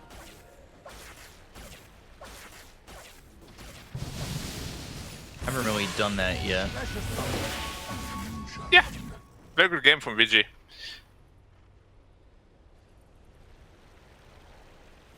And for the most part, they're just losing supports in these fights, right? Like 7-0-6 there from Erica, 6-2-14 from XM, and 4-2-8 from Yang. So 4 deaths are cores, the other 10 are your supports. And really, it's kind of just the Tiny. Teaming dies to Erica. Tiny's died 7 times, so he's half the deaths. Do you want a Sag stat, guys? Sure. So far, the biggest net worth comeback in the DPC this season was Na'Vi versus BetBoom, where BetBoom were able to come back from a 18,900 gold net worth deficit. So, unfortunately, we are far past that point in this game. So it would be a truly record-breaking comeback if they were to pull it off here. Feels Hey, record is that guy. pretty difficult. I mean, Summer is that guy. Summer does like a good record, so maybe this is all according to Summer's plan to get himself in for more records. But Avalanche toss on a ZC, and they've got the Chaotic Offering coming down. ZC now with no buyback, and that's going to look like the beginning of the end here. Summer can't even do anything with the BKB as he does chase XM, similar to his Lycan days. XM now out of the Rolling Thunder. They've got the Fatal Bonds coming through. It doesn't land on a Summer, but it's not looking like, oh, Summer may survive, as he was looking for the blink as well as the Avalanche to get the time lapse off. They'll look to take out the Golem. Not awful, all things considered, to start, but then things start to really decline as Beyond and TMing go down. Xiaoma's in on this one, throws the Avalanche over onto Summer. Summer, the last one alive, as SJ drops, and it'll be a full team wipe and a game victory here for Vici, evening up the series at 1. well, it wasn't quite enough, unfortunately, as VG take game number 2 in a very, very convincing fashion. Dandelion, unfortunately, getting absolutely whooped out of this one. You can see Yang, he's having a laugh, he's enjoying this one, and yeah, they're saying, hey, you know what? I think we've both learned now. Let's not pick Weaver. Yeah, that hero did not have fun in either game. Both dealing with some sort of blink initiator in the Tiny and the Tusk, and they both struggled. That was, I've never really seen Weaver games back to back like that just be an absolute shellacking. Yeah, like that was pretty rough. I think you summed it up pretty well. yeah. Well, I mean, you know, we did say in the draft before the game started, if this Tiny has a good game, then this Weaver's life is going to get very difficult. But, you know, we weren't really expecting the lane to go that well, but they won every single lane on the side of VG Gaming. And, you know, we've all been in those kinds of games where you know that the odds are stacked against you.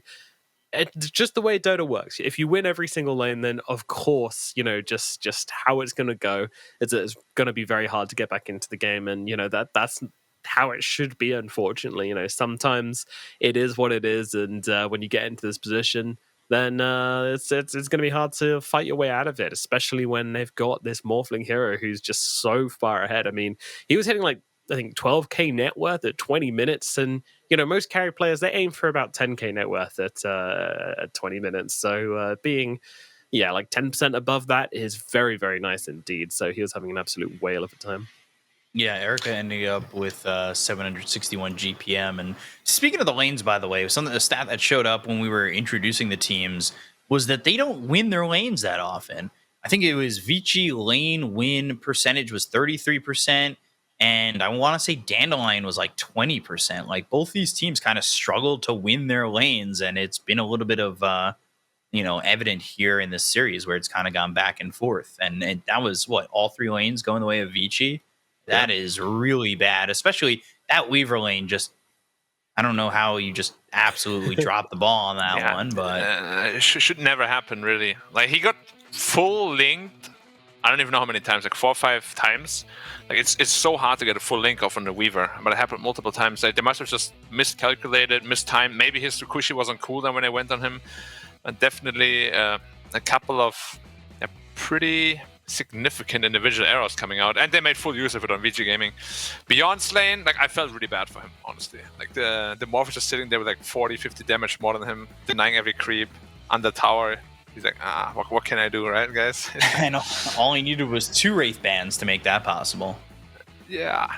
It was a really, really rough laning phase. And Snapfire tried their hardest to make things go back in their way, but your kisses just have way too long cooldown, right? 2 minutes.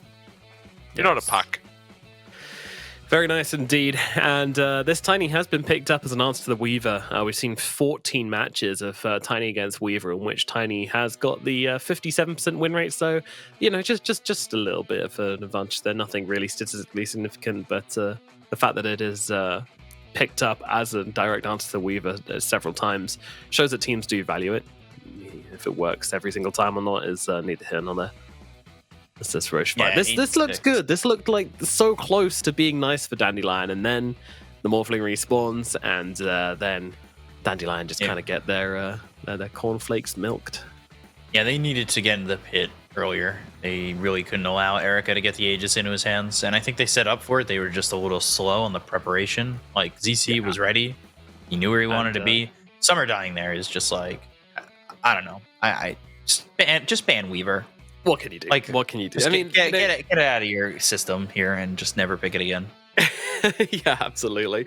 But that fight was interesting to me as well because they didn't back away. And at the time, I was like, why aren't they running? Why are they trying to get away? This seems really crazy to sit around and wait for the Morphling to respawn and just basically wait to die. But then you look at the heroes and you realize, oh wait, they've got Morphling, they've got Razor, they've got Pangolier. The catch on Vici is just really hard to play into. The only hero which can actually get away is a Weaver. So in terms of escaping and surviving, it's not really going to happen. And, there was a brave moment for Dandelion when they said, well, boys, it's been a good run. Unfortunately, we're in this situation. We're not backing away because there's no point. So we're not going to get away. So let's just stand our ground, trembling with the sword in hands. Like when you see the army of thousands rushing your castle walls and all you can do is try and stand your ground for as long as possible. But in the end, you will inevitably fall. But luckily, this is just game number 2. And Dandelion, of course, took game number 1, which means we're now all drawn up 1-1, and we get to go to a third game, which I'm excited about because game number 1 was good. I'd say that was a good quality game we had. Game number 2, very one-sided. Yeah, a bit of a stomping, VG Gaming. They got their big boots on and kind of crushed that little Dandelion, that little weed growing in the garden. So now we get to go to game number 3 and we'll find out which way that one's going to go. I mean, based upon these 2 games, who are you favoring going into this third game? Whoever doesn't pick Weaver. That's for good sure. Answer. What What if Nita picks Weaver? Then probably Vici. Just a little bit. I think if they find themselves with a little bit of a draft advantage, or they didn't even have really the lane advantage on paper, right? they still pulled it out. They still did really well. I think Dandelion kind of have to go more traditional mid. I'd be really appreciative if they did that for ZC. I get it. You like playing something a little bit different there, but you're getting slam jammer. And, like the Tusk did okay, but it didn't do amazing immediately. Like it kind of came back, and that was well played by ZC. I'm not going to take that away from him. But if you play something maybe a little bit more standard, that mid lane doesn't feel as meh, and maybe does a little bit more, and I have a little bit more comments, because XM, despite the loss in the first game, he's had 2 amazing games. He really has. And, like, I don't know, I just have more faith in Vici to get it done in game number 3, truthfully. It's, another game 3 here in China. We're not, like the Eastern European 2-0 in every series that you and Cap were talking about. They have, like, 60-minute days? It feels great. Yeah, they said like it was it's a talent's dream where you get 2 2-0s to get speed running. Yeah, speed running, exactly. They apparently they're in negotiations, start paying by the hour instead of by the day, so that they can stop ripping them off. But no, that's a joke. That's not happening. But, that's when it starts being 2-1 still all the time, and they're like, can we revert that again? No. Yeah. Didn't we have that maybe last year for Southeast Asia? It started like all 2-0s, and then we were like, oh my God, we're getting out of work so early. And then it was 2-1s the rest of the season. And we were just like, oh my God, this is a long day. We were going from 9 a.m. to 6 p.m. some days, where it was like dragging on real long. But I love it. I'm down for a game 3. I want this to be a good game 3. I want it to be close. Tired of these one-sided affairs. Yeah. Let's get an arm wrestle to come out of this final one. I definitely would say we're not going to see a Weaver. Adjustments to the draft. Do you think these teams should be making? Is there anything glaringly obvious which needed to be addressed in this game back? I think it was mostly an issue I had with Dandelion. Like, as B-Cup mentioned, just pick those traditional mids. We even had the discussion before the game started. Like, if you pick traditional mids, you can't really lose the lane, and things will probably be okay for you. Like, if you really want to experiment around, like, you need to be on a skill level of like 9 on those really strong tier 1 mids. Like, yeah, it's always fun. It's just not the place. Not right now. Unless it's like a super good like last pick that makes a ton of sense. We're like, wow, that is crazy. But yeah, like Snapfire just ain't it. Pick normal heroes for him. Pick normal heroes for Summer, more importantly. Like, he will always be a winning condition, right? Like, don't put him on heroes like Weaver. Put him on actual hard carries that can hit hard.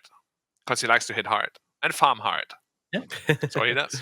I agree with that. And, I agree with the non-experimenting during this series. It would be a good place to experiment if we got DPL back. Hey, I've come full circle again. I'm back on the DPL trend. But we should be, like, having that be a thing. Like, please. I want to see some experimenting there. And then bring it into we got to get this hero diversity up. Saying that China is in last with the hero pool options, numbers got to go up. I don't know if they're in last, but they're definitely in the lower average. I didn't check all the regions. I just ran it through the simulations. But life is a simulation. They're definitely in the lower portion in terms of picked heroes. Yeah, at the moment, but that might change after today. Who knows? We're definitely getting some variation coming out today. That's for sure. Do you think there was a degree of cockiness here from Dandelion picking up that Weaver? Do you think they were trying to flex maybe a little bit onto Vici here in this game too, B-Cup? No, I don't think so. I think realistically, I think Weaver is kind of the hero that Summer is kind of like used to playing. Something that chases the enemy and doesn't really do a lot of damage. But sorry, Summer, I'm kidding. I'm only kidding. It only happened once when you were chasing the Rolling Thunder in that top high ground defense, but it's fine. No, I don't like to. I didn't think it was like a we could do it better kind of thing. Although, maybe if we got like a DPC true sight, I'd love to see if they were just like, yeah, let's pick Weaver. We could do better than them. Like, I want that. I want that behind the scenes. So, like, when we come into the next series between Vici and Dandelion next year, that's like the preamble. Like, they thought they could do it better than us. If Dandelion take the victory in this game 3, then we can ask them. Then we can, of course. B-Cup, have we got a draft started yet, or are we still? We do. We do. Well, then. what do we say? Central You and I noises. and Black and chat and all our viewers at home. We'll stick together and we'll go into this draft here. Should we do that? Everyone? Oh yeah, Yeah? that's All right. Let's slide in. Except for you in chat, that one person. You know who you are. You're not Yeah, coming into leave. the draft with us. Get out of here. Get out now. The guy who was bullying Ricky the other day, and he asked for them to be banned. Oh, there would be a lot of somebody people then, bullying though. him? Yeah. Oh man, Someone would was be a lot bullying of him, and people, he's got- guys. He hasn't got mods, so he couldn't do anything about it. we can't ban all of Chad. We True, and could, everyone bullies Ricky, so especially Well, Neff. I can't ban myself. I fuel the flames. who looks more confident here to you guys? I don't know. Jaume's looking very tired. I can't really see much of the person on the left. The camera setup is very amazing, Yeah, as we have, always. I like Summer, Summer's, the carries. I like This is the the important glasses. one. A little bit jittery maybe on Summer. He's this is textbook nervous. The touching of the face. Yeah, but you've also got Erica, textbook nervous, where the chair is just rumbling. I mean, that's just textbook gamer. Textbook Gamer. ear sports. Yeah. Yeah. Like, oh, I can't keep motor. my legs still, my knees. Just chug 20 energy drinks. And I need to poo, but I need to play this game. Classic. I mean, what? Do it Anyway. both at the same time. Could do. New RGB toilet coming when? Perfect. Get it done. RGB diapers. Puck and Tiny. What a combo. Wow. It's lockdown. It's damage. It's control. It's cool. Very last meta, but it's still good. Oh no! Surprised they let them have this. Especially after what XM did with Puck in game 1 and what Xiaoma did in game 2. Yeah, but also they're taking the best of both games. Yeah, they really I are, guess aren't you they? could say Both the teams. same with Dandelion, right? Yeah. Razor and Tusk, like Tusk did the same thing. I mean, Tusk was pretty bad until they were allowed to come back after that Bristol Aegis fight, right? True. So I'm still not impressed by the hero mid. I gotta admit. You speak of the true. Yes. What a reference. Cloud Atlas. You can handle the truth. Is that Cloud Atlas? Yeah, speak of the true. I've never seen that movie. Oh, I probably just say I've it never a lot seen that then movie. because I find it funny. I do say It that a was- lot, though. Speaking of the true. It was a weird attempt to do like a kind of pseudo futuristic where people had, apocalypsed themselves and gone back in time, kind of thing. I think it was Tom Hanks who played it, and he had like this weird accent through the entire thing, which was like kind of Hilarious. It was just odd. He's really good in Terminal. If you guys haven't seen that movie, So Terminal 1 or 2. all the films of Tom Hanks to bring up, that's an odd one, but I think it's hilarious. That's why I love that movie. I think it's pretty funny. Stuck in an airport. What a Yeah, it's kind of funny. Concept. Although Big is one of my favorite Tom Hanks movies. all right. What about Bruce Almighty? No, Oh, no. no, that was Jim Carrey. Kind of different echelon of actor there, but maybe more your Okay. pace. that was a funny movie, though. Yeah, I mean, sure, it was a funny movie. Yeah. Like, See? When I I mean, saw it. dude, I might be. have you guys The seen wrong Superbad? Like, where am I going? It was a good movie. Oh, yeah. Oh, they banned the bristle back. They don't want to deal with that again. Yeah, that's fair. That's fair. That hero did work, and wow, no one's banning the Weaver. Shocking. What? If somebody picks it though, I'm gonna walk off. I can't handle it.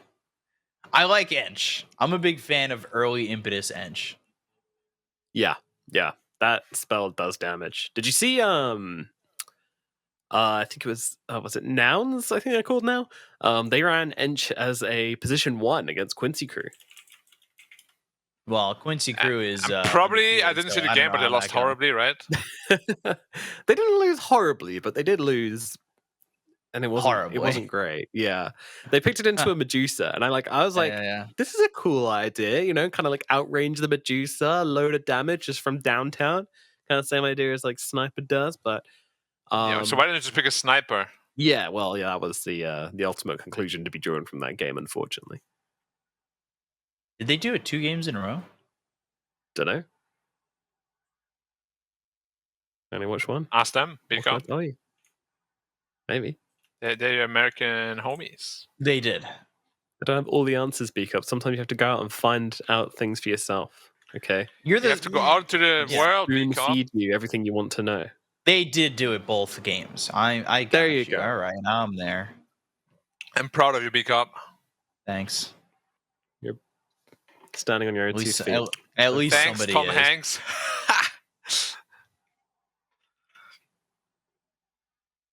XD in chat. Thank you.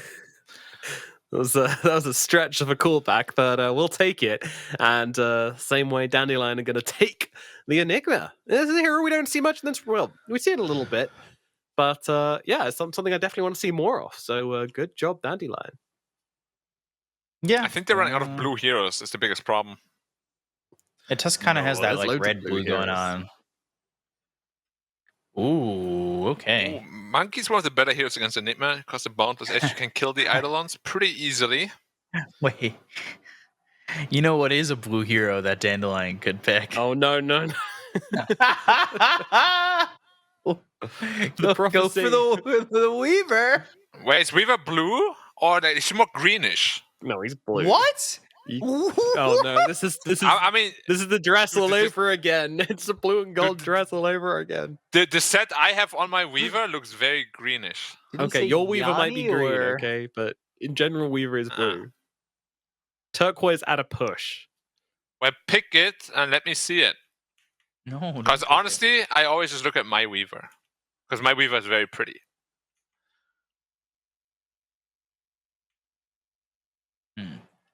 See what the bands are liking. Does Anti-Mage go through as blue? Yeah. He's purple. Perfect. Well, I'd say he's on close enough. But he's in on the blue hue. blue. Like, if yeah. Anti-Mage is purple, then Enigma's purple, right? So yeah. let's not get too pedantic about it. And Tusk isn't really blue either, if we're being honest. But he has a blue fist. Tusk has yeah. got blue quote. You know, he's got the blue jacket and everything. And his fist is blue. Ice is blue.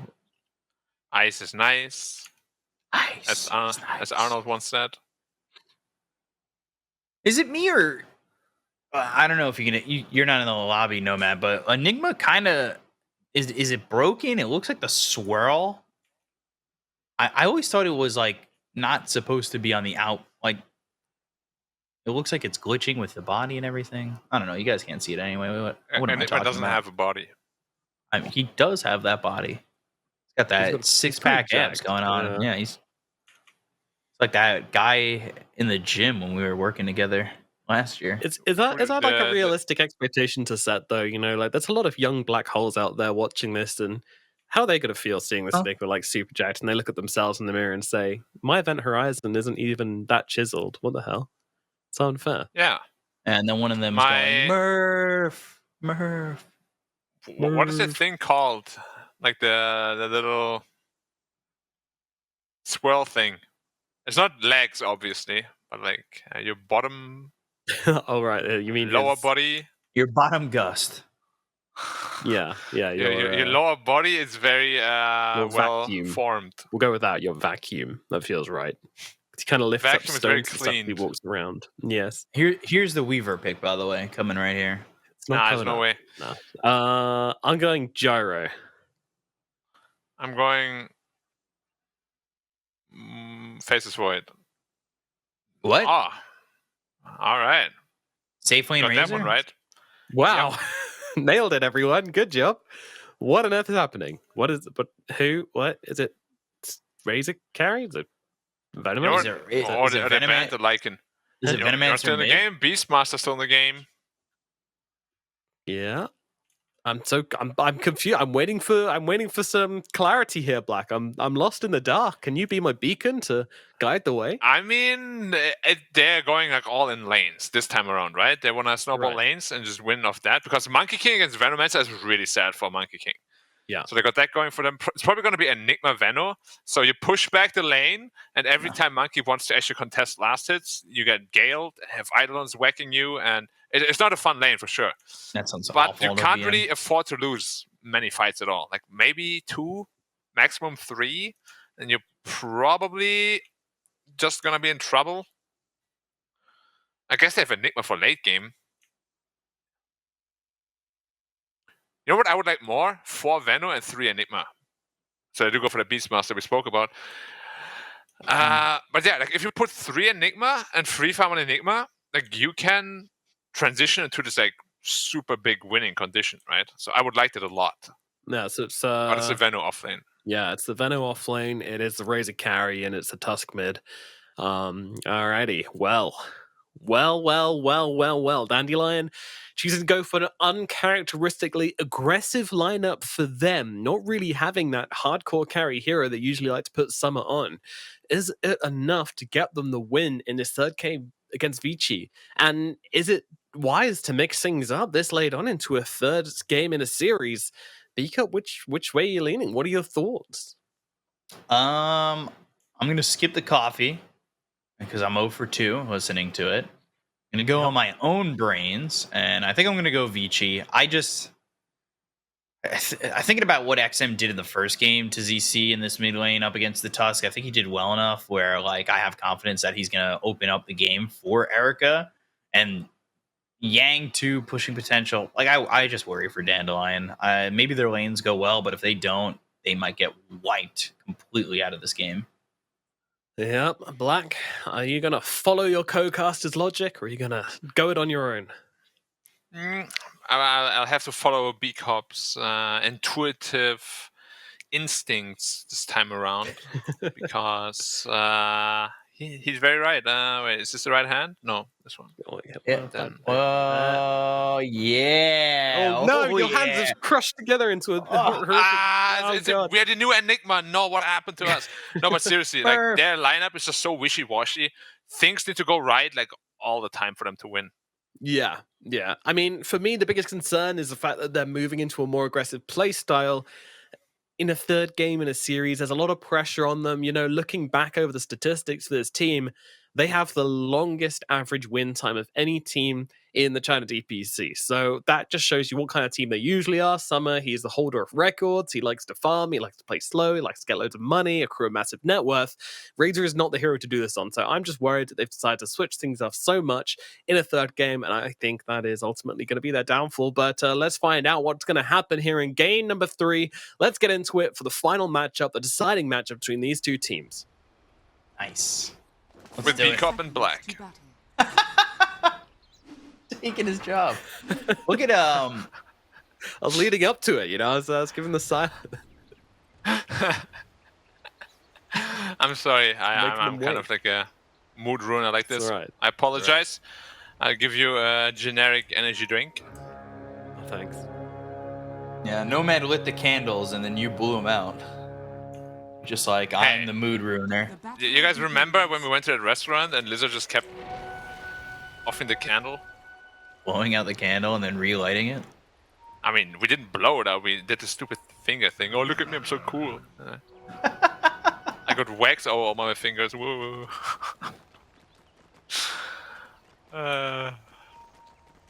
It's like my muscles, they put out the candle. Oh, yeah.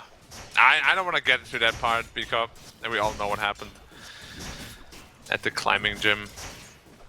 And the song we made at dinner was beautiful. Static Link, top lane. Yang. Alright, he's fine. Just casually losing 32 of his damage and for 16, or whatever that math is.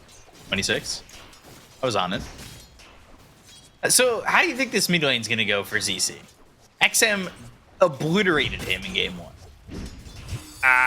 It's honestly on paper like a super even lane. 50-50 both farm, and then level 6 plus you start to rotate. And whoever does the better rotations usually comes out ahead.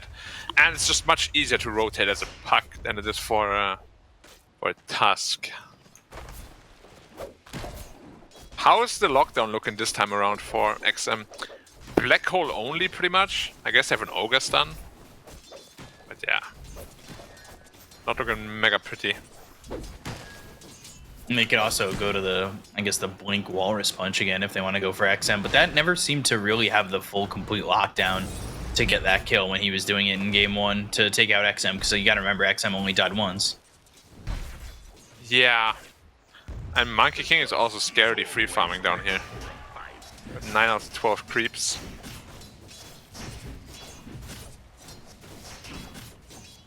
A bit surprising, honestly.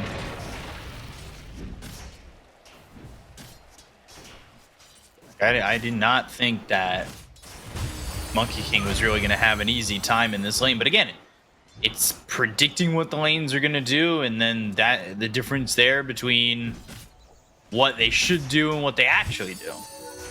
Yeah, to be fair, level 1 Venomancer is pretty weak. You don't have that Gale ability yet. So now that there's level 2, maybe he's going to be a little bit more scared on the monkey. Nice creep wave battle in the river, by the way.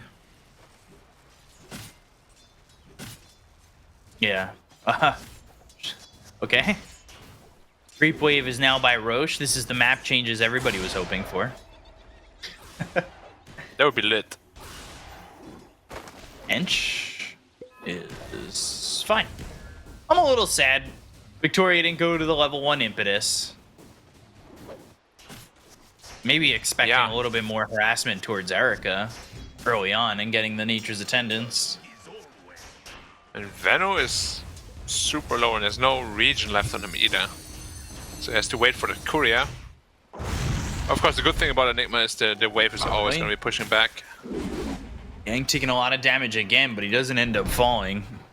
He's not having a great time here. 9 CS, but I guess compared to what's going down bottom for Dandelion, it's something similar. Or Xiaoma? Nah. Will we find this time around?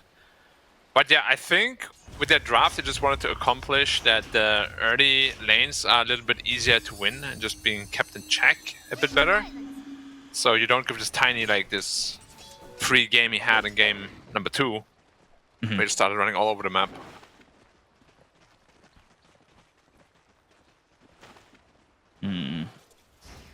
Oh, could be. Or they're securing the other water room for the task. Radiant's middle tower is under attack. Right. So no double water room plays. But yeah, Yang just now reaching level 3. I guess Beyond's doing a little bit better. But now Enchantress also gets their own creeps.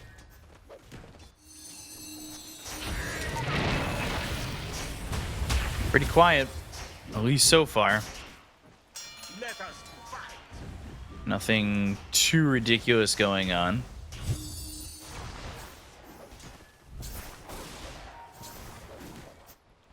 I mean, where do you really expect to see first blood? Probably on the bottom, if anywhere, and most likely with a rotation from the mids. Like dying top lane, there's really no excuse to it. You know exactly what you're going up against. It can only happen when you're completely out of position.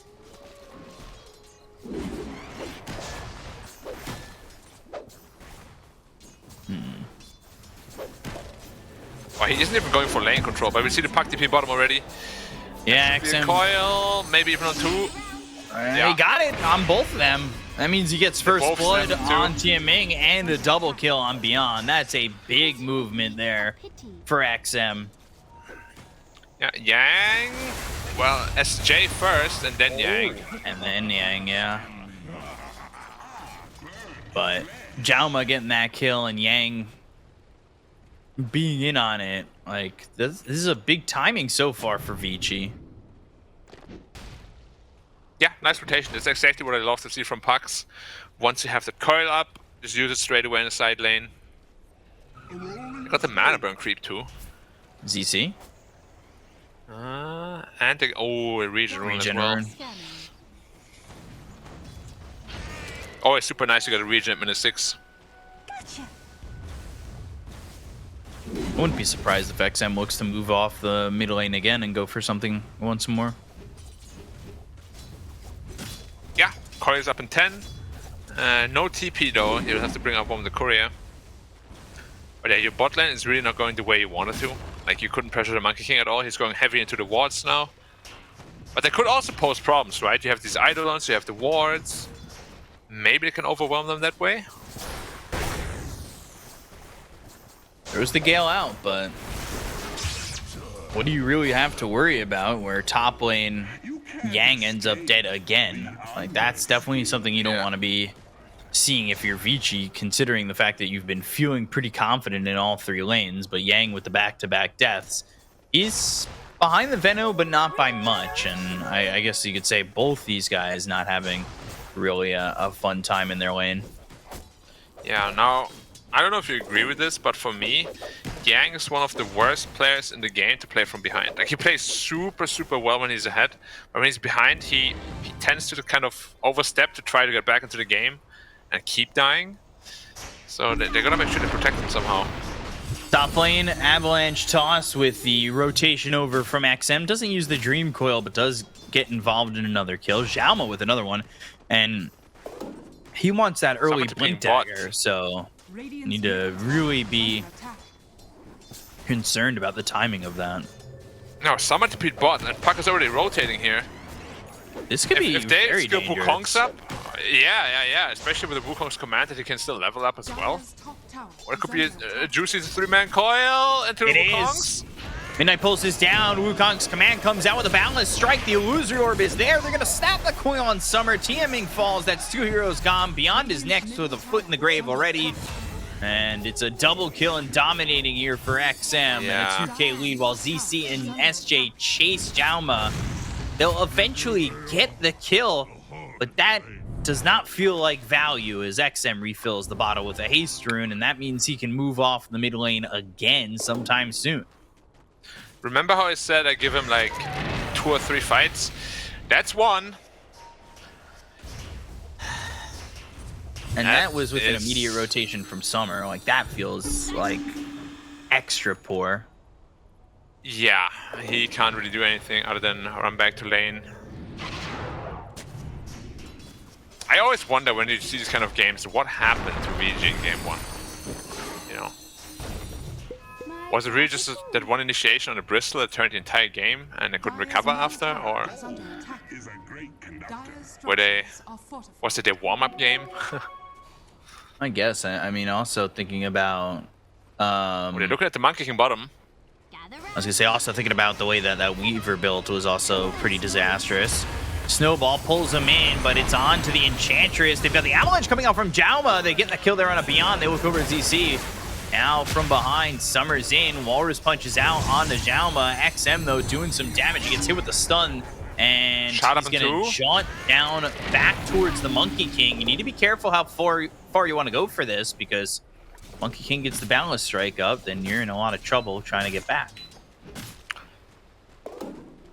Yeah, ultimately, pretty even trade, but the big problem is just that Beastmaster is getting a ton of space now, whereas Venomancer just feels really, really sacked. A sacrifice the Venomancer oftentimes will just really have no impact in the game, unfortunately. Walrus Punch eventually lands, but again, you've got the heal. And the untouchable. Plasma Field just on the edge.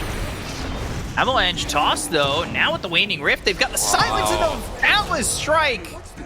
Erica gets one, XM gets the other. It's a mega kill streak here for the Puck. 5-0-4 in this game at just 10 minutes in. You know what I really dislike about Dandelion's drafting style? Like, even in game 1 they had the same problem. Should have ended up winning, but they have no answers for Puck, despite it being picked so early. Yep. And I want to say, they have a black while hole, this is all going on, Yang top, look at how much he's recovered. Yeah. Sorry to cut off your point about the Puck. I just, you know, you talk about how much the Puck is doing, and it only has opened up Yang even more, right? Yeah. Now, Xiaoma has to be a bit careful. He's the sacrificial lamb so far. Or he's the bait. Dream Coil. Kong's double stun again. Boundless on both. Walrus Punch is there, but what's it really doing? ZC's on the run. Beyond's already dead to XM. They've got the Primal Roar from Yang, who was stationed top, and they were going to get 4 kills, wipe him off the face of the map. Absolutely obliterating them in this game, and this is a absolute and utter shellacking. Distraction. This is even worse than game 2, and game 2 was very one-sided already. Like, you pick all in to win lanes, pretty much, and you won one lane, but then XM just rotates everywhere and makes your life a living hell. He's so farmed on the puck.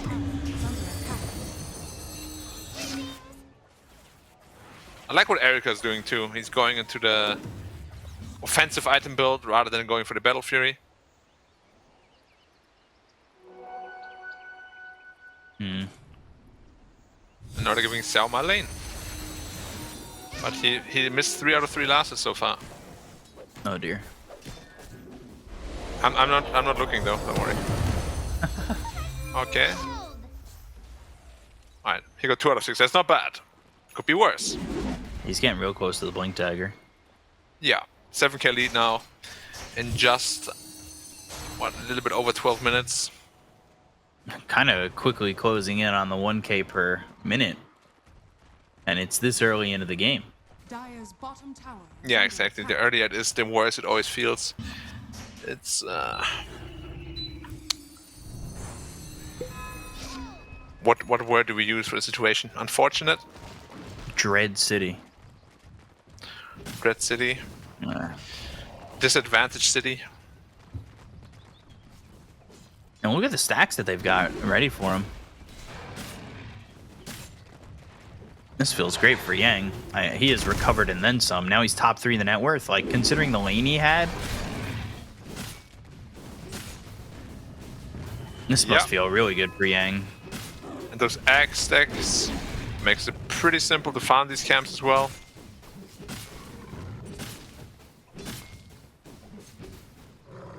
Kind of wonder what they can do here on the side of Dandelion with the way it's been going. Like, Jama's going to have this Blink Dagger soon. He's going to be ready to go with that. That gives them another step up in the lockdown that is already pretty massive for them. Boundless Strike, Dream Coil, Primal Roar, Avalanche Toss, and the Centaur War Stomp. And they go in a rush. This is not a bad idea at all. I don't really think Dandelion could fight this. Nah, they got Edge Creeps to tank. Got a Beastmaster one as well. Selma again. But, like, this isn't doing anything. He won't even die. He just ate the ult from Beyond. Like, really, he ate it from both him and ZC. And this is all while the Aegis goes into the hands of Erika. Yeah, and he's still alive. Of course, there's a Tranquil to heal him up. So, as I said, it did nothing.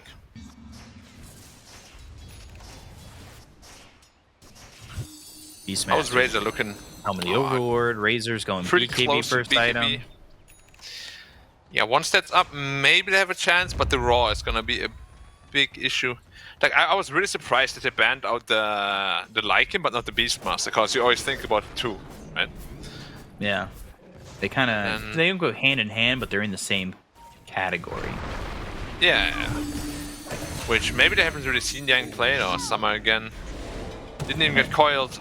Yeah, it's just Yama. That was the blink. That was the blink showing up. He's got it in 2 seconds. SJ.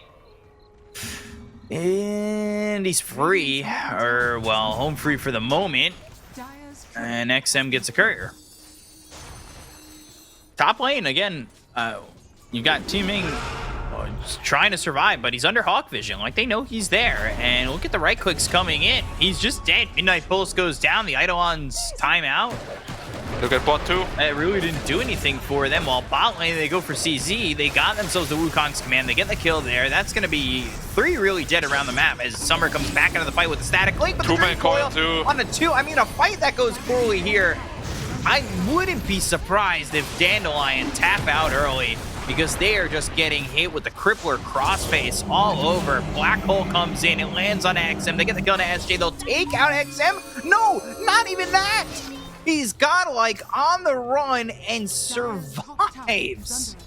Yeah, there was the buyback of Enigma. Selma's looking for more. Yeah, that was with a Black Hole. I mean, Jalma's looking to get in there.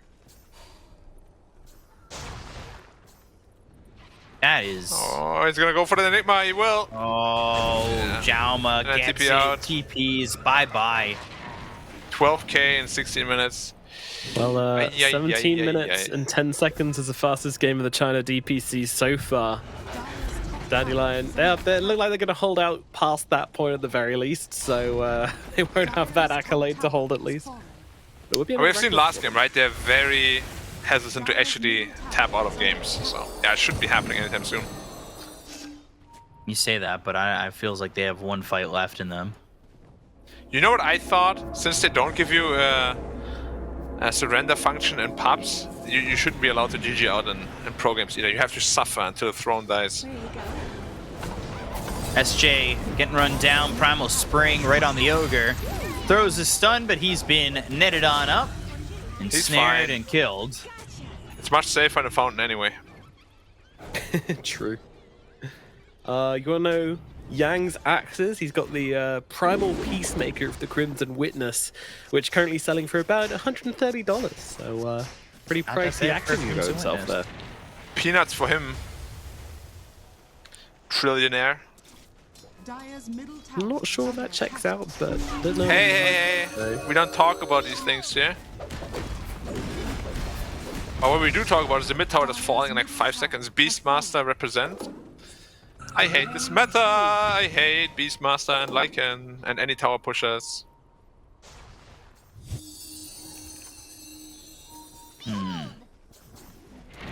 Alright, BKB Beakup, you now have the finished for great summer. job of telling me how to get back into this game. Good luck. I feel like I that's get not coiled? my job. Toss up into the air with the avalanche, doesn't get tossed out of the coil. I'm not sure it's really going to matter. Snowball just extending the inevitable, but shards do a good job of putting some space there. However, well, that's not really a thick enough forest to juke them all out in. Someone's peeking into his death potentially. Nauma, toss, BKB, use, No, I Primal was Roar is kidding. there. They get the kill into SJ, and, well, Summer on the run, and he is going to be extinguished as they lose the Razor, Holy they'll lose shit. There TMA. it All GG. It's it. 18 minutes, 43 seconds.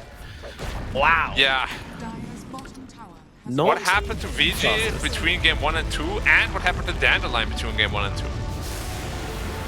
That's a question. That's a question we're going to be asking. And that is definitely a question that Dandelion are going to be asking themselves as they absolutely crumble here. I mean, to me, at least, you know, it definitely feels like what we're saying in the draft. You know, this is such a change of pace for this team. Why did Dandelion feel like they need to prove to everybody that they can play a different style of Dota when the other style of Dota does nothing really wrong with it? Like, I don't feel like it was niche and restricted enough to actually be an issue. I don't know. What do you guys think? I don't know if it was Um, necessarily wanting to play a different style of Dota or just being lost in the draft. I don't know. This felt like they were forcing ZC to continue playing on those unconventional mids. I guess maybe that is technically a different play style, but that's what they've been doing, right? Like, yeah, I mean, it was felt like mids their and it ideas. was, you know, the more tempo carries on Summer. I mean, that's to be the biggest point. You know, they've always played around Summer. You know, they've always put him on the Medusa, on the Terrorblade, and things like this, and just kind of put him in the hard carry position. And when they put him on something more tempo, it just looks like an entirely different team. Now, Yeah. I don't just want to like talk about his heroes necessarily, but just about like logic in general. They first Yeah. face the Puck, and then they last pick a Venomancer offlane. It's like so counterintuitive, Mm. and it just it doesn't really make a whole lot of sense. You know, No. like I don't understand what they went for.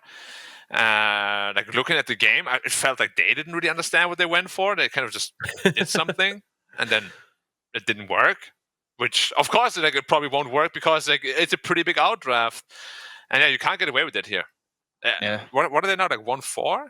Yeah, it's a dangerous spot to be in. 2-5 has been like 4? the most It's a to get tiebreaker for the bottom, relegated. right? Yeah, 2-5 has been the most, but a lot of the times it's been like 0-7, 1-6. Obviously, with Yeah. everybody going 1-1, 0-7's not possible, but this is now Dandelion in dire straits. Whereas Vici, like 3-2. they're 3-2. This feels pretty good for them. Again, considering the fact that they had already gone against the top four, or well, what everybody thinks is the top four. I think it's not guaranteed, but maybe they're major bound. I think hot they're certainly take though, close enough. guys. Hot take. Oh, give I'm it to me. actually quite happy that Dandelion is like not happy. That doesn't sound right, but I'm satisfied that Dandelion is 1-4 now. Like they stomped 7-0, right? Then they go to the big boys, and they just gives you confirmation that Division 1 is like so much like on a different level, right? So much better in terms of individual skill. The teams are just way better, and probably Dandelion also came to a cruel realization that like, Wow. Yeah. completely different playing field, right? Although after the first series, I thought they're up to the task because they crushed in their first game. Yeah, no, well, they've shown moments where they can go toe to toe, but you know, it always comes down to like, if you slip up once in the draft, then you're going to lose a Div 1 game. If you slip up once in the early game, you know, you're going to lose a Div 1 game. It's so punishing, and I think that's where it comes in, right? Like in Division 2, you're allowed to make some mistakes because the enemy are going to make mistakes as well, but you have to be clean. You have to be beyond clean. You have to be squeaky DP clean. And that's just, you know, such an impossibly high standard for a team of this experience, you know? They need more time on the pitch. They need more time to gel. And unfortunately, you know, this is a very tough circumstance to do it in. I wouldn't be too disappointed. I'm sure they are disappointed in their performance so far. And I think if they get relegated, you know, they'll be really sad. I hope that somehow they don't get relegated, but at the same time, like, then who? You know, it's Asta Ares, it's E-Home, right? So I feel so. I don't want to lose any of these teams. I want to keep watching them improve, and I want to keep watching them play in Div 1. You know, I don't want any of these guys to be knocked down, but yeah, at the same time, you know, I also want to see Fusion and IG up here. So what can you do? Yeah, to be honest, I kind of wish there was relegation playoffs. It should be. Bottom 2 of Division 1 plays top 2 of Division 2, or maybe not even. I think if you don't want to do it like that, maybe first place of Division 2 automatically gets promoted, and then bottom 2 of Division 1 and second place of Division 2 play each other in some sort of like 3-team round robin. I wouldn't mind that. I don't think it's very tough. What I'm noticing about these teams that go back and forth is they just don't have enough time in Division 1. And when you're coming, by the time you get back to Division 1, by the time you get to come back, you go to, let's say, first season, you're Division 1, you get relegated. So season 2, you now get promoted because you're probably one of the better teams in Division 2. And then by the time you're back in season 3, you know, there's a new patch and you got to kind of feel it out. And just one round robin is not enough time to feel out a patch and feel out all these teams. And they're way stronger than you are. So I just think if there was a way that a team, yes, that comes in last, still has a chance to stay in Division 1 because of some sort of relegation playoffs, I think you'd see a lot of these cusp teams play better. I think going into like a second straight season where they got to stay because they won relegation playoffs, you maybe see them not in that spot again, where they've kind of had that time to perform and do a little bit more and figure things out better. It's tough. Yeah, I mean, I kind of agree at the same time. You know, you have scrims behind the scenes and everything, and I think when you get up to Division 1, that's going to open a lot of doors for you in that regard, and you'll be able to get much more experience in scrimming with the big boys and, you know, all that stuff. And also, I think like a constant refresh of teams is good. You know, it's good for the scene. It's good for the watching experience as well, to have some new faces coming in every now and again. So yeah, I like the idea of playoffs as well. I think it's more competitive, but at the same time, I think for like the ecosystem, it's good to have that constant constant churn between the bottom 2 and the top 2. Yeah, but you'd still have that, right? Like you'd still have that change. You'd still have that mix up. It would just require teams to win a playoff. And yes, you do get access to scrims with the tier 1 teams. I mean, they probably do it anyway between Division 1 and Division 2, but it's like a football friendly.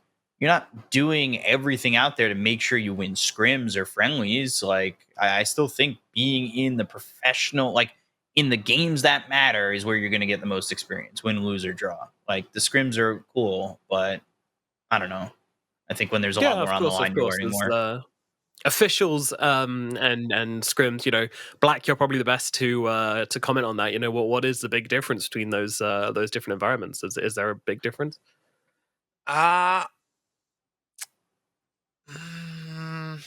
It's honestly hard to say also because I haven't really been competing like the last 3 years. Like back then, there was definitely a pretty big difference, but I would assume nowadays it's probably not as bad because the gap's closed by like quite a bit throughout the years. So yeah, I would assume it's like a lot closer now than it used to be.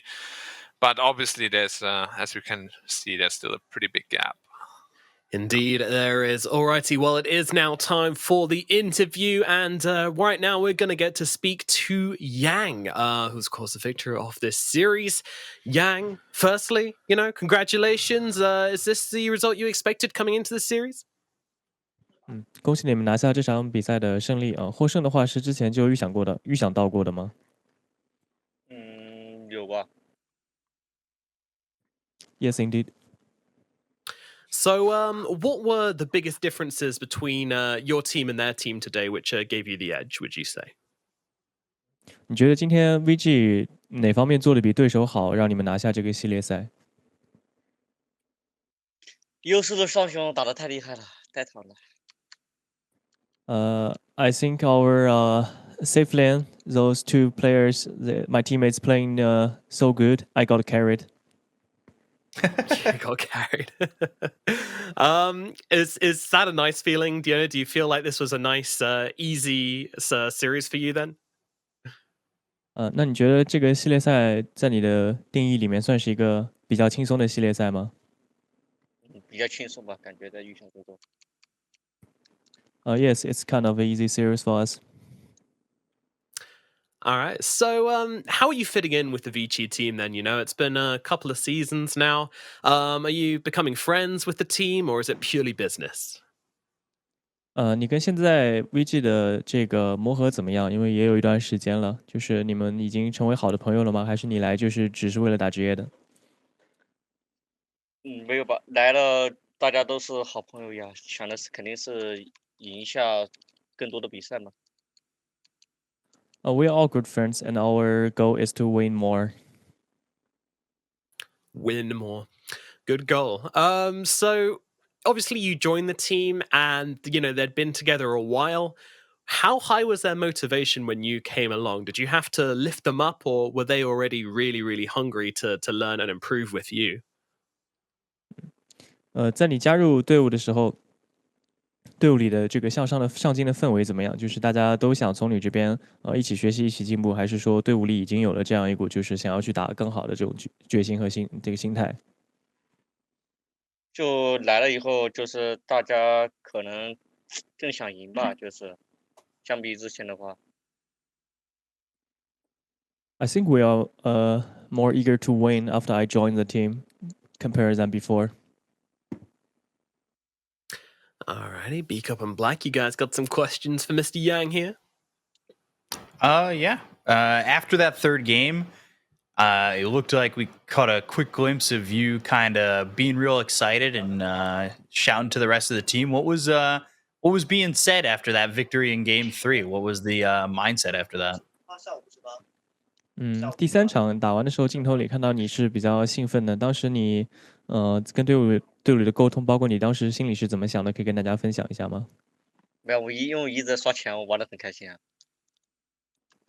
I was so happy. I was so happy because I was getting all the gold on the map. It was a nice farming game.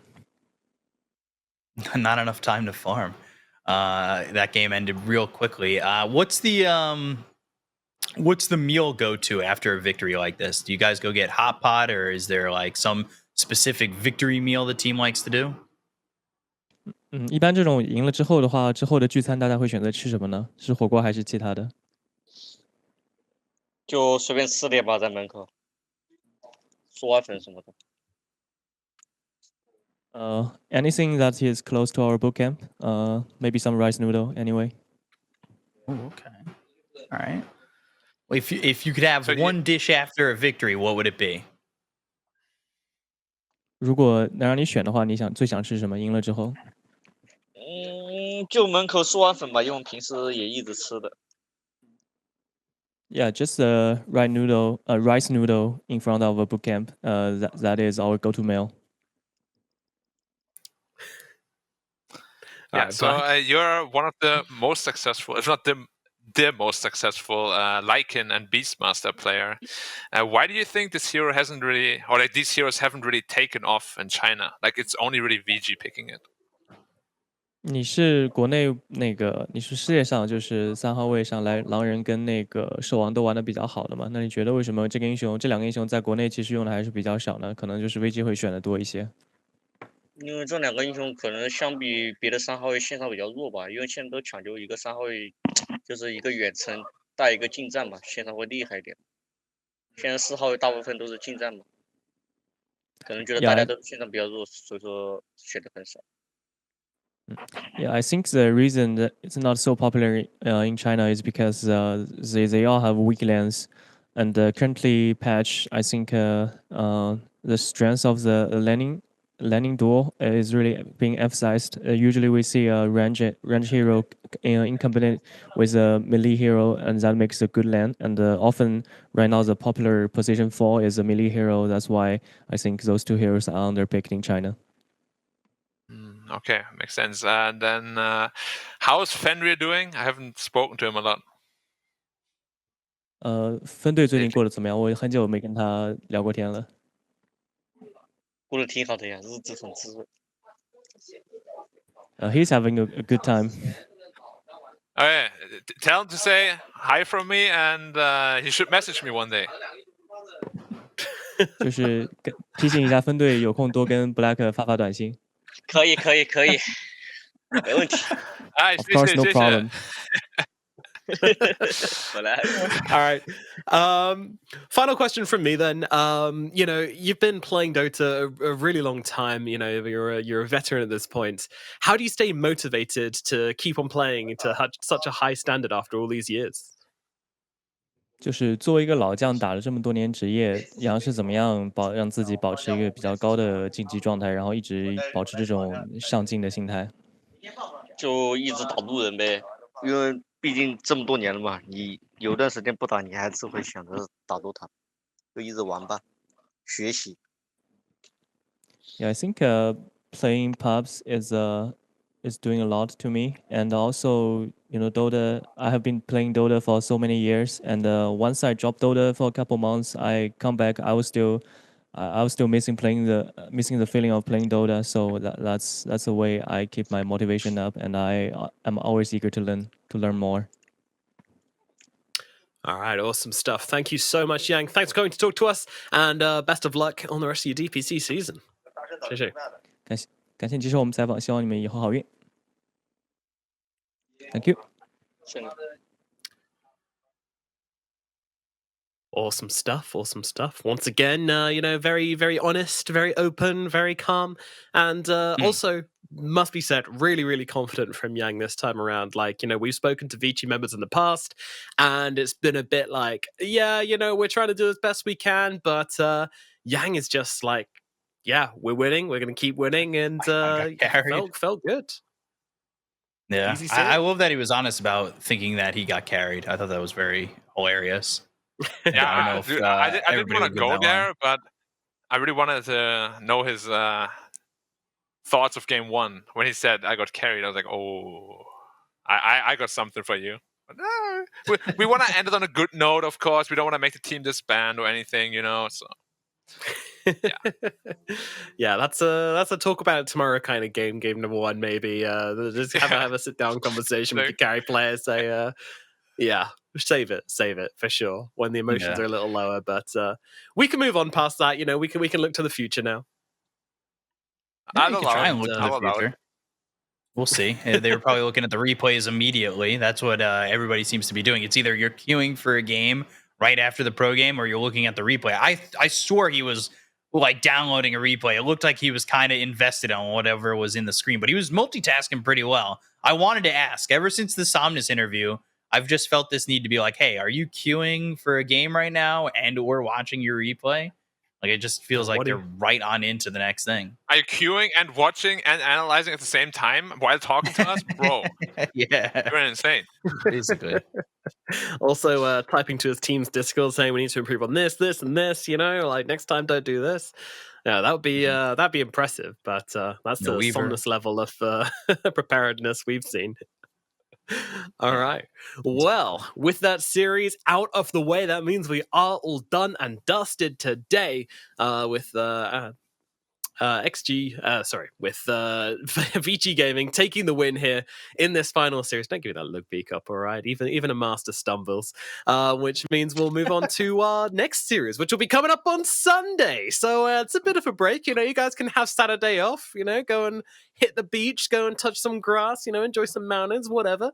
And then join us again as we've got 3 awesome series coming up in Division 2. We've got YBB versus Fusion. Then we move on to Asta versus RNG. And then we move on to PSG LGD versus Extreme Gaming. Holy crap, what a day. What an absolute stonker of a day. Sunday, everybody, get in here. I mean, my goodness, that is a stacked day and a half. Well, I guess Oh yeah. Asta versus RNG, you know, what are we expecting from that one? 3 games, Aster victory. That's what I'm thinking. That sounds reasonable. We're That gonna sounds go reasonable. 3 games. Okay. Yeah. I mean, I thought Asta might just sweep it, but RNG is improving. Ghost, no, they are getting better. Yes, they are. When Ghost is comfortable. Improving. When he's comfortable, sometimes, kind of. It's hit or miss.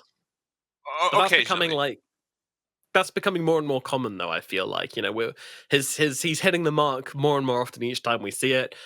So yeah, we'll see which version of Ghost. But of course, Asta is probably the strongest team, in my opinion, in the China region at the moment. So that's going to be an interesting one. And then talking about the strongest team, PSG LGD versus Extreme Gaming, to follow that one as well. I mean, that game is just... that's a huge one. That is an absolutely huge one, especially what it means to both of these teams. I think Extreme's going to take it, you guys. Ooh, I don't have my copium nearby. That's what I was kind of looking over for. But I don't know. I think LGD in 3 games. I think it's going to be a long Sunday. It's going to be quite the amount of games. I don't know if you've ever seen the monster truck commercials from the US where they're just like, Sunday, you paid for the whole seat, but you'll only be using the edge. Like, that's going to be everybody if they're sitting at their computer. They're just going to be using the edge and watching 6 games of amazing Dota. I think, though, LGD 2-1. If I say anything else, I feel like people would be like, oh, you're lying, B-Cop. That's not what you think. Although I do think Extreme, they've beaten LGD in the past. I wouldn't be shocked if they win. All right. Well, you guys will have to join us on Sunday to find out exactly how those games go. And of course, seriously defining games at this point, because we've got a lot of teams in China who are gunning for that major spot. And all 4 of those teams playing on Sunday are in the runnings for it. So these games could mean absolutely everything in deciding those spots. So make sure you join us on Sunday. But from today, we are all done. Thank you so much for watching. And of course, I'm not sure I said it, but thank you to Yang and our translator for the awesome interview as well. Thank you guys for watching, and we'll see you next time on Sunday for those awesome matches. Goodbye. 你不曾拥有姓名，通向终点的路很长，但谁也无法预知结局。有人潜心暗影，谋而后动；有人拼尽全力，克敌机先。没有对与错，只有速度是唯一的答案。奔跑吧，在到达终点之前。